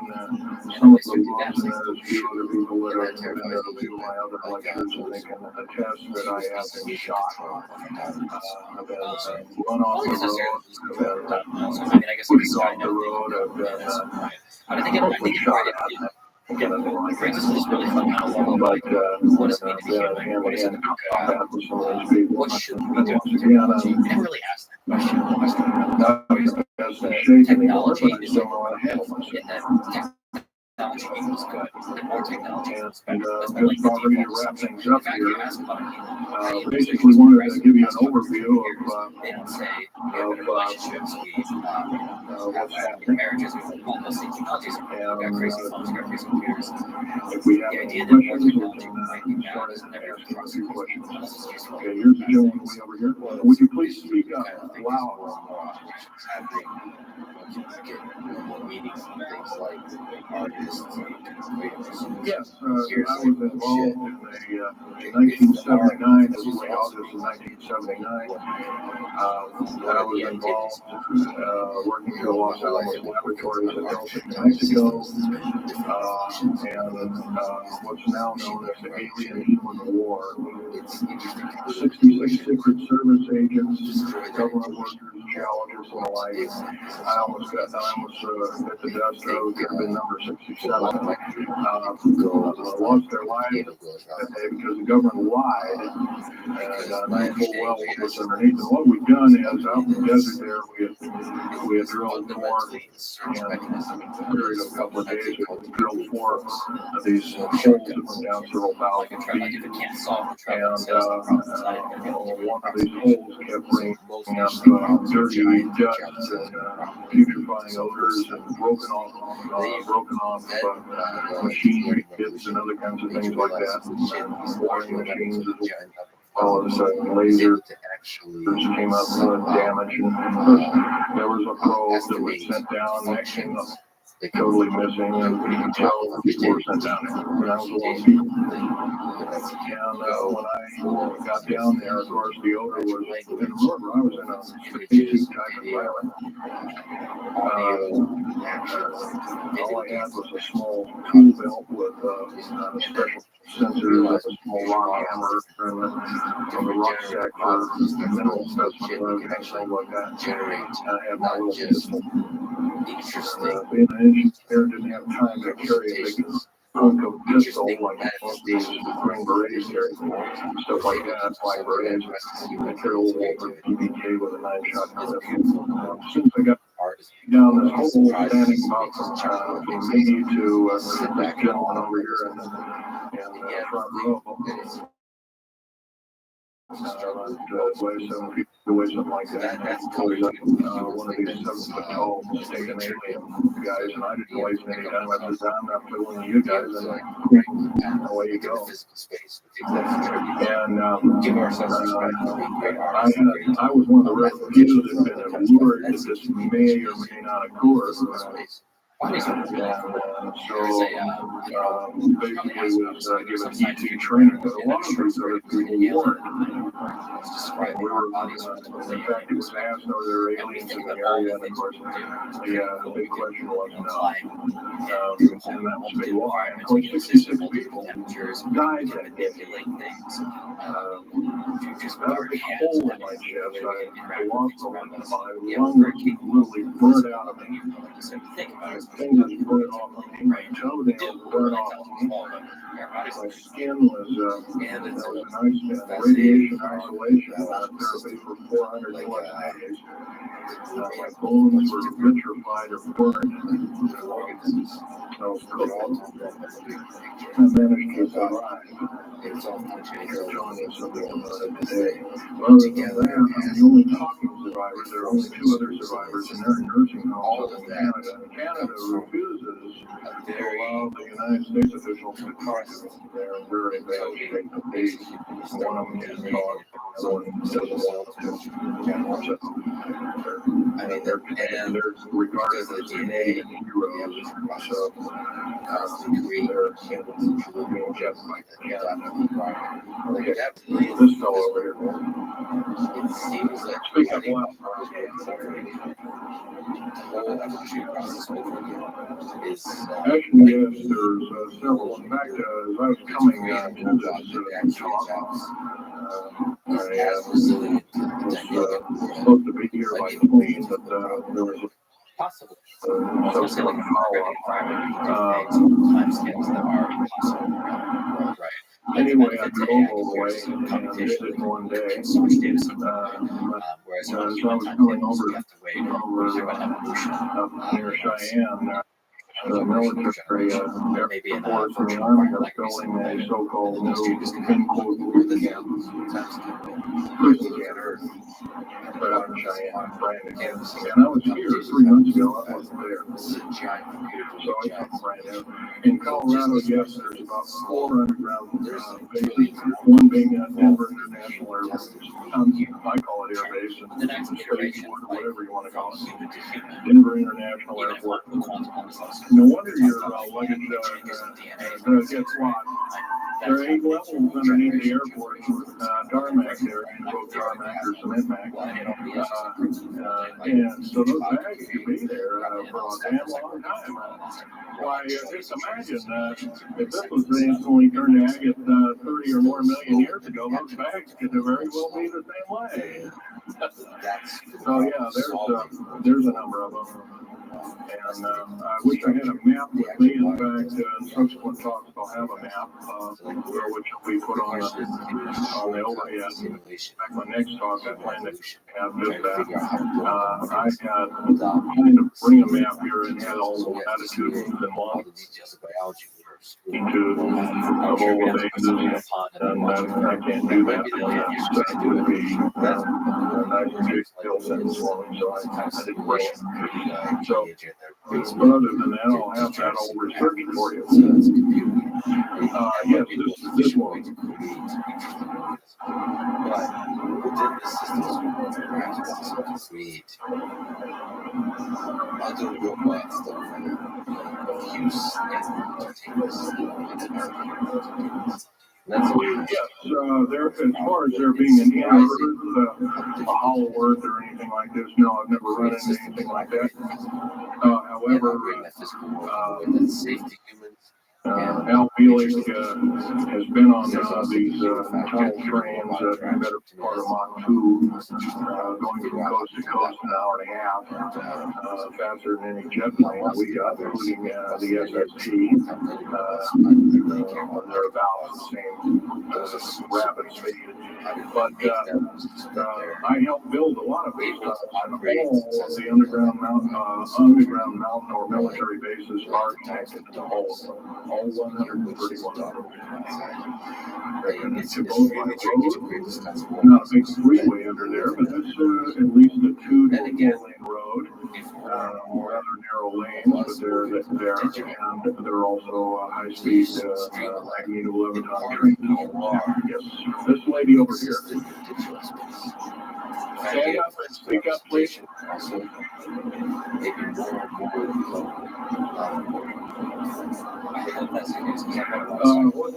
What levels of military personnel know about this?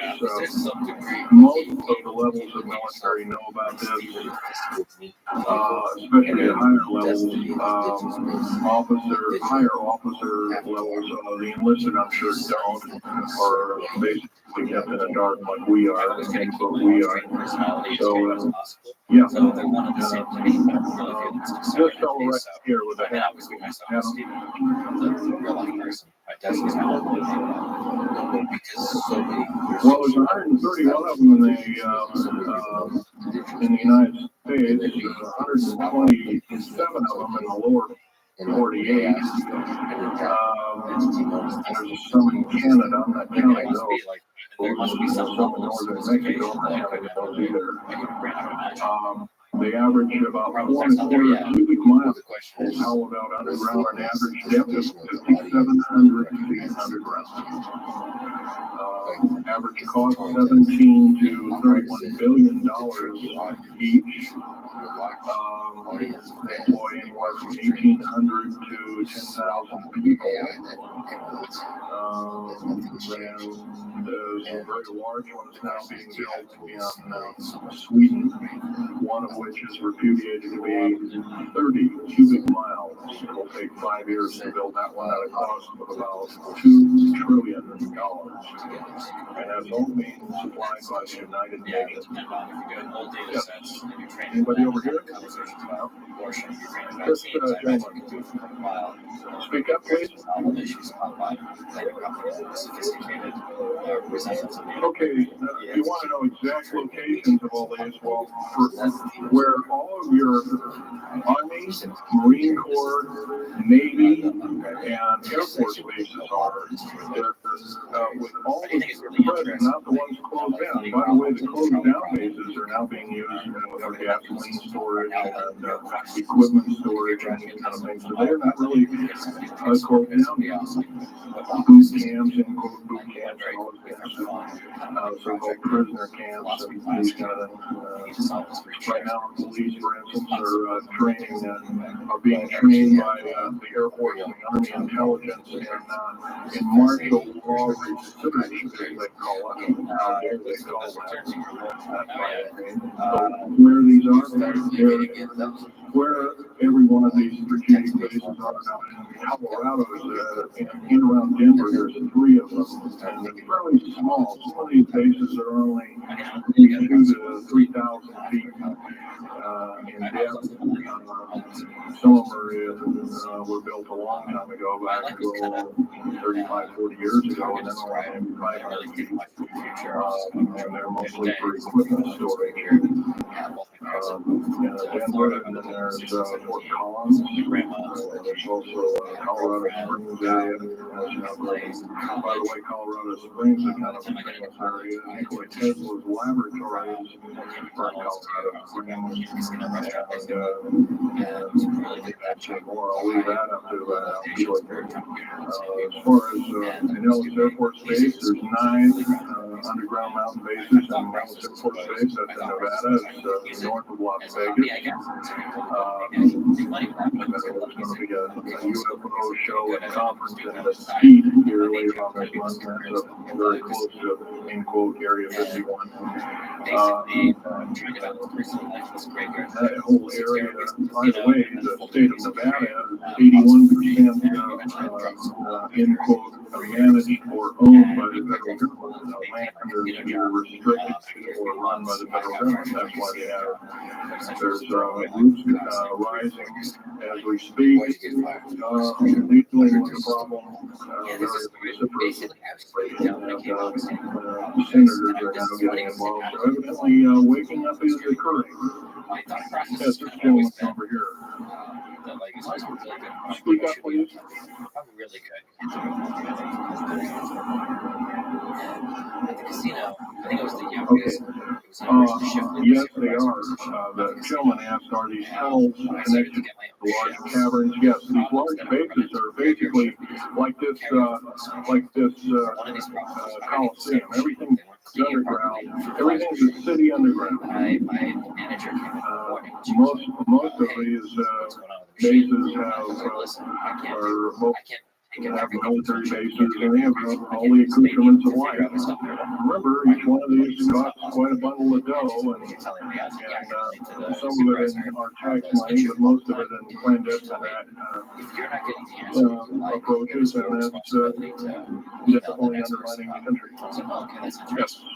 And some months ago, I ran into more problems because the graveyard. Here's how, I don't know if it's everywhere, but morning shift is the easiest. Well, some of them have a difficulty in understanding our language. It's too slow for them. You've heard whale songs or bird chirping at high speed. It's about what the aliens sound like audibly to us, so they do. There's too much gibberish. Yes, they slowly actually broken down. There's 11 prototypes or 11 civilizations of aliens visiting this planet all the time, all of which are known by the U.S. military. 9 of which are not very they're pretty bad. 2 of which are benevolent, and the benevolent ones are supposedly left. They have their own little war of resorts, Pleiadians and groups and whatnot like that. Which Ralph Moore was repudiated to be a Venusian, but other people alert he looks more like a Pleiadian. Normal human, except he's got 6 fingers and toes. He's got one long, oversized long, he's got 2 hearts, he's got all kinds of weird stuff. Bones are bigger. Yep. And my manager can't. We got to figure it out. And so I could record advice. So I emailed the VP for the beverage license. The man asked you, why tie in the alien agenda to the New World Order? Yes, sir, 100%. I can elaborate briefly. The New World Order right now basically is dismantling countries, governments, telling governments not to war with each other anymore, basically. So that looks good on the outset. They're taking their orders directly from the aliens who've got their own timetable. They want the one world order because they want the planet for themselves. Of course, you've often heard the term Global 2000. That's a supposed sinister plot, or has been a group of sinister plots to produce biological weaponry to reduce or clean out the so-called ethnic cleanse of the population of the planet by 5/6, or roughly 5 of 6 billion people, enslaving the rest to work willy-nilly with the so-called people of the New World Order. Now, another peculiar thing is the alien agenda is not really well believed nor understood by a lot of these one worlders. They don't believe it. They think they've been singled out for their own glory. What they don't know is they're just another human being, and according to the negative or bad aliens, they're just another we're considered bags of food to them. They don't eat us like we think of a cannibal eating of meat, but they use our glandular secretions as part of their food base, their blood and their glandular secretions like adrenal column and other kinds of things like this.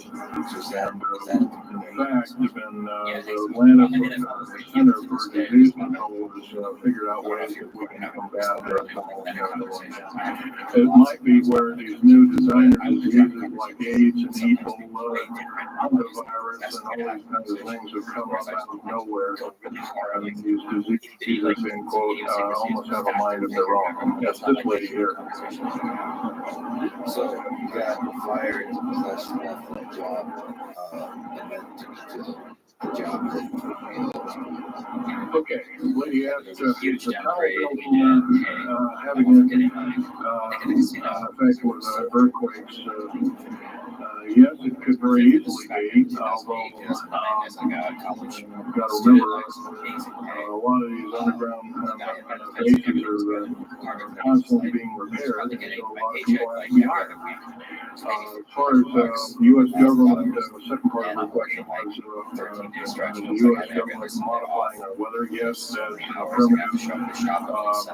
We have the U.S. government's been working with the Russians for at least since 1960. 1972 and maybe as early as 1966. So weather modification, that's a well-known fact. And it's well employed. And by the way, they can literally weather modify a hurricane or a tornado out of existence. And the reason they don't do it is pretty obvious.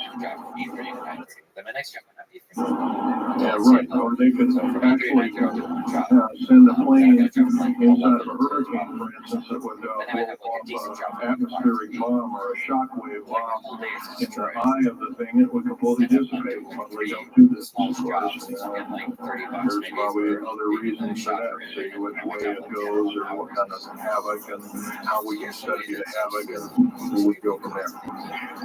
This fellow went back to black.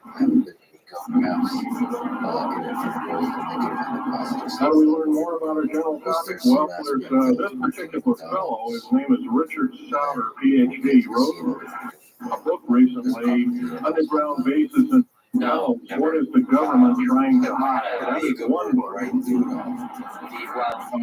we have here's a popular science article, Secret Air Base. The government doesn't want you to know the Groom Lake. Supposedly Groom Lake doesn't exist. Well, I guess if it doesn't exist, then me talking about it, I guess I can't be arrested or anything. I'm just a whole poppycock here. Well, the editor, one of the editors of Popular Science that put this article out is now in federal prison. Then there's a book that's called Stealth Fighter Pilot. These books are available. I got this one at Dalton's. This one actually was sent me by publishers. I did some test piloting, and the only thing I test piloted was run the aircraft back and forth on the runway, the special runway to build the Groom Lake. This picture of me in uniform. And I can go on and I guess a little bit, publications are out now and they're available. Yes, this lady over here. So, what was psychologically? I think psychologically the low point is that as I'm doing this carpentering job, I can't hear you. What? Around my stage, there's like this feeling of, I guess for a lot of people in college, there's a feeling when you're in high school that everything is like so exciting. The world is kind of in front of you, and there are a trillion different branching paths and possibilities. And even through high school, doctor, lawyer, kind of a mixed bag question there. She has Marshall Loving called precious metals and all these things. First of all, hoarding anything will be outlawed. If you hoard food, have a radio, any way of communicating, static gasoline, these kind of things, you would be rounded up down to the Indians. Martial law is martial law. Martial law is dictatorship of the worst one, or one of the worst ones. And 2 years later, her other part of the question, if I got it right, was when's the alien takeover? Well, the alien takeover right now is, and probably will be for probably the next 20, maybe 30, 40 years. We basically end up in the background. The idea that we get the one world beast-like government order in place, and it's been out the population of the planet. And then, of course, then all heck will break loose from that on. And whether it is, I know often makes Bible and talk, some people have learned, well, this is already in the Bible, blah, blah, blah, and all this kind of stuff. That may be, but all I can tell you is I've been face to face with one of these sinister characters, a couple of them are staying late, and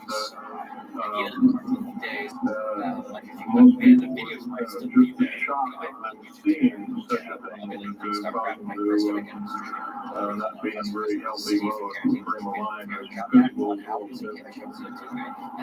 man here,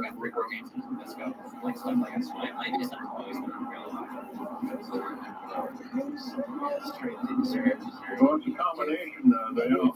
What technology is used to build these underground bases? Well, we have lasers that can drill out or basically deflagrate or melt out a tunnel miles a day. It's rough because like And that usually I tunnel was is working 28 feet wide. down there. Drilling and boring machines Like, are it was very lucky, it was slow more lucky. It wasn't just lucky nowadays. that I got this Most of it, World War II, most of that's all World War I and World War II era material. And once again, you've been badly lied to. I can hardly believe, first of all, I've worked on public engineering projects, and we do better in grinding up road beds and laying them down at the rate of 4 miles a day, and supposedly that doesn't exist. Well, I worked on one in the state of Oregon a few months ago, and we built a tunnel. Yeah. The one piece of advice I get, I hate that I have to push back because Sewage tunnel and whatnot like that wasn't very big. It was about 6 feet across, and drilled right through solid rock, right through the base of one of the hills in Portland for their new light rail. Did that in 2 days. a little bit more. But it was a complex, it was You're a laying small, the foundation complex for tunnel. this. There's big You enough can't for a man appreciate to it. crawl through and inspect. That was one of the people who inspected You this get how area. everything applies. Oh, what technology? Yeah, a lot of this is alien technology, readapted for our own use, but a lot of it's our own ingenuity too. So, This is like when you're determining you can bet, how can you tell alien technology, well, anything that's just absolutely outlandish, like taking a oxyacetylene welding torch and trying to cut into this metal and getting nowhere, obviously, metals research, aircraft research and like different tools and products of things that are many times the hardness of diamond or known hardened substances like boron. And obviously that's nothing that we came up with on our own. Well, we could have over a several hundred year period, but you got to remember too that the military technology is outstripping the public sector technology at the rate of 44 to 45 years of technology for every calendar year, every 12-month calendar year. So every year going by this time in 1996, the military technology will be roughly 45 years more advanced than where we are today. So it's quite possible that way back in 1943, they could the U.S. Navy not only caused the ship to disappear, it literally disappeared and reappeared. Basically, military technology right now is about 1,200 years more advanced than public state technology. Computer technology right now, it's off the scale, I can't tell you. It's just right now, and just in black jet and stealth aircraft, the new computers are so completely advanced that we couldn't get them in the public sector for another 40 or 50 years. Yes, this lady here.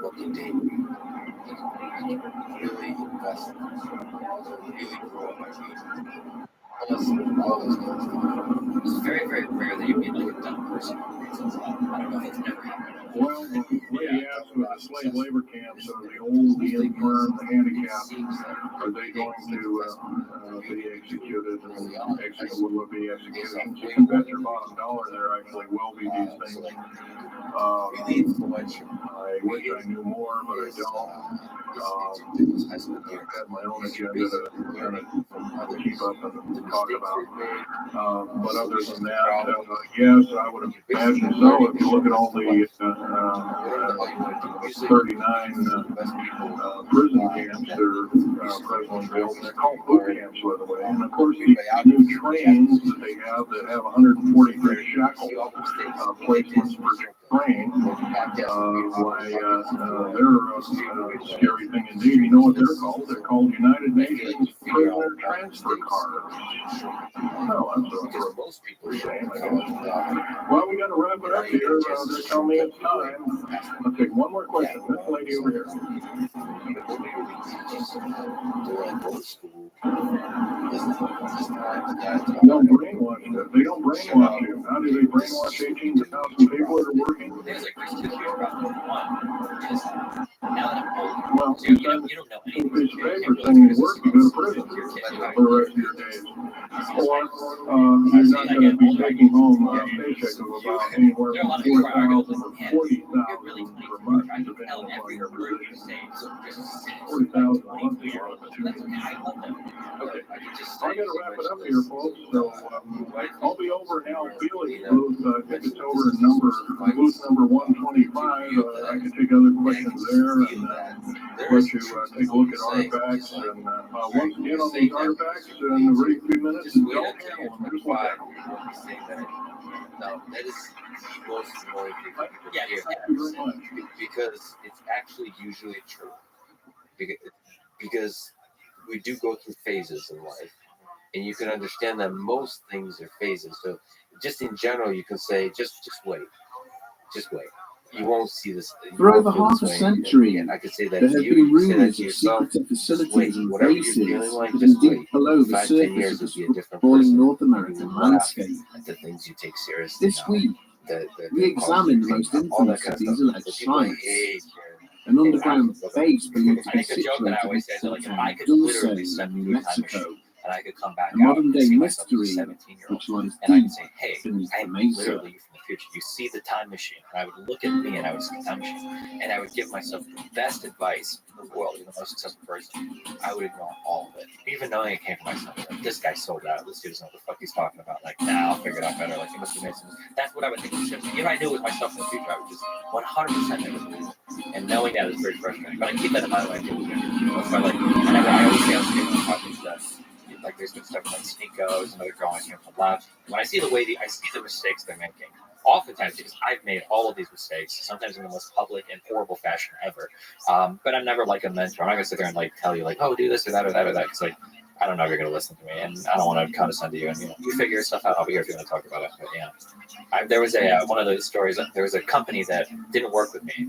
Bringing his patrol car to a halt. Like, very Gabriel Valdez stared out through the driver's side window at the dark mass, lying not far from the side of the road, and then cursed under his I read an breath. article on my website called "The Company Was For the Gigabyte." briefest of moments, he tried to convince himself that the most sensible course of action would be to simply drive on, away from this place, and to ignore what he had seen. And yet his curiosity urged him to exit the vehicle, to conduct a closer inspection, and confirm what his instincts and fears were telling him. Well, let's go there. With a heavy sigh, the patrolman used his radio to inform the dispatcher of his location before opening the driver's side door and making his way across the scrub. Talking about rape in a nonchalant Deep way. down, he had known what he would find before he even reached the carcass. A cursory inspection confirmed that his cadaver had been left just like the slurs, others he there's had been like attended a whole upon. trajectory. A series of feelings diamond-shaped on indentations had been everything carved into related to various so points much of For the you personally hide, and for the internet. with several layers I don't of care what they are. skin Those having for me apparently been personally. removed My early in an 20s, expert I'll say fashion. like 22, 23. I think The probably when I creature's first started eye, streaming. his nose, My and tongue were feeling all is that missing, any word is despite just there a being word, no and if it sign hurts of you, any that's your wildlife fault. Take responsibility for degradation yourself. having taken This place. probably came from my background of being like a really independent It was person, so almost that's kind of like the certain that mind the that I had for reproductive everything. glands would be absent, as They well were as a basically, they were like a number collection of of other experiences key that I had. internal As I organs, grew, I started to all realize, like, removed in okay, what presented as a well, I clean feel and differently about some sterile of these manner. words depending on the context, and I can see how they can affect As other he people stood, depending on the context. regarding the So lack as of I any kind of like tracks or grown, disturbed I think I foliage developed a on the more ground sophisticated surrounding the animal's understanding of corpse, how different words are Valdez used, never how they became affect aware of the people, low whether they like rumble it of or an not, and more approaching importantly, whether I vehicle. like it or not, and that words Looking can, up from the even if I grisly don't want it scene, to be, they can be a he vehicle caught for sight of a unfolding 5-ton truck certain types of painted ideas in that I army don't want to hold on. camouflage, And heading along the yeah, it's kind of highway been the whole towards like him. growth. I've been lucky that in the time that The I came up on transport the began internet, I to was able to slow learn as these it lessons. approached the Because point I where was he trying to learn left those his same lessons patrol today, I would car. have been completely Its destroyed. occupants And I returning the insanely questioning learned those gaze like he 10 had years offered ago. as they We could passed, talk about the past. before We it could pulled talk about away the at past. Let's greater talk about the past speed. first. So, how do you deal with the fact that As the he watched the videos of dust you cloud thrown up in by the its past passing saying dissipate, the N-word, Valdez found including the himself N-word with hard experiencing R? the whole host So of emotions, generally, Then what's the context? Can you give me like confusion, so what a would be the small degree context of usually? fear, when I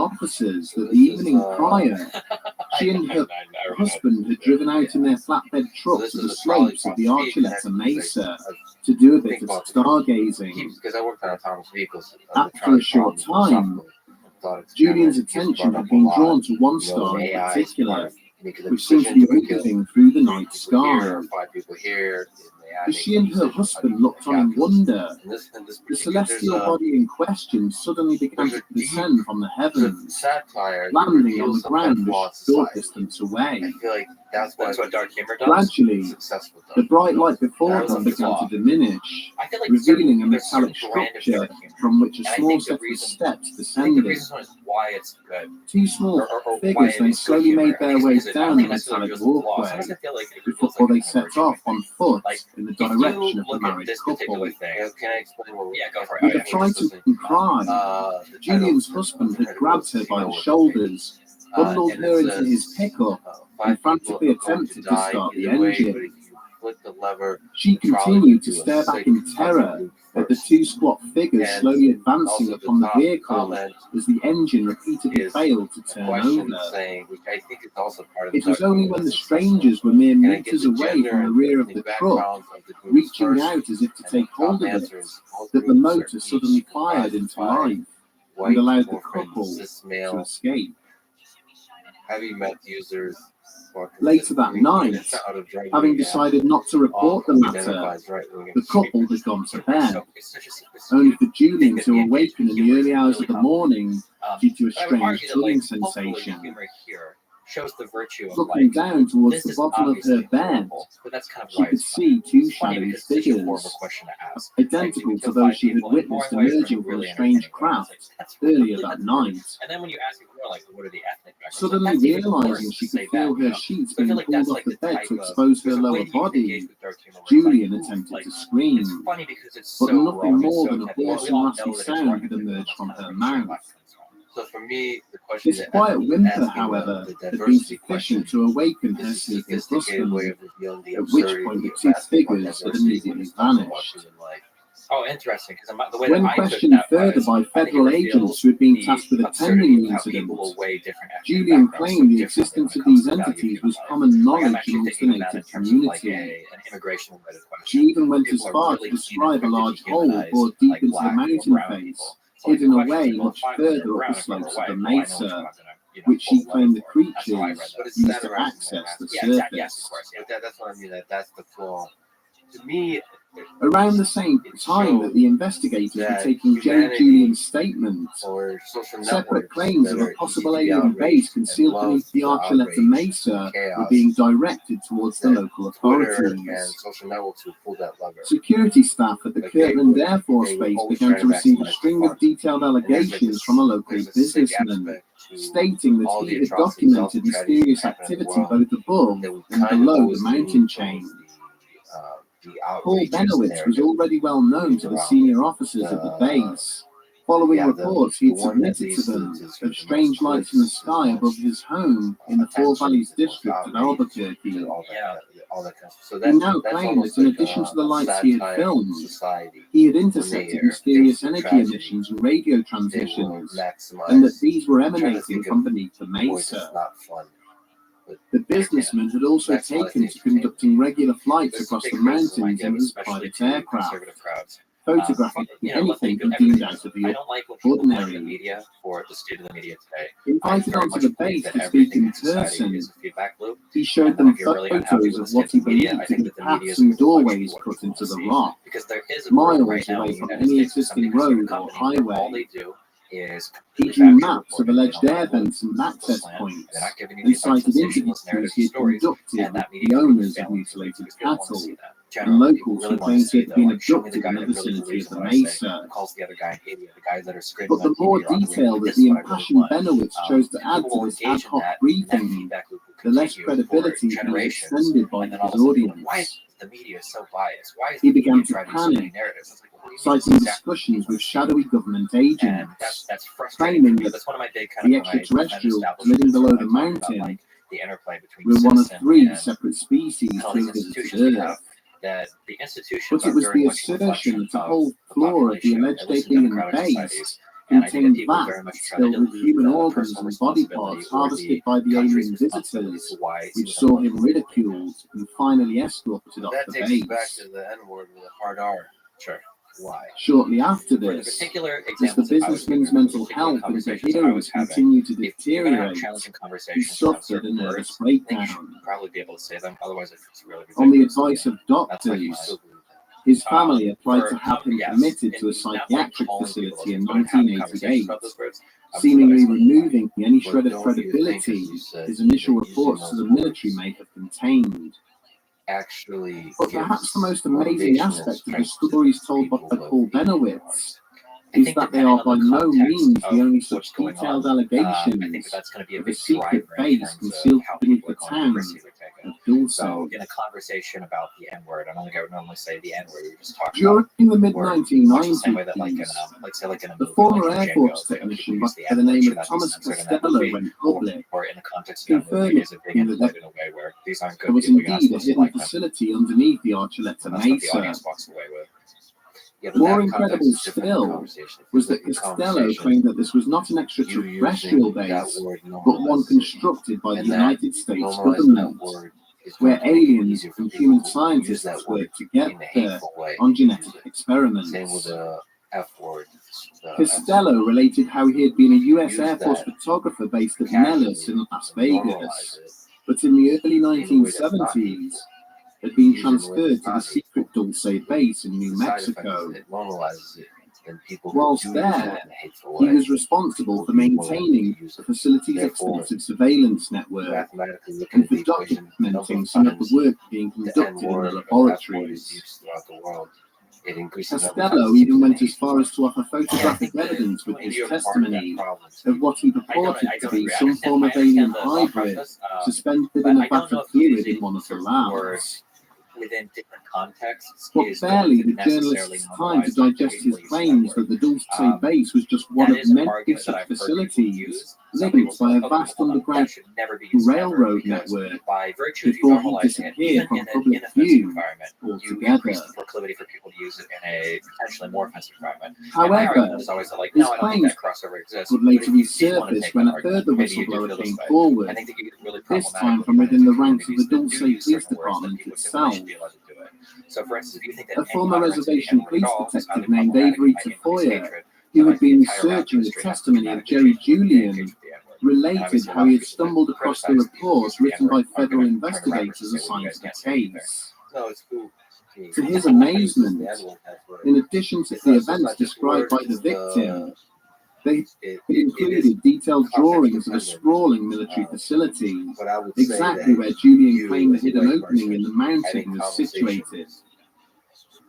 the The context drawings there is the kind that would be depicted that the base had 7 the different N-word should be censored in the levels, dictionary. including accommodation And I blocks, believe there's a storage Wikipedia page on it facilities, and that's not censored. laboratories. Yeah, I think it should be in the It dictionary. was I also think the serviced context by an underground casual train network conversation, similar to that alleged by Thomas like I said, I just Costello. believe that on the internet, Armed with this having humor, information, having fun Tafoya conversations stated you that he had have made a number of on your attempts to climb the streams, mountain and see the facility that for himself, leads to the normalization only of the to word be without defeated by any adverse education weather about it. conditions Yeah, I on would each and agree with every that. occasion. I think I would agree with that. No, sorry. So Not there's to a be difference deterred, between S-word, N-word, he and had then used a thermal camera to document strange apertures and vents built into the rock of the mountain and recorded what sounded like large machines being operated beneath the slopes. Your streams and basically every other stream. Over the years, the United States military has gone to great lengths in denying that Dulce Base exists, or that it's part of a network of hidden underground facilities. And it would seem that part of their strategy to do so has involved a concerted effort to undermine the credibility of those making the claims. The background of Thomas Costello remains shrouded in uncertainty, with attempts to locate and review his military service records seeming to suggest he never existed. Photographs associated with his testimony have proven to be forgeries, and no formal interview with him has ever been unearthed. Members of the intelligence community have also come forward and admitted to deliberately feeding false information to Paul Benowitz. It is alleged that, having become comfortable with his obsession and surveillance of the secure Manzano weapons storage complex, the Air Force invented the fictional Dulce Do you think base that there are in order other to words distract the also that could businessman. convey like a similar feel? They to your even book? 'Cause it claim to feels have you've drawn created a pretty machinery special circle and fake around. air It's vents like on I the imagine I go, Architect oh, of this guy's Mesa for him you're to an uneducated dumb fucker, photograph you're a nitwicker. in order to convince him that a base existed More or there less feel like and that's draw him away from changing. genuine Which it can. facilities. I think that's what the whole point of the culture is. Gabriel Valdez himself has always refused to believe stories of the base at Mesa, extraterrestrial or otherwise. Together, it just feels wrong. Prior to his death in 2011, the former police officer told his son that he believed it was humans who had mutilated the cattle near the town and not aliens.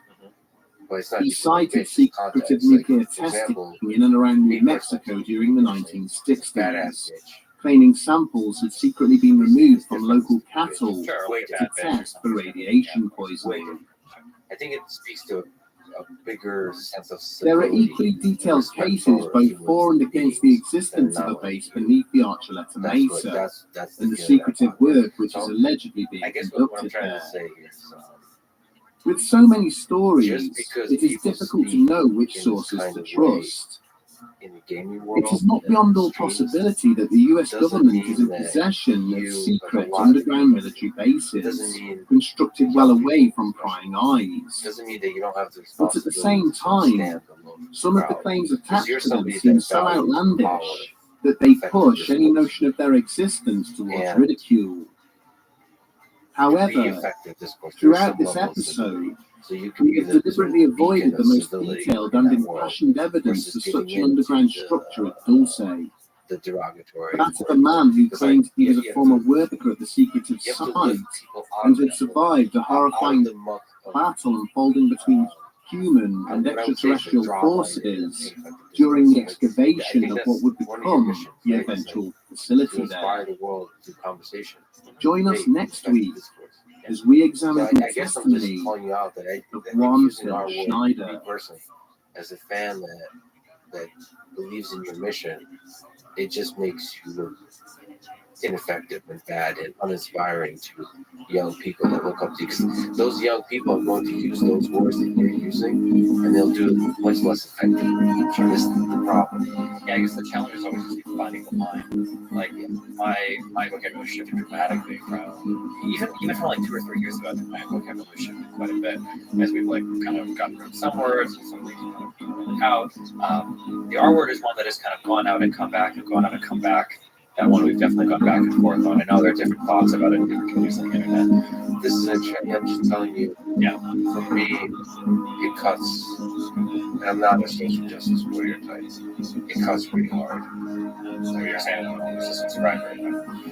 No, it's not a subscriber. I know. I actually have to empathize harder because, like, maybe this is not a great person. That's what I feel. Like, if you're so careless in using the word, then maybe you're not actually thinking deeply about the suffering world. Like, to be a student of human nature, you really have to think about it and about their experiences that are like yours. Yeah, so that's the sense I get. But at the same time, you're also like a grandpa who just was trying to be cool with young kids. A lot of the reason young kids look up to you is like you're also like language the internet. Yeah, but I mean, that's not an excuse to use words that you shouldn't be.